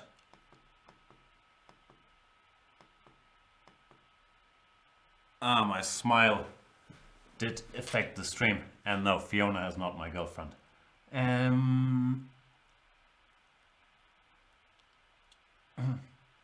Nah.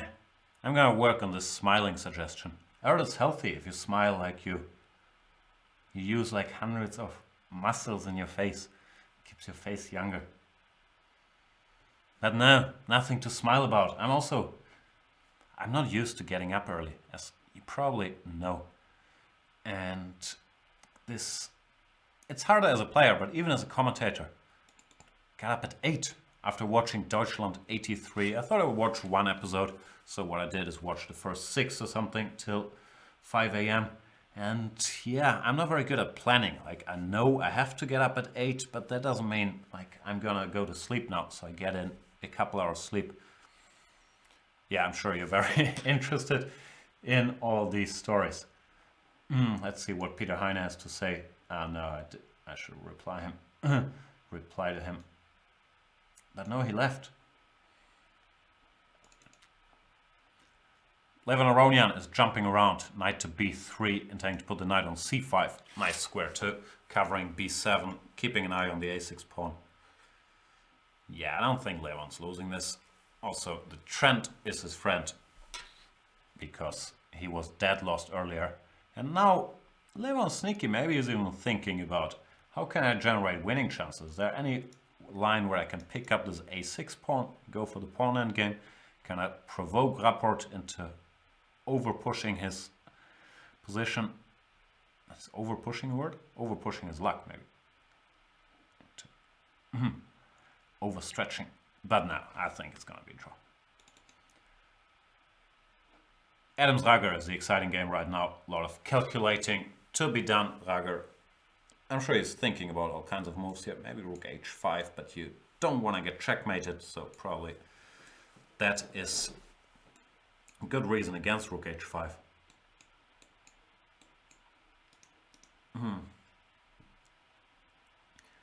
Should not do that. Now you gotta stop this check on e7 by either queen c5 or queen a7. If you try to stop it with queen h4, then this is a big problem. Therefore, the queen has to stay on this diagonal, so that queen takes f5 does not yet work because of queen takes a1, queen takes g1 check. Because this would win a lot of material. So queen c5 or queen a7 look correct. And then, yeah, was these crazy lines I was looking at earlier. Rook to g2. There's other moves here. Rook f1 might also be playable. But rook g2 is the computer's darling. Rook h1 check. King a2. Queen to f8. Intending queen f6. All of this look very plausible. And now bishop e6 was the big shot to see. Stopping queen f6 because it runs into queen takes f5. While threatening bishop takes f5. And it's not easy for black to get rid of all these threats. Computer move was king h8, but that looks insane. It could go here, maybe, defending this. And yeah, once again, 0-0. Come on, guys. They're really trying to make my life miserable with these changing shots. So motivated to edit the show. Just do what I do. Sit here, talk absolute nonsense for a couple hours and never change a thing. That's not true. I've been providing some expert graphics like this one.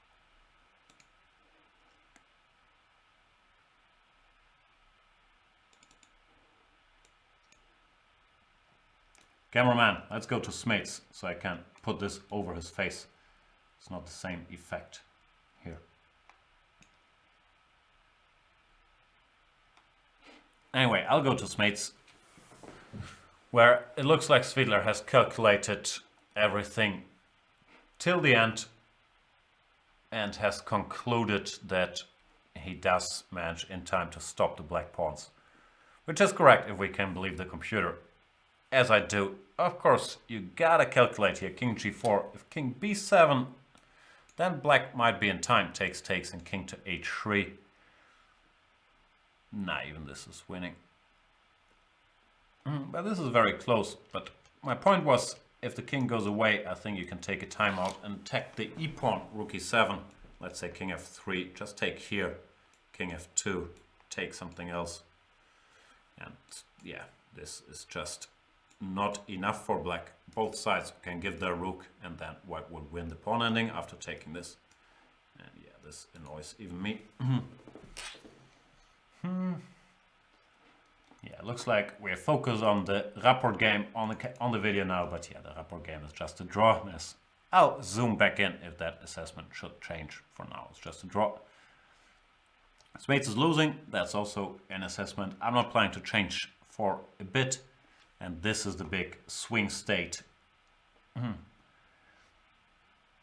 where now that Mick is activated so much, I believe all three results are in play, which is progress compared to this position where I thought it's just thankless defense. Maybe king f6 was too optimistic by Rager, allowing this rook g3, or maybe after rook g3. I'm reading out computer moves, it's not like I'm putting deep thought in here, but maybe after rook g3 he should have gone rook h5, covering the g5 square, while after king g7, this maneuver was probably very clever by Mickey, this rook to g1, because I'm sure Raga thought he can't go queen g5 because of rook h1 check. This king is vulnerable, so I have nothing to worry about, but Mickey just went rook g1, didn't mind giving up this pawn, and now went queen g5 with the back rank covered, and all of a sudden there's many threats, and that's why Rager is taking a lot of time to come up with a reply. He just has to calculate all these lines with queen c5 or queen to a7. And Adam's back in the game, showing, as usual, tremendous defensive skills. What's going on in the Norman game? But moves have been pouring in like one per hour in this one. Maybe Norman is thinking if instead of queen f7 check, he can be very sneaky and go g5. Which is actually, if he wants to keep the workday a little shorter, this is possible. Because of the bishop g5, queen f7, king h6, queen f8, king h5, queen f3, it's a direct perpetual. Since king h4 here runs into checkmate in one move, so that's not a great idea. Well, if king h6, queen f8, king h5, and so on and so forth with a draw.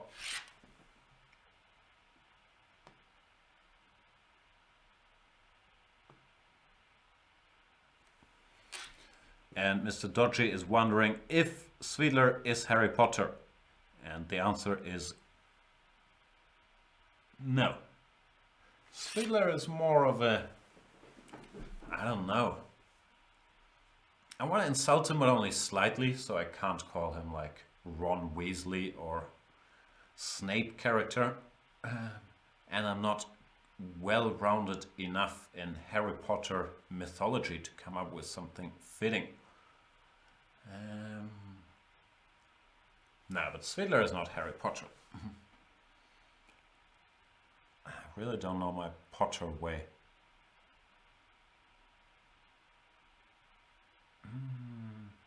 Nah, I can't think of anybody. I haven't read the books like everyone was telling me. Yeah, those are the greatest books I've written. I don't know. I'm probably going to insult a lot of Harry Potter fans, but isn't it like kids at a wizard school? Like, how great can they be? But I did watch most of the movies. And you could probably use the same logic. There we have Smates taking on e4. I'm not sure how they got this position. Looks like he doesn't have that many pawns left.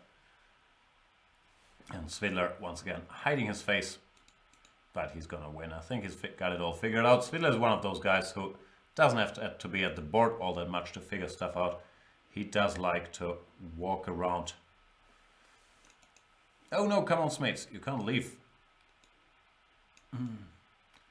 Actually, maybe Svidler is Voldemort and Smates is Smates. Nah, it doesn't quite fit. I'm gonna give up on the Smates Voldemort humor in like an hour. I'd like to be Malfoy. Yeah, that's a character I can relate to. He's mature and good-natured. He does have a lot of qualities I do look up to. Went to the only good school there, Slytherin. I shouldn't reveal too much Harry Potter knowledge. I can't trash it with a clear conscience anymore. If I start knowing Quidditch terms and crap. But yeah, I don't know who Svidler would be. Maybe he's Tom Riddle. See, riddle me this. King b7, what do you want to do with your rook? Let's reproduce this. GF, King b7, I believe has happened. And Svidler has out. He's in time here. Rook a7, King a7. King g4. Rook c3. I believe this is a line I was talking about earlier. Cutting off the king from the third rank access. And game over. Now he's gonna win, Mr. Piotr. Good job. Scoring 2 out of 2. Getting his rating a little scarier for the candidates. He might move ahead of Vichy rating-wise with these 2 wins this weekend. So he would not be the bottom seed. Not that it matters to these guys all. It's always nice to win chess games. Oh, and Mickey Adams played rook f1, not rook g2. Threatening rook takes f5. Not an easy threat to parry, actually. His bishop can't move, like wherever it goes, bad things would happen. I was gonna go queen f6, which is also quite decent, but rook f7 is made next move, so that's even decenter. I know that's no word. Rook h5 looks very scary. Rook h5, queen d8. All of a sudden this king is really alone because the white bishop. Yeah, computer gives equality, but do you want to go here?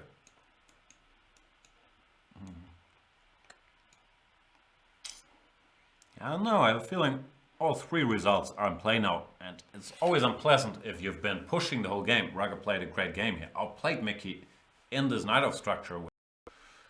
It's not unheard of maybe, but it doesn't happen very often.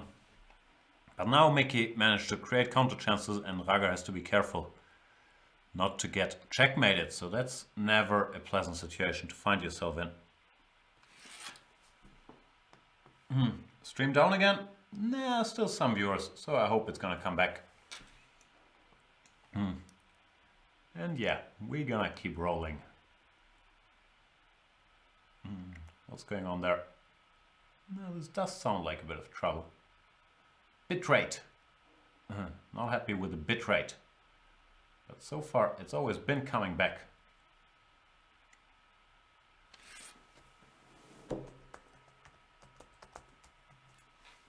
Up again.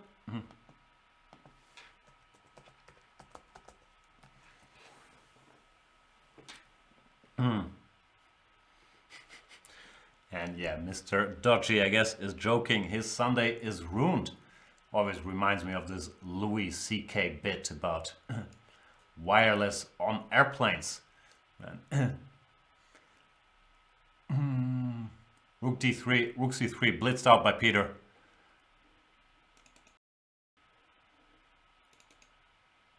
And I believe, yeah, this is the end for Smates. Takes, King B7. I guess this is the position, I'm not 100% sure. Takes, King G4, Rook C3. Smates went F3, Svidler played King B6. He blitzed it out, which means he's calculated it all. King H3, King C5, King H2, King D4. Yeah, let's say King G2, King E4, King F2, Rook F3, King G2, King F4, H4. Okay, many ways that lead to Rome. Here looks simple.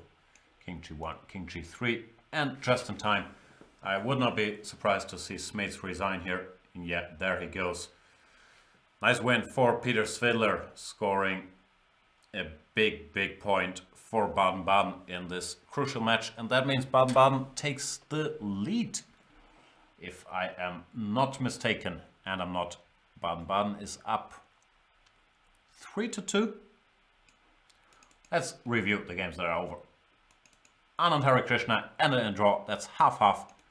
Van Kempen defeated Wojtaszek, that's 1.5-1/2 again for Solingen. Kazimchanov against Sandipan, draw, that's 2-1 for Solingen. Etienne Bacro won against Predrag Nikolic, that's 2-2. And now Svidler won for Baden-Baden, that is 3-2 for Baden-Baden. And it looks like Baden-Baden is gonna get away with a scare. The three games that are still running are Rapport against Aronian, where, yeah, we're headed towards a draw. Aronian has indeed gone for this a6 pawn, very aggressive play, but he still can't be better because, yeah, whatever. Now, his forces would be very far away. In fact, you probably can't take on a6 because just a simple line. I haven't calculated this. Only white can win this pawn endgame is my point, because the black king is so far away. So you probably can't take on a6 and just have to stay put with a draw. So anyway, this should be a draw, which would mean 3.5, 2.5 for Baden-Baden. Arkady Naidic at the very least can't lose. It looks like both Queen F7 and G5 lead to draws. So that would mean 4-3 for Baden-Baden. And then, as I mentioned earlier, this is the big game, but it looks like Mickey Adams has generated enough activity. And now, of course, Raga is also going to be aware of this score. There's the added problem for Markus Raga from a Solingen point of view, that he has to generate winning chances, most likely, to save a 4-4, which would keep Solingen very much in the title race, but it might be too late because the king is too open. Still, Queen F8 looks like logical move, planning Queen F6 and defending against Rook takes F5. If Bishop E6, now there is Queen F6, And the tactics seem to work for black, because after rook f5, you don't take here, which would be dangerous, or I would guess it would be dangerous at the very least, but you can actually take here, followed by king f6, with a double attack against these two pieces. So instead, sorry, don't do that. Instead, Rapport went for, sorry, I keep saying Rapport when I mean Rager. Apologies to Austria and Hungary and the viewers. Rager went rook h5, queen d8, blitzed out, I would assume, by Adams. With all kinds of checks in the air, the most likely outcome is either a move repetition or a perpetual. Who was that? Someone just walked in front of the camera. So this is possible, but yeah, with the match situation now, it's a very thankless spot for Rager, because he probably knows he has to generate winning chances, while there might no longer be any winning chances in the position because of White's activity. So it looks like Baden-Baden is gonna survive with a scare, get the 4.5, 3.5, which I will celebrate with a smile.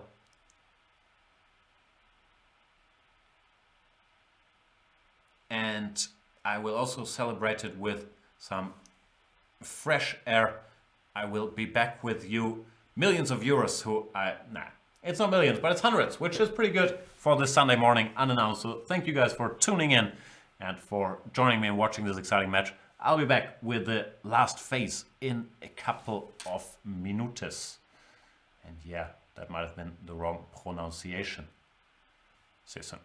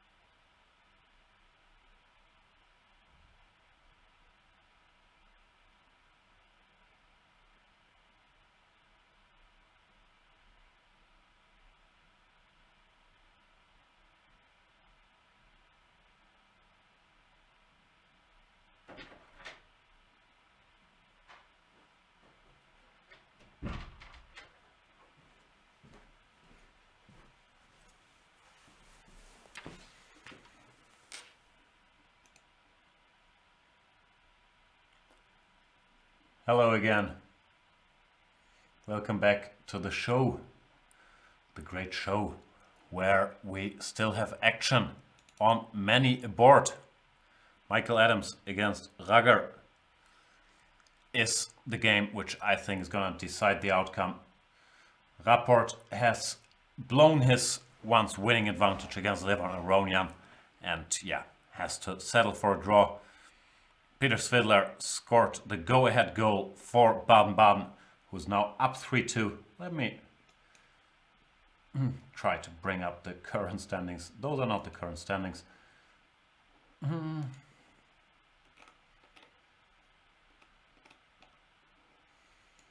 on, I think I should be able to do this. I wish I wasn't so stupid.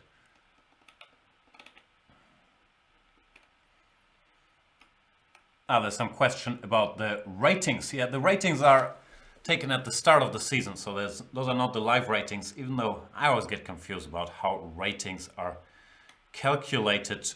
I believe the ratings are updated after every Bundesliga game, so you play your new game with the rating that you have after the last game you played, but the ratings on display are the ones when the season started. Anyway, I was trying to do something. What was I trying to do?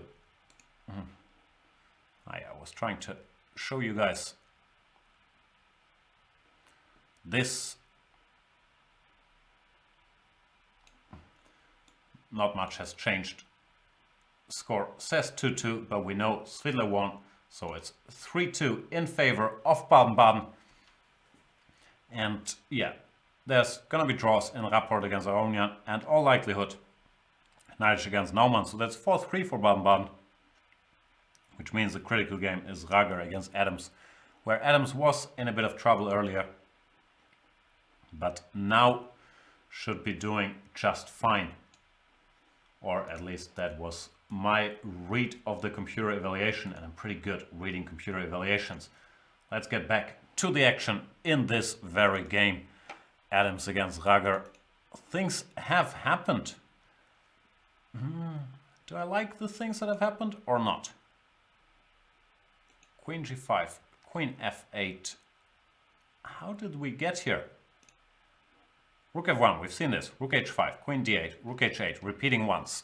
And now Ragger, who understands he has to win this game to fight for the 4-4, decides to deviate with queen f8, threatening queen f6.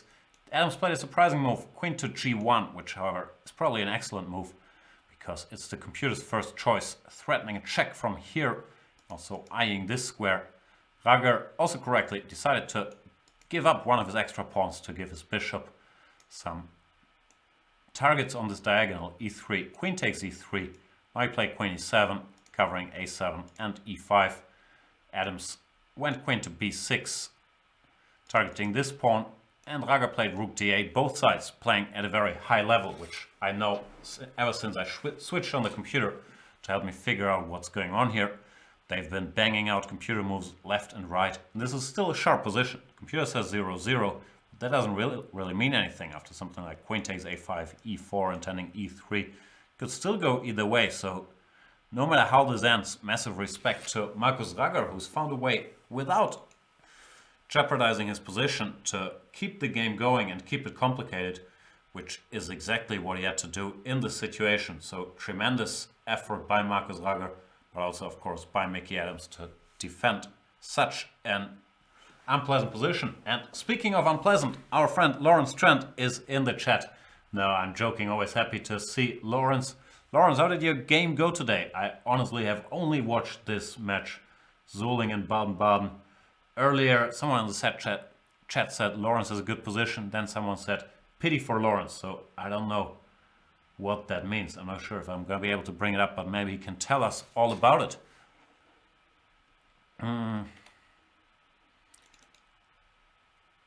Let's briefly check back in with Naumann Neidisch, the battle of the end names on board number 8 after bishop takes h4. Naumann indeed went for this g5. He could also have played queen f7, trying to grab this bishop with a drawn position.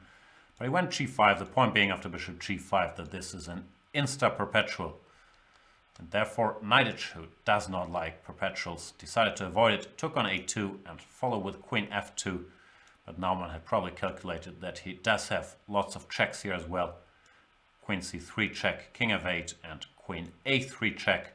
And yeah, this headed for a draw because of king e8, then queen a4 check, not queen a5 most likely. Queen a4 check and the king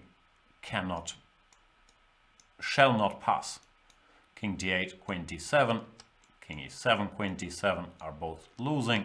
Therefore you have to go back, queen a3, and there's no way out, Puff Daddy in the family, because queen c5 would probably lead to a lost endgame. Actually leads to checkmate, that's even better than a lost endgame. After queen f3, king e7, there's gonna be checkmate here. So yeah, this is gonna end in a move repetition, a draw, which now is perfectly fine for Baden-Baden, given that Levon Aronian saved his position against Richard Rapport. Should also be a draw, and Mickey Adams is fighting. Adams didn't dare to take on a5, didn't want this pawn to activate, went queen e3 back, which means he's still a pawn down, but with the black king so exposed, there should always be, well, not always, but right now there should be good compensation for it. What is Lawrence saying? Lawrence used to dress so smartly, or he used to, I don't know what's going on. Dr. Felix is wishing Lawrence best luck for Giri's preparation for candidates, which might be trolling or might be lack of information, because Lawrence, last time I checked, he was working for Caruana, not for Giri. I don't think he's changed his master over the last couple days, so he's not going to be responsible for Caruana's preparation per se, but for organizational stuff, and I'm sure he's going to be there. He's going to root for Fabi. But yeah, I do not think Lawrence is involved with Giri's preparation, unless something changed. Maybe he's expanding his portfolio of clients. Lawrence, can you handle any more clients? Like, I know some very talented up-and-coming chess live commentators that read out engine moves and wear a tie and look really tired throughout the program, who would certainly be very fortunate to have the services of an experienced chess manager to take their career to the next level. I don't want to name names, but yeah, drop me a direct message if you can think of someone. Levon is still playing. Probably Rapport also knows what's up, and he probably also thinks, I was winning earlier, I really have to grind out the win somehow, but I just don't think there's enough material. Levon did this trick of changer le bloqueur, as we say in German. He's gone rook c7 followed by king a7, so his rook doesn't have to stand there passively on a7, but instead the king can take care of the a-pawn, which is a pity. The king is no longer centralized, but probably Levon judged that it's more important to have his rook mobile than having his king mobile. Bishop b5, rook e7, cutting off the white king, and yeah, should be a draw. That's all I got.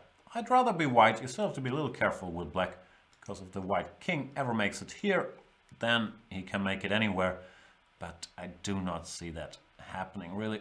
Still, Rapport still asking some questions. Looks like he's played h4 and king g4. And also kudos to him, because that's another very hard thing to do. If you've blown a totally winning position, then to recompose yourself and keep asking questions without ruining it completely, it's not an easy thing to do, to not steam after that. And it looks like Rapport is doing exactly that, even though the position should be a draw now. He just keeps calmly improving his situation, and he's still making the world top 10 player, former world number 2, Levon Aronian, sweat. And I've done my usual trick of asking Lawrence a bunch of stuff and then not reading the chat, but he might have disappeared, might have been a very brief cameo. Some questions, who's gonna do commentary for the candidates? I have no idea. Of course, we're working on being involved as Chess24 and as Jan Gustafsson behind the scenes, but I don't think anybody knows anything, at least I do not. And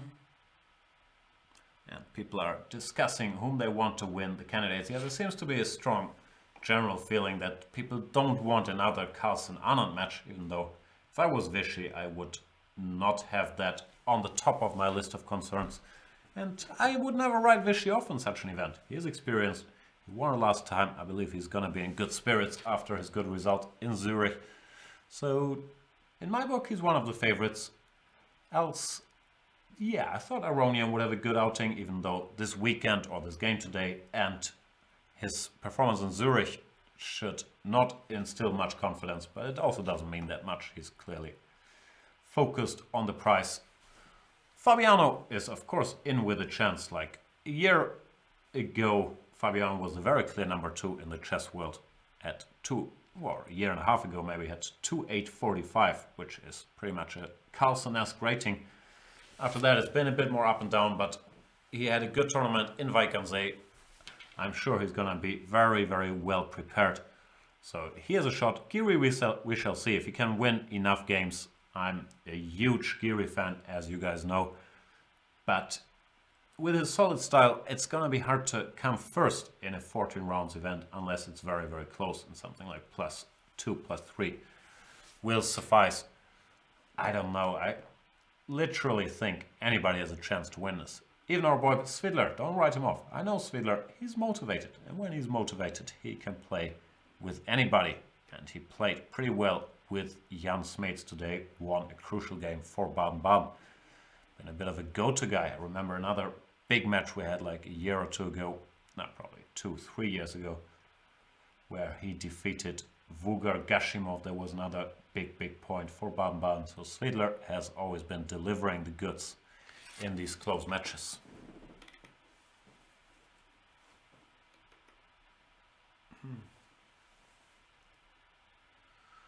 Stupenda says +2 was enough last time, which I do not think is true. Mr.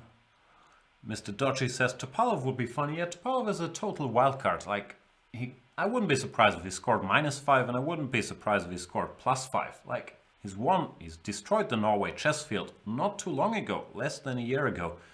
So Topalov, a well-prepared Topalov, can always put together a string of wins against anybody. The thing is, I'm not sure he's happy that it's in Moscow. He's mentioned publicly he might not play if it's in Russia. He's changed his mind. But I think he's a guy who plays better if he's comfortable with the surroundings, and I'm not sure how much he's going to like it in Moscow. No offense to Moscow, but just, he has a checkered past with Russia, and he was very openly saying he wouldn't like it to be in Russia. Whom else did we not talk about? Nakamura, of course, another favorite, which, I don't know. Like, I think you can get good Nakamura or bad Nakamura. He should probably profit from the fact that Magnus Carlsen is not around. He has the worst score of the top players against Magnus Carlsen, but he has a good score against pretty much everybody else. Except the man we see on camera. Levon has a good score against Hikaru. But other guys, Hikaru has a great score against Vichy, has a great score against Kayakin, has a good score against, I was going to say Topalov, but I actually don't know. But anyway, it should favor Hikaru that Magnus not there. I'm not sure for the first-time participants, even though they are probably the favorites on paper, Hikaru, Fabiano, and Anish. If it's not like, more like in basketball, that you gotta earn your way up. Like in basketball, you normally don't see a team getting to the finals or the conference finals and winning. It's more like a team. First year they make it to the conference finals and lose, and the second year they make it to the finals and lose. Third year they win.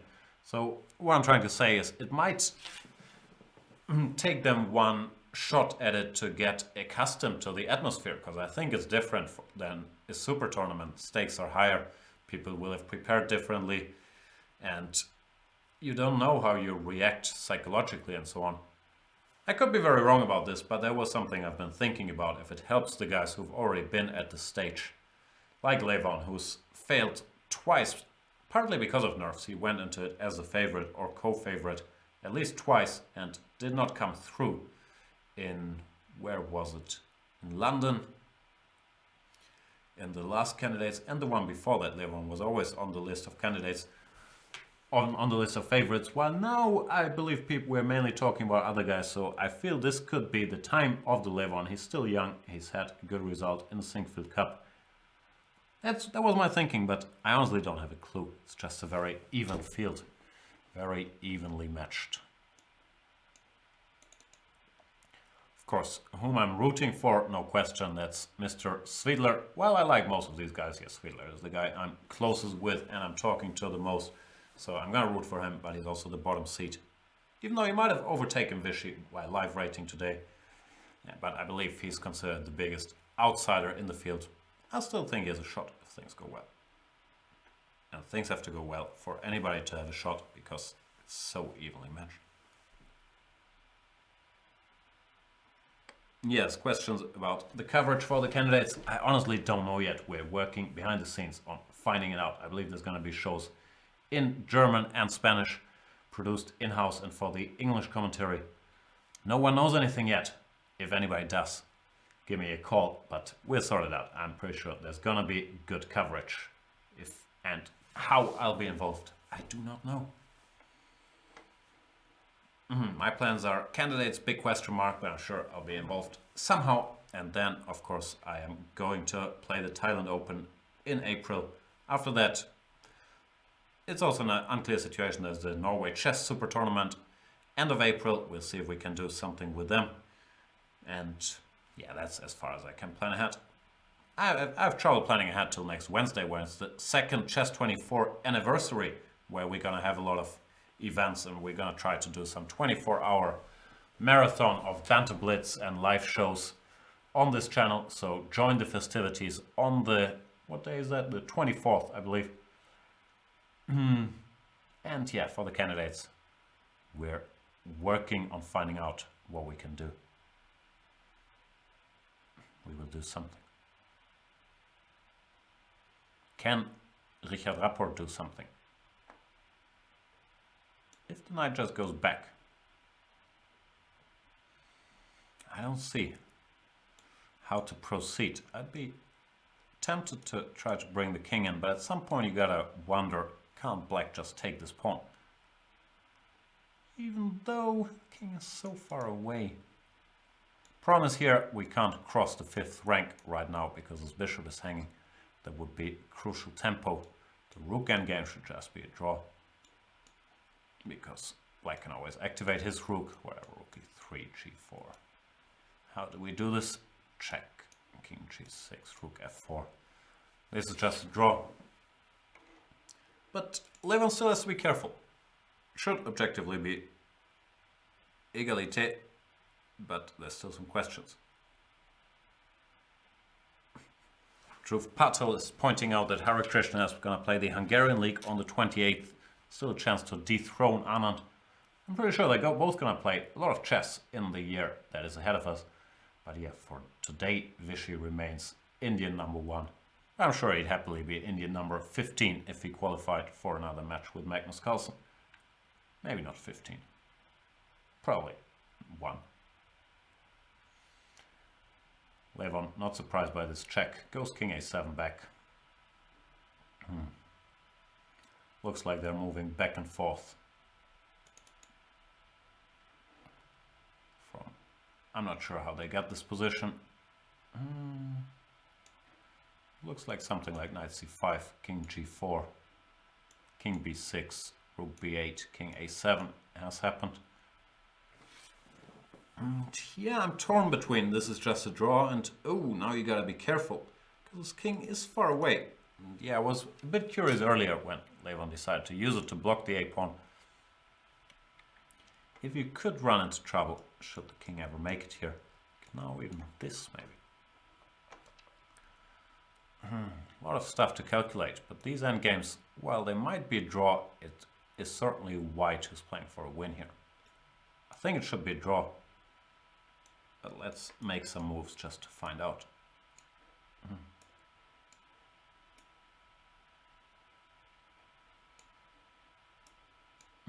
What I'm trying to do, probably I'm going to fail doing, is leave white with the wrong h-pawn.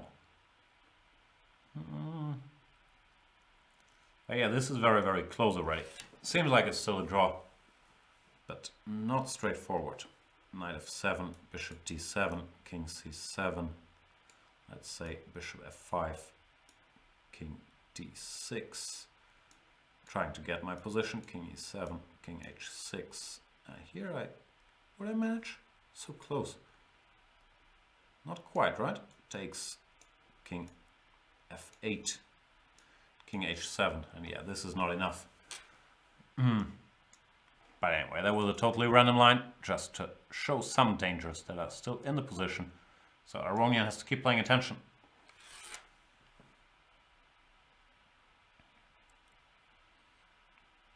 J10 Reborn says, Lev can't have 3 bad candidates in a row. He will win. I think he already had 3 bad candidates in a row. Where was it? Kazan, London, and where was the last one? I can't remember where they played the last one. Doesn't matter. I think he had 3 in a row where he didn't qualify. And yeah, the problem is it's like roulette. You can't say he didn't qualify in 3. Now he's going to qualify in the 4th. It's a new setting every time, and it doesn't get easier. But yeah, I also have a feeling he should be doing very well. In the meantime, I've mentioned the position is a draw, but just to make it official, Naumann Knightage did end peacefully. Good defensive job by Alexander Naumann in that game. And no further results. There's 2 games. Oh, hang on. Adams Raga did end in a draw. That is significant. That means that all Baden-Baden needs is Levon Aronian to survive in order to secure the 4.5 victory. Raga, probably rightly so, concluded that he just can't improve his position any further without going crazy, and maybe he also thought that Rapport does have winning chances, therefore he felt the burden of trying to create something is no longer on him. Let's see if we can have some updated standings in a minute.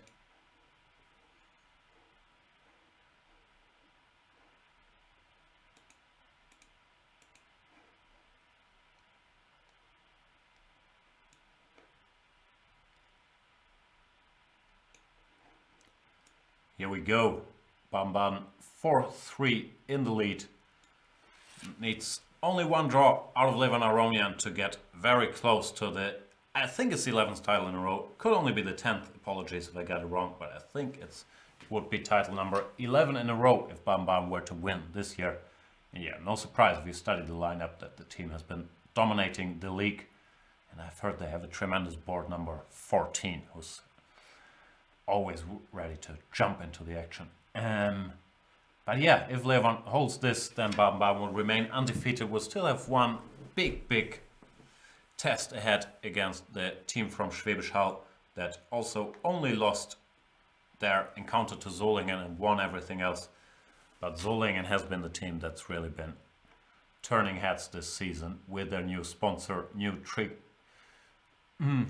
shirts, and new players winning every match.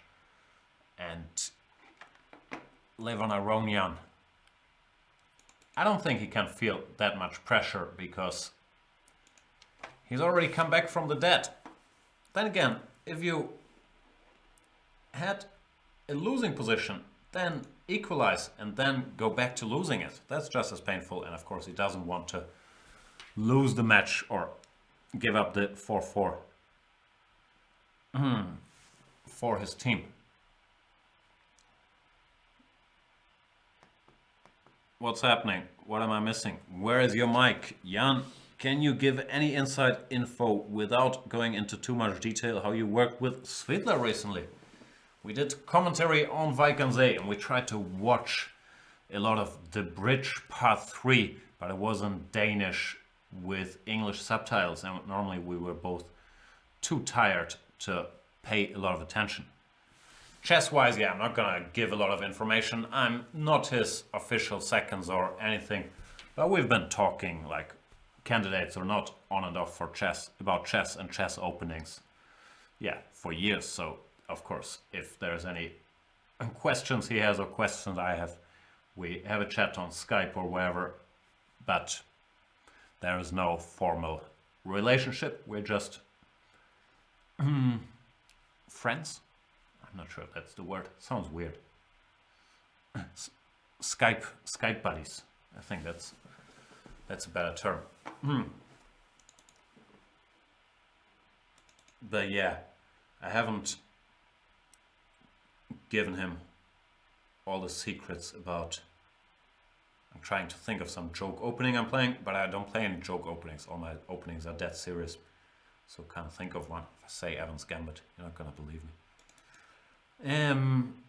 Rapport has a lot of joke openings, but today he did not play one of those. He's played a mature game all along, and to my great surprise, managed to completely outplay Levon outside the opening.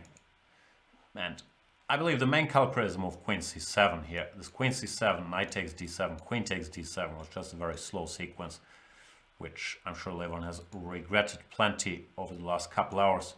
If he had taken on c4, there's other moves here. Move like Knight to e4, for example, or take on e5 first. There were many alternatives, but what Levon did not strike me as very good, and he got into trouble. But he did manage to fight his way back. Not unlike the Revenant, and probably with just as much suffering, but without the 20 million paycheck that DiCaprio got. I don't know what people are paying Levon these days, but probably not 20 million. I lost my train of thought. Levon is thinking after King g4 if he can take here, or if he should be worried about either the rook ending, where I don't think he's worried about, but probably the minor piece ending after rook d7 check. Rook takes, bishop takes. And then again, is this scary? Maybe it is, but let's make some moves. King f5 or king h5. Let's go here. Something like this. And it feels like black should be in time to hold quite comfortably. Say king g6. I'm gonna mess it up, but that doesn't mean Levon should as well. Knight e4, targeting this dude, g4. Feels like it's very similar to what I was looking earlier, but I might have an extra tempo compared to the line earlier. Knight f2. Knight f2 could be a mistake. Bishop e2, defending this pawn, and the king wants to take them all. I'm too obsessed with getting bishop and h-pawn, but I'm always a tempo short. So instead of knight f2, let's try not to blunder. Go knight g3, that's the comp move. King takes g7 and f5, which is hard to anticipate, at least for me, because normally you don't want to allow g5 and this pawn, this useless h-pawn, to body transfer into a powerful g-pawn. But here it seems like black is in time to go f4, g6, f3, create enough counterplay.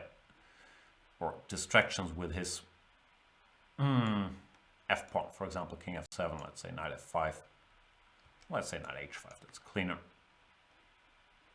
And there's no way to proceed. So yeah, not easy. Looks like this is a draw, but I would not be surprised if Levon avoided that option. King g4, yeah, king b6, rook b8, king a7, rook e8 is on the board. When, once again, you have to calculate this stuff, and then king takes a6, but that might be a worse version of the thing we've seen earlier.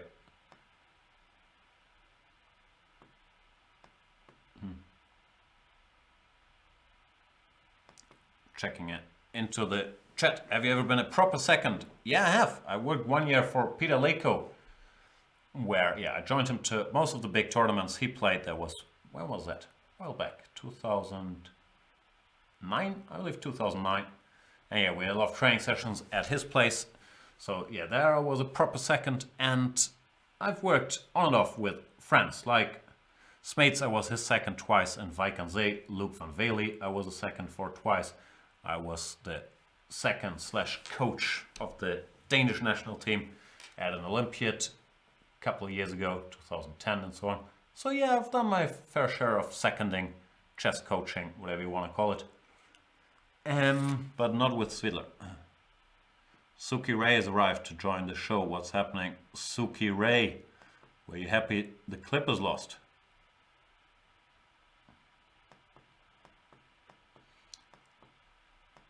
People asking what I thought of the bridge. It was good, the third season. I don't want to spoil it. It's always good once I do make the effort to sit through it, because my Danish-Swedish is still pretty much non-existent. So I have to focus and read the subtitles, because I'm watching the original version, Brun, not the US version. It's very good, but it requires commitment. Now I'm watching Deutschland 83, which is a pleasant change of scenery, because it's actually in German, so I don't even need subtitles. When I watch stuff in English, like, I can understand 95%, but I feel a little more comfortable having the subtitles switched on.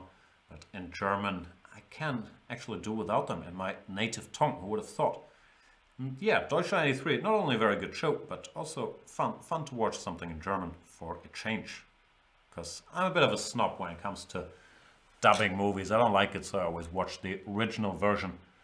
And since there's almost no good German TV shows, except for Stromberg and now Deutschland 83, I didn't have many chances to watch stuff in German. So yeah, feels good. That's what I'm saying. Maybe I should do more shows in German to talk some of the native tongue, where you don't have to watch your TH.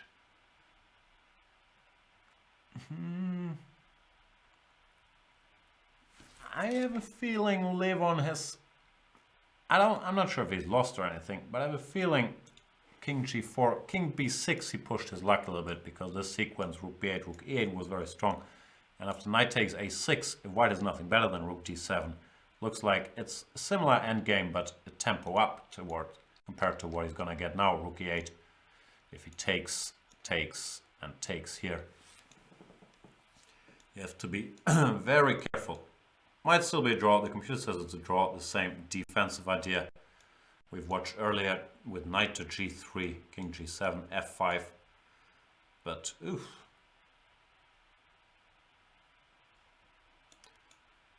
However, if it works, it works. Takes, F4.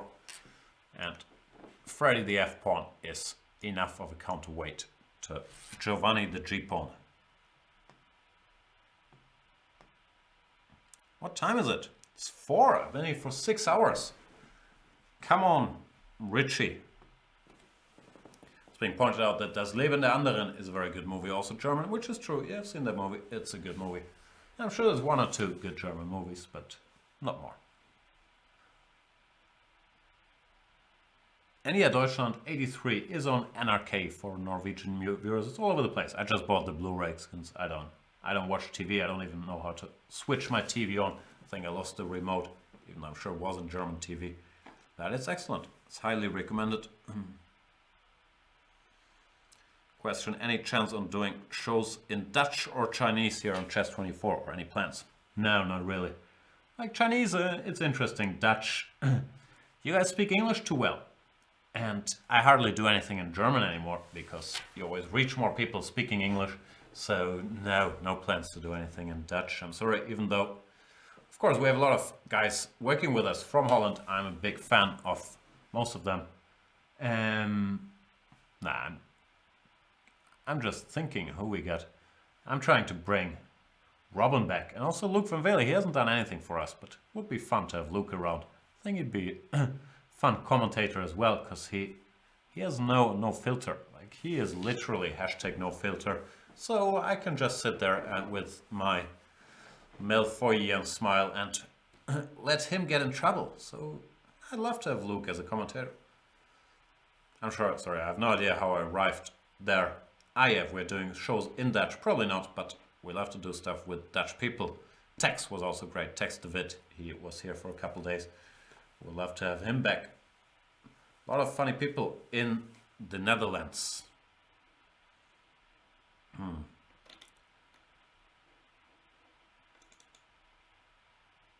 Mr.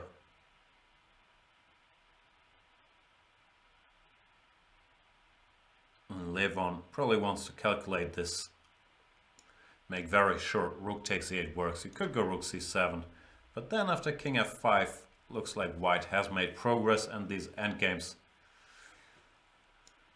they're dangerous with the king so far away. So I believe you have to take on e8, but of course you cannot do it if it doesn't work. And it looks like he hasn't, right, from the position on the board, on the stream. I'm not sure how they got there, and maybe I'm fantasizing about all kinds of things, but it looks like he's gone rook c7 and Rapport has gone rook to e3, which would be a bit of a mysterious rook move. Yeah, I don't understand that. Apart from the usual that both players are probably incredibly tired after 6 hours of high stakes chess and all that. But why rook e3? What is the idea? Does he... maybe he just wants to keep his pawn and prevent knight takes a6 because of rook a3. But it hasn't been his priority earlier. Olevan's going to go king b6 again. Question this bishop. Rapport is probably going to go somewhere. And the back and forth continues. Maybe the knight has to go here to cover the g6 square.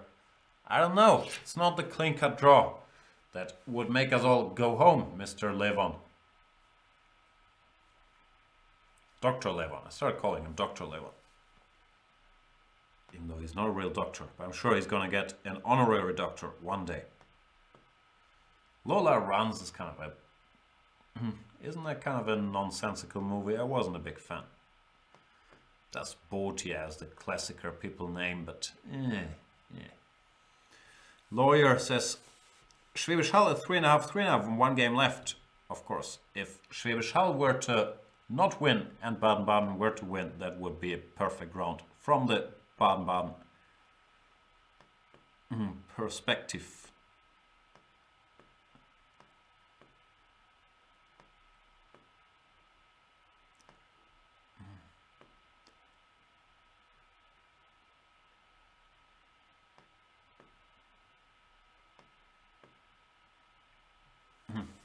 Suki has some merchandising ideas. Yeah, I'll pass them on. I wouldn't mind them. Some I'll crush you all t-shirt sounds like a great idea. And we even have right-hander Max now. I don't know, is this a Peter Svidler signed mug? I just took one, which probably wasn't meant for my coffee consumption. I have no idea whose signature this is.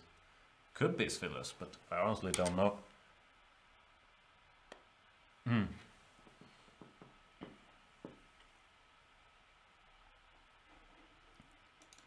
Richie gone all the way back to f1 instead. I should... One day I'll stop forgetting that the board is 15 minutes behind. And not do this anymore. But he's gone here. Similar story. Levon once again can't take on a6 because of rook e6 check and the knight drops. And he has some choices to make. He could go for this maneuver I was talking about. You also have to think if you want to go g6 or not. Very double-edged move, stopping king f5 and king h5, but weakening all these pawns. And now he's played knight d7. Decides not to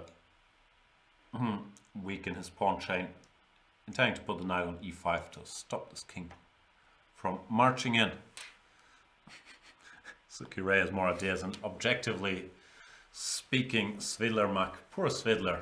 Generally, his English is excellent, objectively speaking.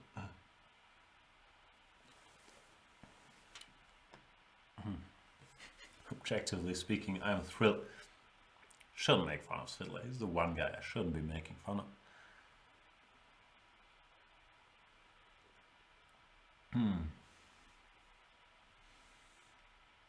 Stupendous says, maybe Stream lacks t-shirts. Yes, Stupendous, become a premium member. Then maybe we can afford a faster internet connection.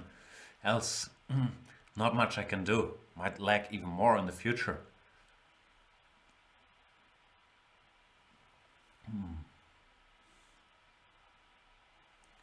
Yeah, Suki is also a Svidler fan. So am I. It's all in good fun. As long as I'm not at the end of the joke, then don't like it. No more fun.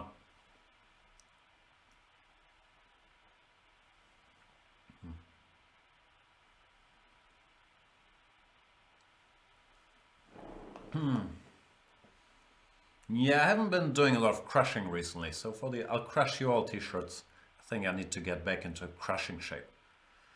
I've, at the moment it's more like, I'm gonna tend to crush you all, but then I won't crush you all, and I'm gonna do a lot of whining while failing to crush you all.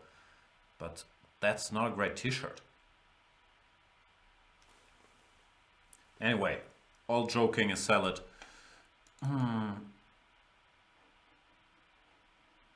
I fell for the same trick again. I just don't learn. I'm really like a dog that keeps chasing his tail.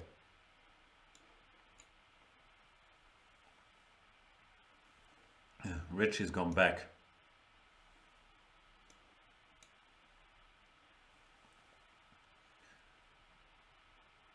.95 check. Looks like a good check to give. But it's still not easy, because this is also a weak square, and let's say, well, king a7, king e6, then all of a sudden there's ideas with rook e7 check. I'm not 100% sure you survive this. Like, I think Levon, a couple moves back, which is still the position that I have the unupdated one here. Probably you could calculate your way home with rook takes e8, but the tactic he's been employing to wait, I'm not sure, because now, yeah, there are serious targets.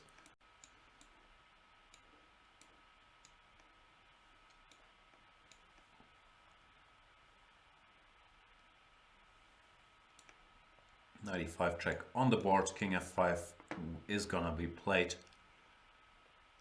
And yeah, not easy. Maybe you have to go h5, try to fix this weakness on g3, get some counterplay there. But nothing is clear cut at all.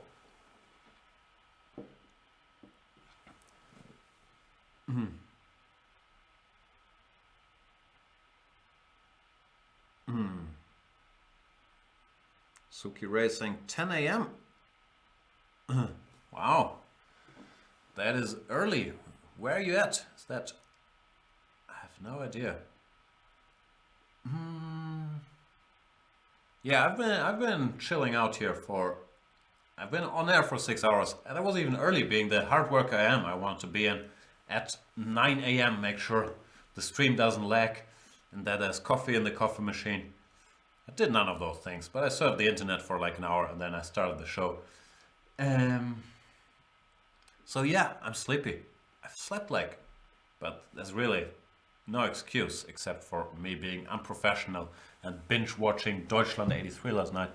Slept like 3-4 hours, which I can survive on for a day, but it's not recommended long term, at least not for me. But it's not because I'm such a hard worker, it's really because I had to watch 6 episodes of Deutschland when I had the plan to watch 1. No discipline when it comes to shows watching. Or when it comes to chess commentary. Like, right now I'm in the phase where I'll just say whatever. I'm gonna care less what comes out of my mouth than Kim Kardashian cares about what comes into hers. I shouldn't have repeated that joke. It's in poor taste, and it's not even mine. I apologize. I'm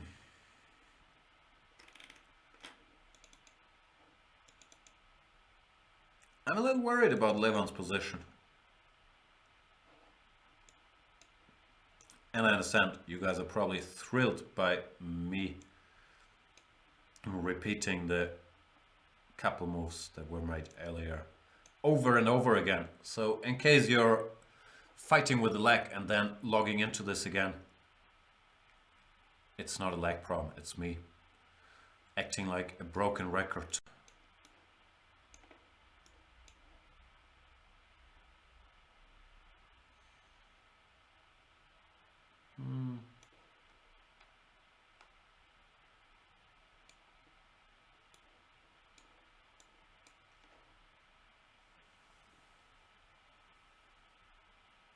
Yeah, Levon seems to stick to his policy of not wanting to change the pawn structure. And Rapport took that chance to fix it himself with h5, which I think is a good decision, and I'm not sure I like Levon's move king a7.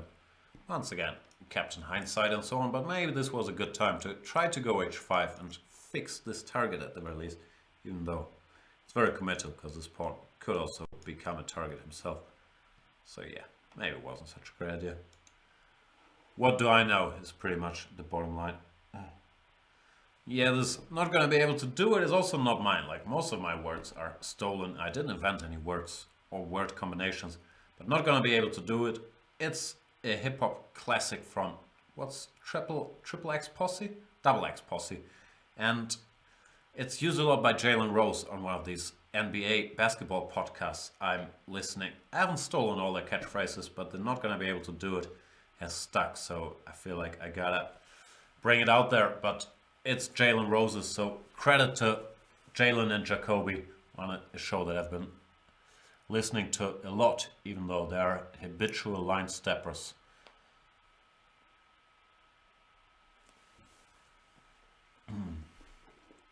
Sometimes I catch myself at the end of a sentence and I'm trying to figure out, did that make any sense whatsoever? Like, it's very hard for me to think till the end of the sentence before I've said it.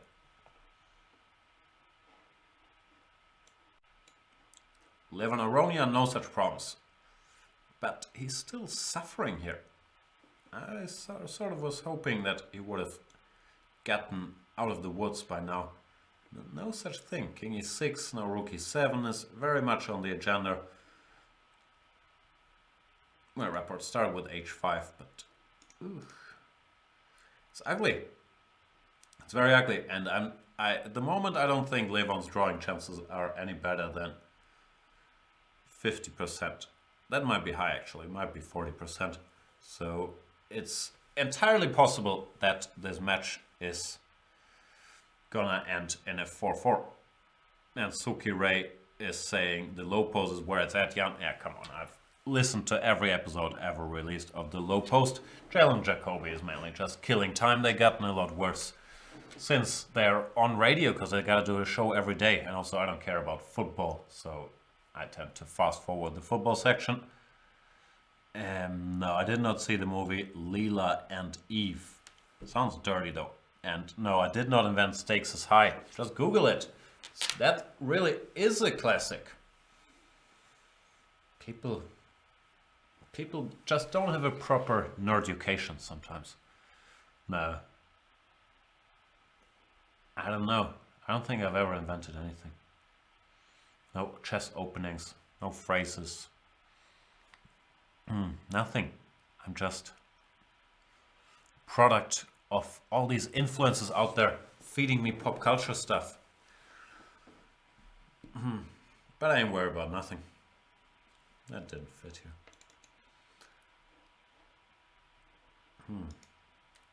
We are in the going slightly mad phase again. Let's hope that does not apply for Levon. Wow, is his knight on c5? I thought it was on e5 all the way. So hard to see the board from this angle somehow. But it is on e5, right? Ah, yeah, they're just catching up. They're still 800 moves behind here. So we're gonna do this again.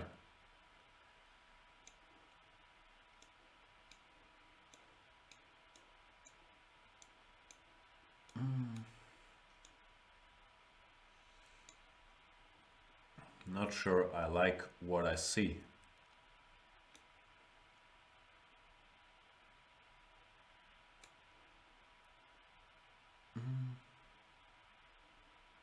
Is this on the board? Very hard to read. But this looks like sensible play, even though you can give a check. Is this king going anywhere?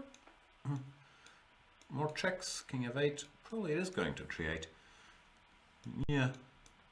That's a problem. This pawn is a real big target.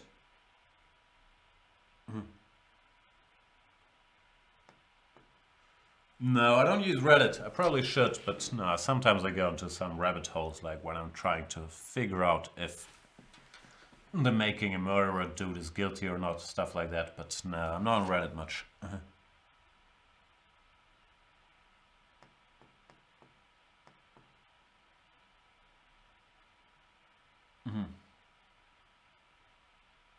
Danes wants me to add some horrible catchphrases to the repertoire.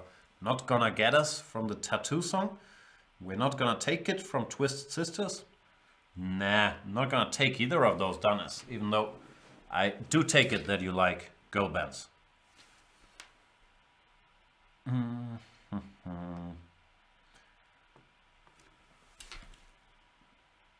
I see trees of green.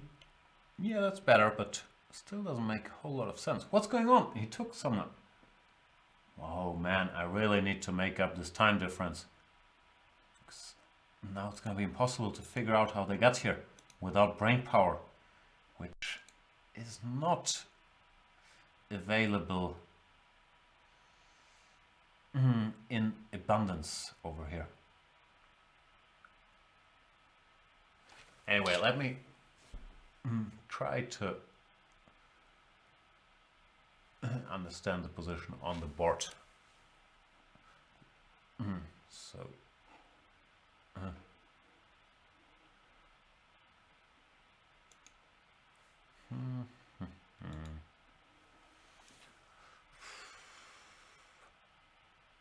don't.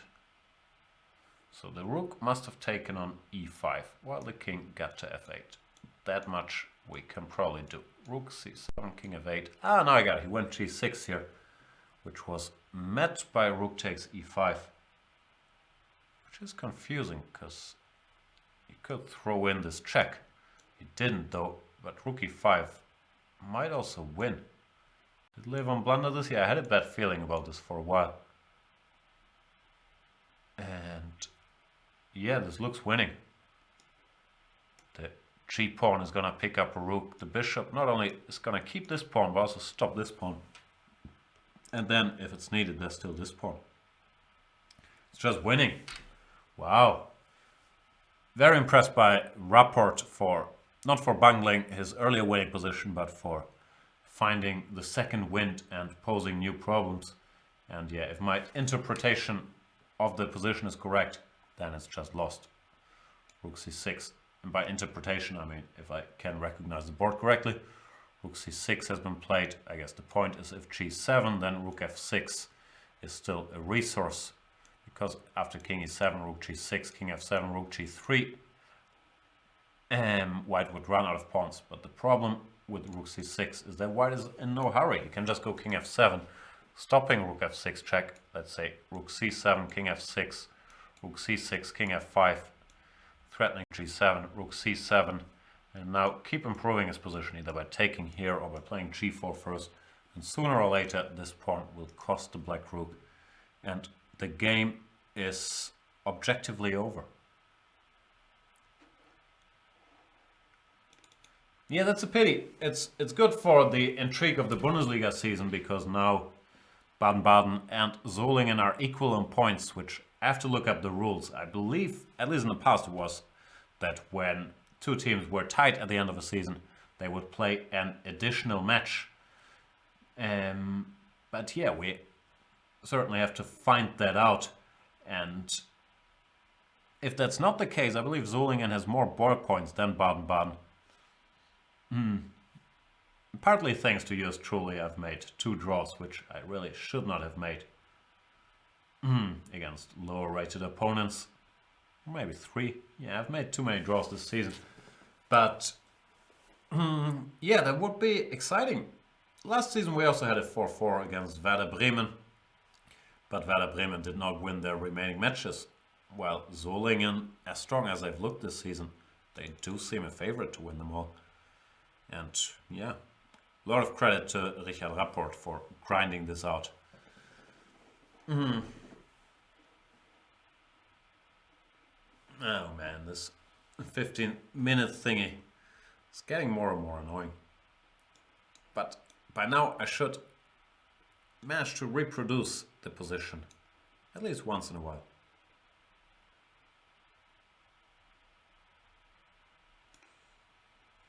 It's a pity I have 0 memory though.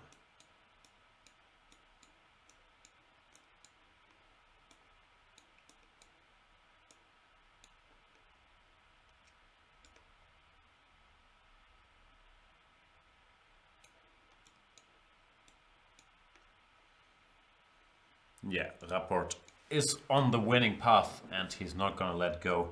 King f6, rook c6, now king f5 is the key move. And I believe Rapport has seen it all. And yes, I am on Baden-Baden, but I'm board 14, so I was not active this weekend.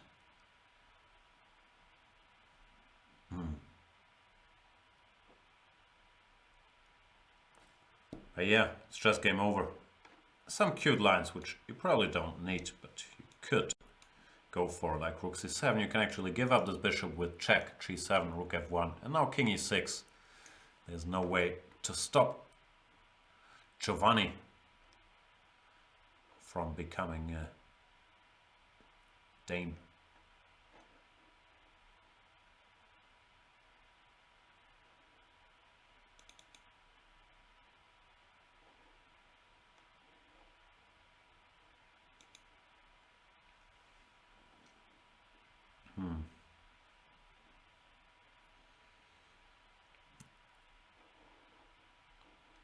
That's an exciting camera angle. Let me change that.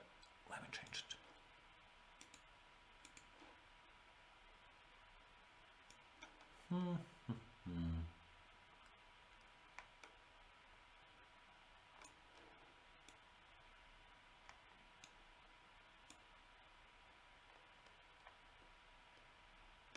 Nah, good enough.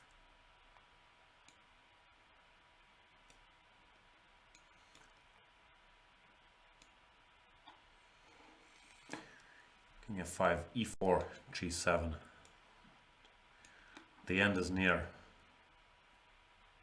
And Levon, of course, knows that. He's gonna try rook c5 check, I would guess, but it is pretty hopeless. No more smiles from me, because Baden-Baden are winning. Hard fought 4-4, which I have to say is well deserved, I believe, for both teams. Like, it's gone back and forth. At some point I thought Solingen was a favorite to win 4.5. Then at some point I thought Baden-Baden was a favorite to win 4.5.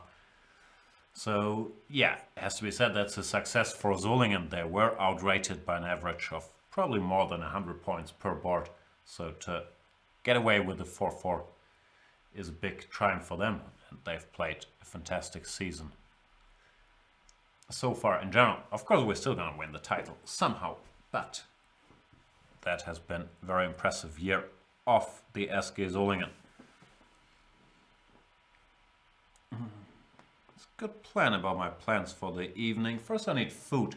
Then I was planning to go to the gym, but I'm feeling so sleepy that I'll probably have a nap first. Then if I make it to the gym, which is unlikely, I'll go there.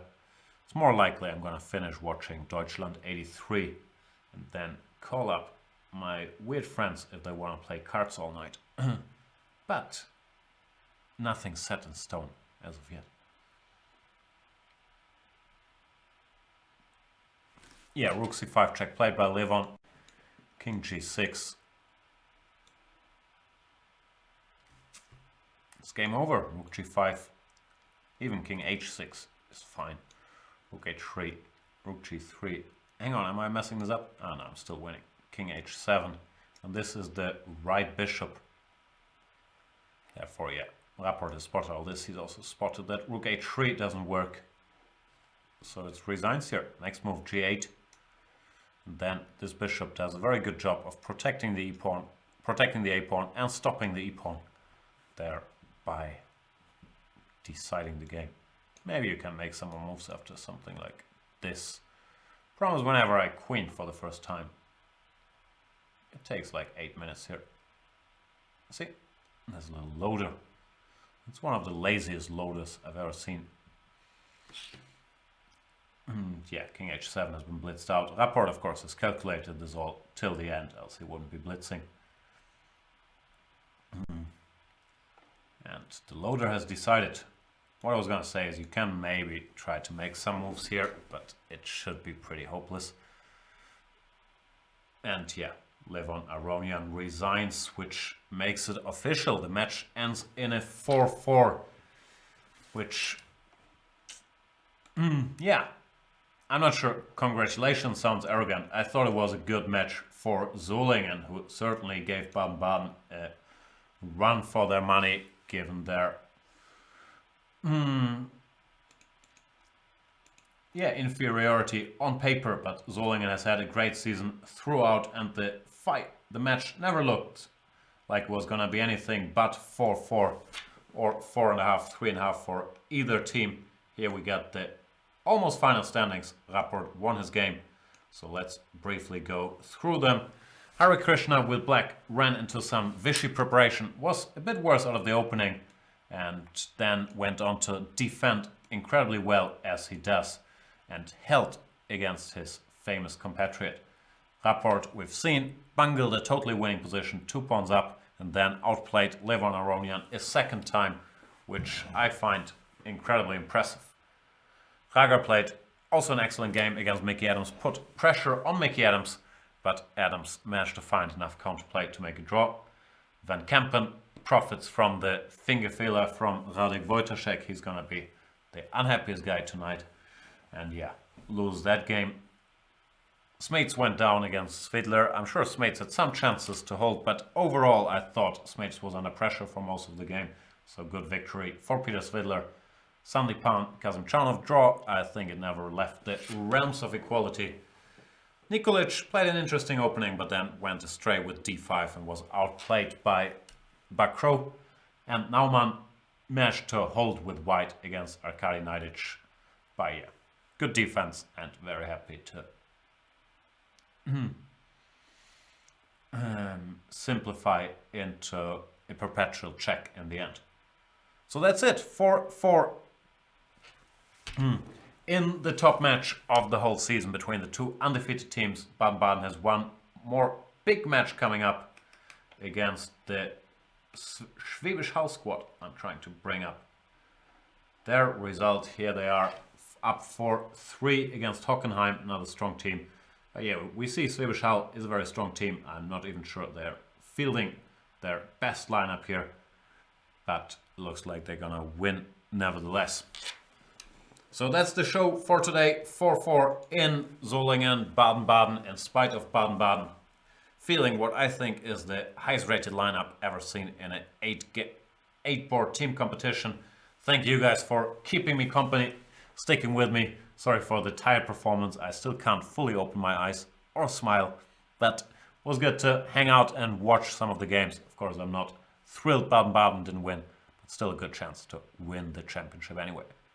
Thanks for watching. See you around latest on the birthday celebrations on Wednesday, when we're gonna do 24 hours of shows in English and Spanish. So tune in there.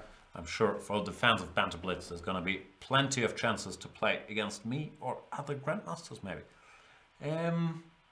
Yeah, thanks for watching. Also, for those of you who speak German, we're gonna have the Bundesliga show tomorrow with Matthias Blühbaum, up and coming German youngster. Might be higher rated than me by now, which always upsets me greatly. But I'll try to behave. No, seriously. Matthias Blühbaum from Werder Bremen, rated around 2600, is going to be in the studio tomorrow 6 p.m. for the Schach Bundesliga show. There you see the Schach Bundesliga in German. Thanks for watching. You stay classy.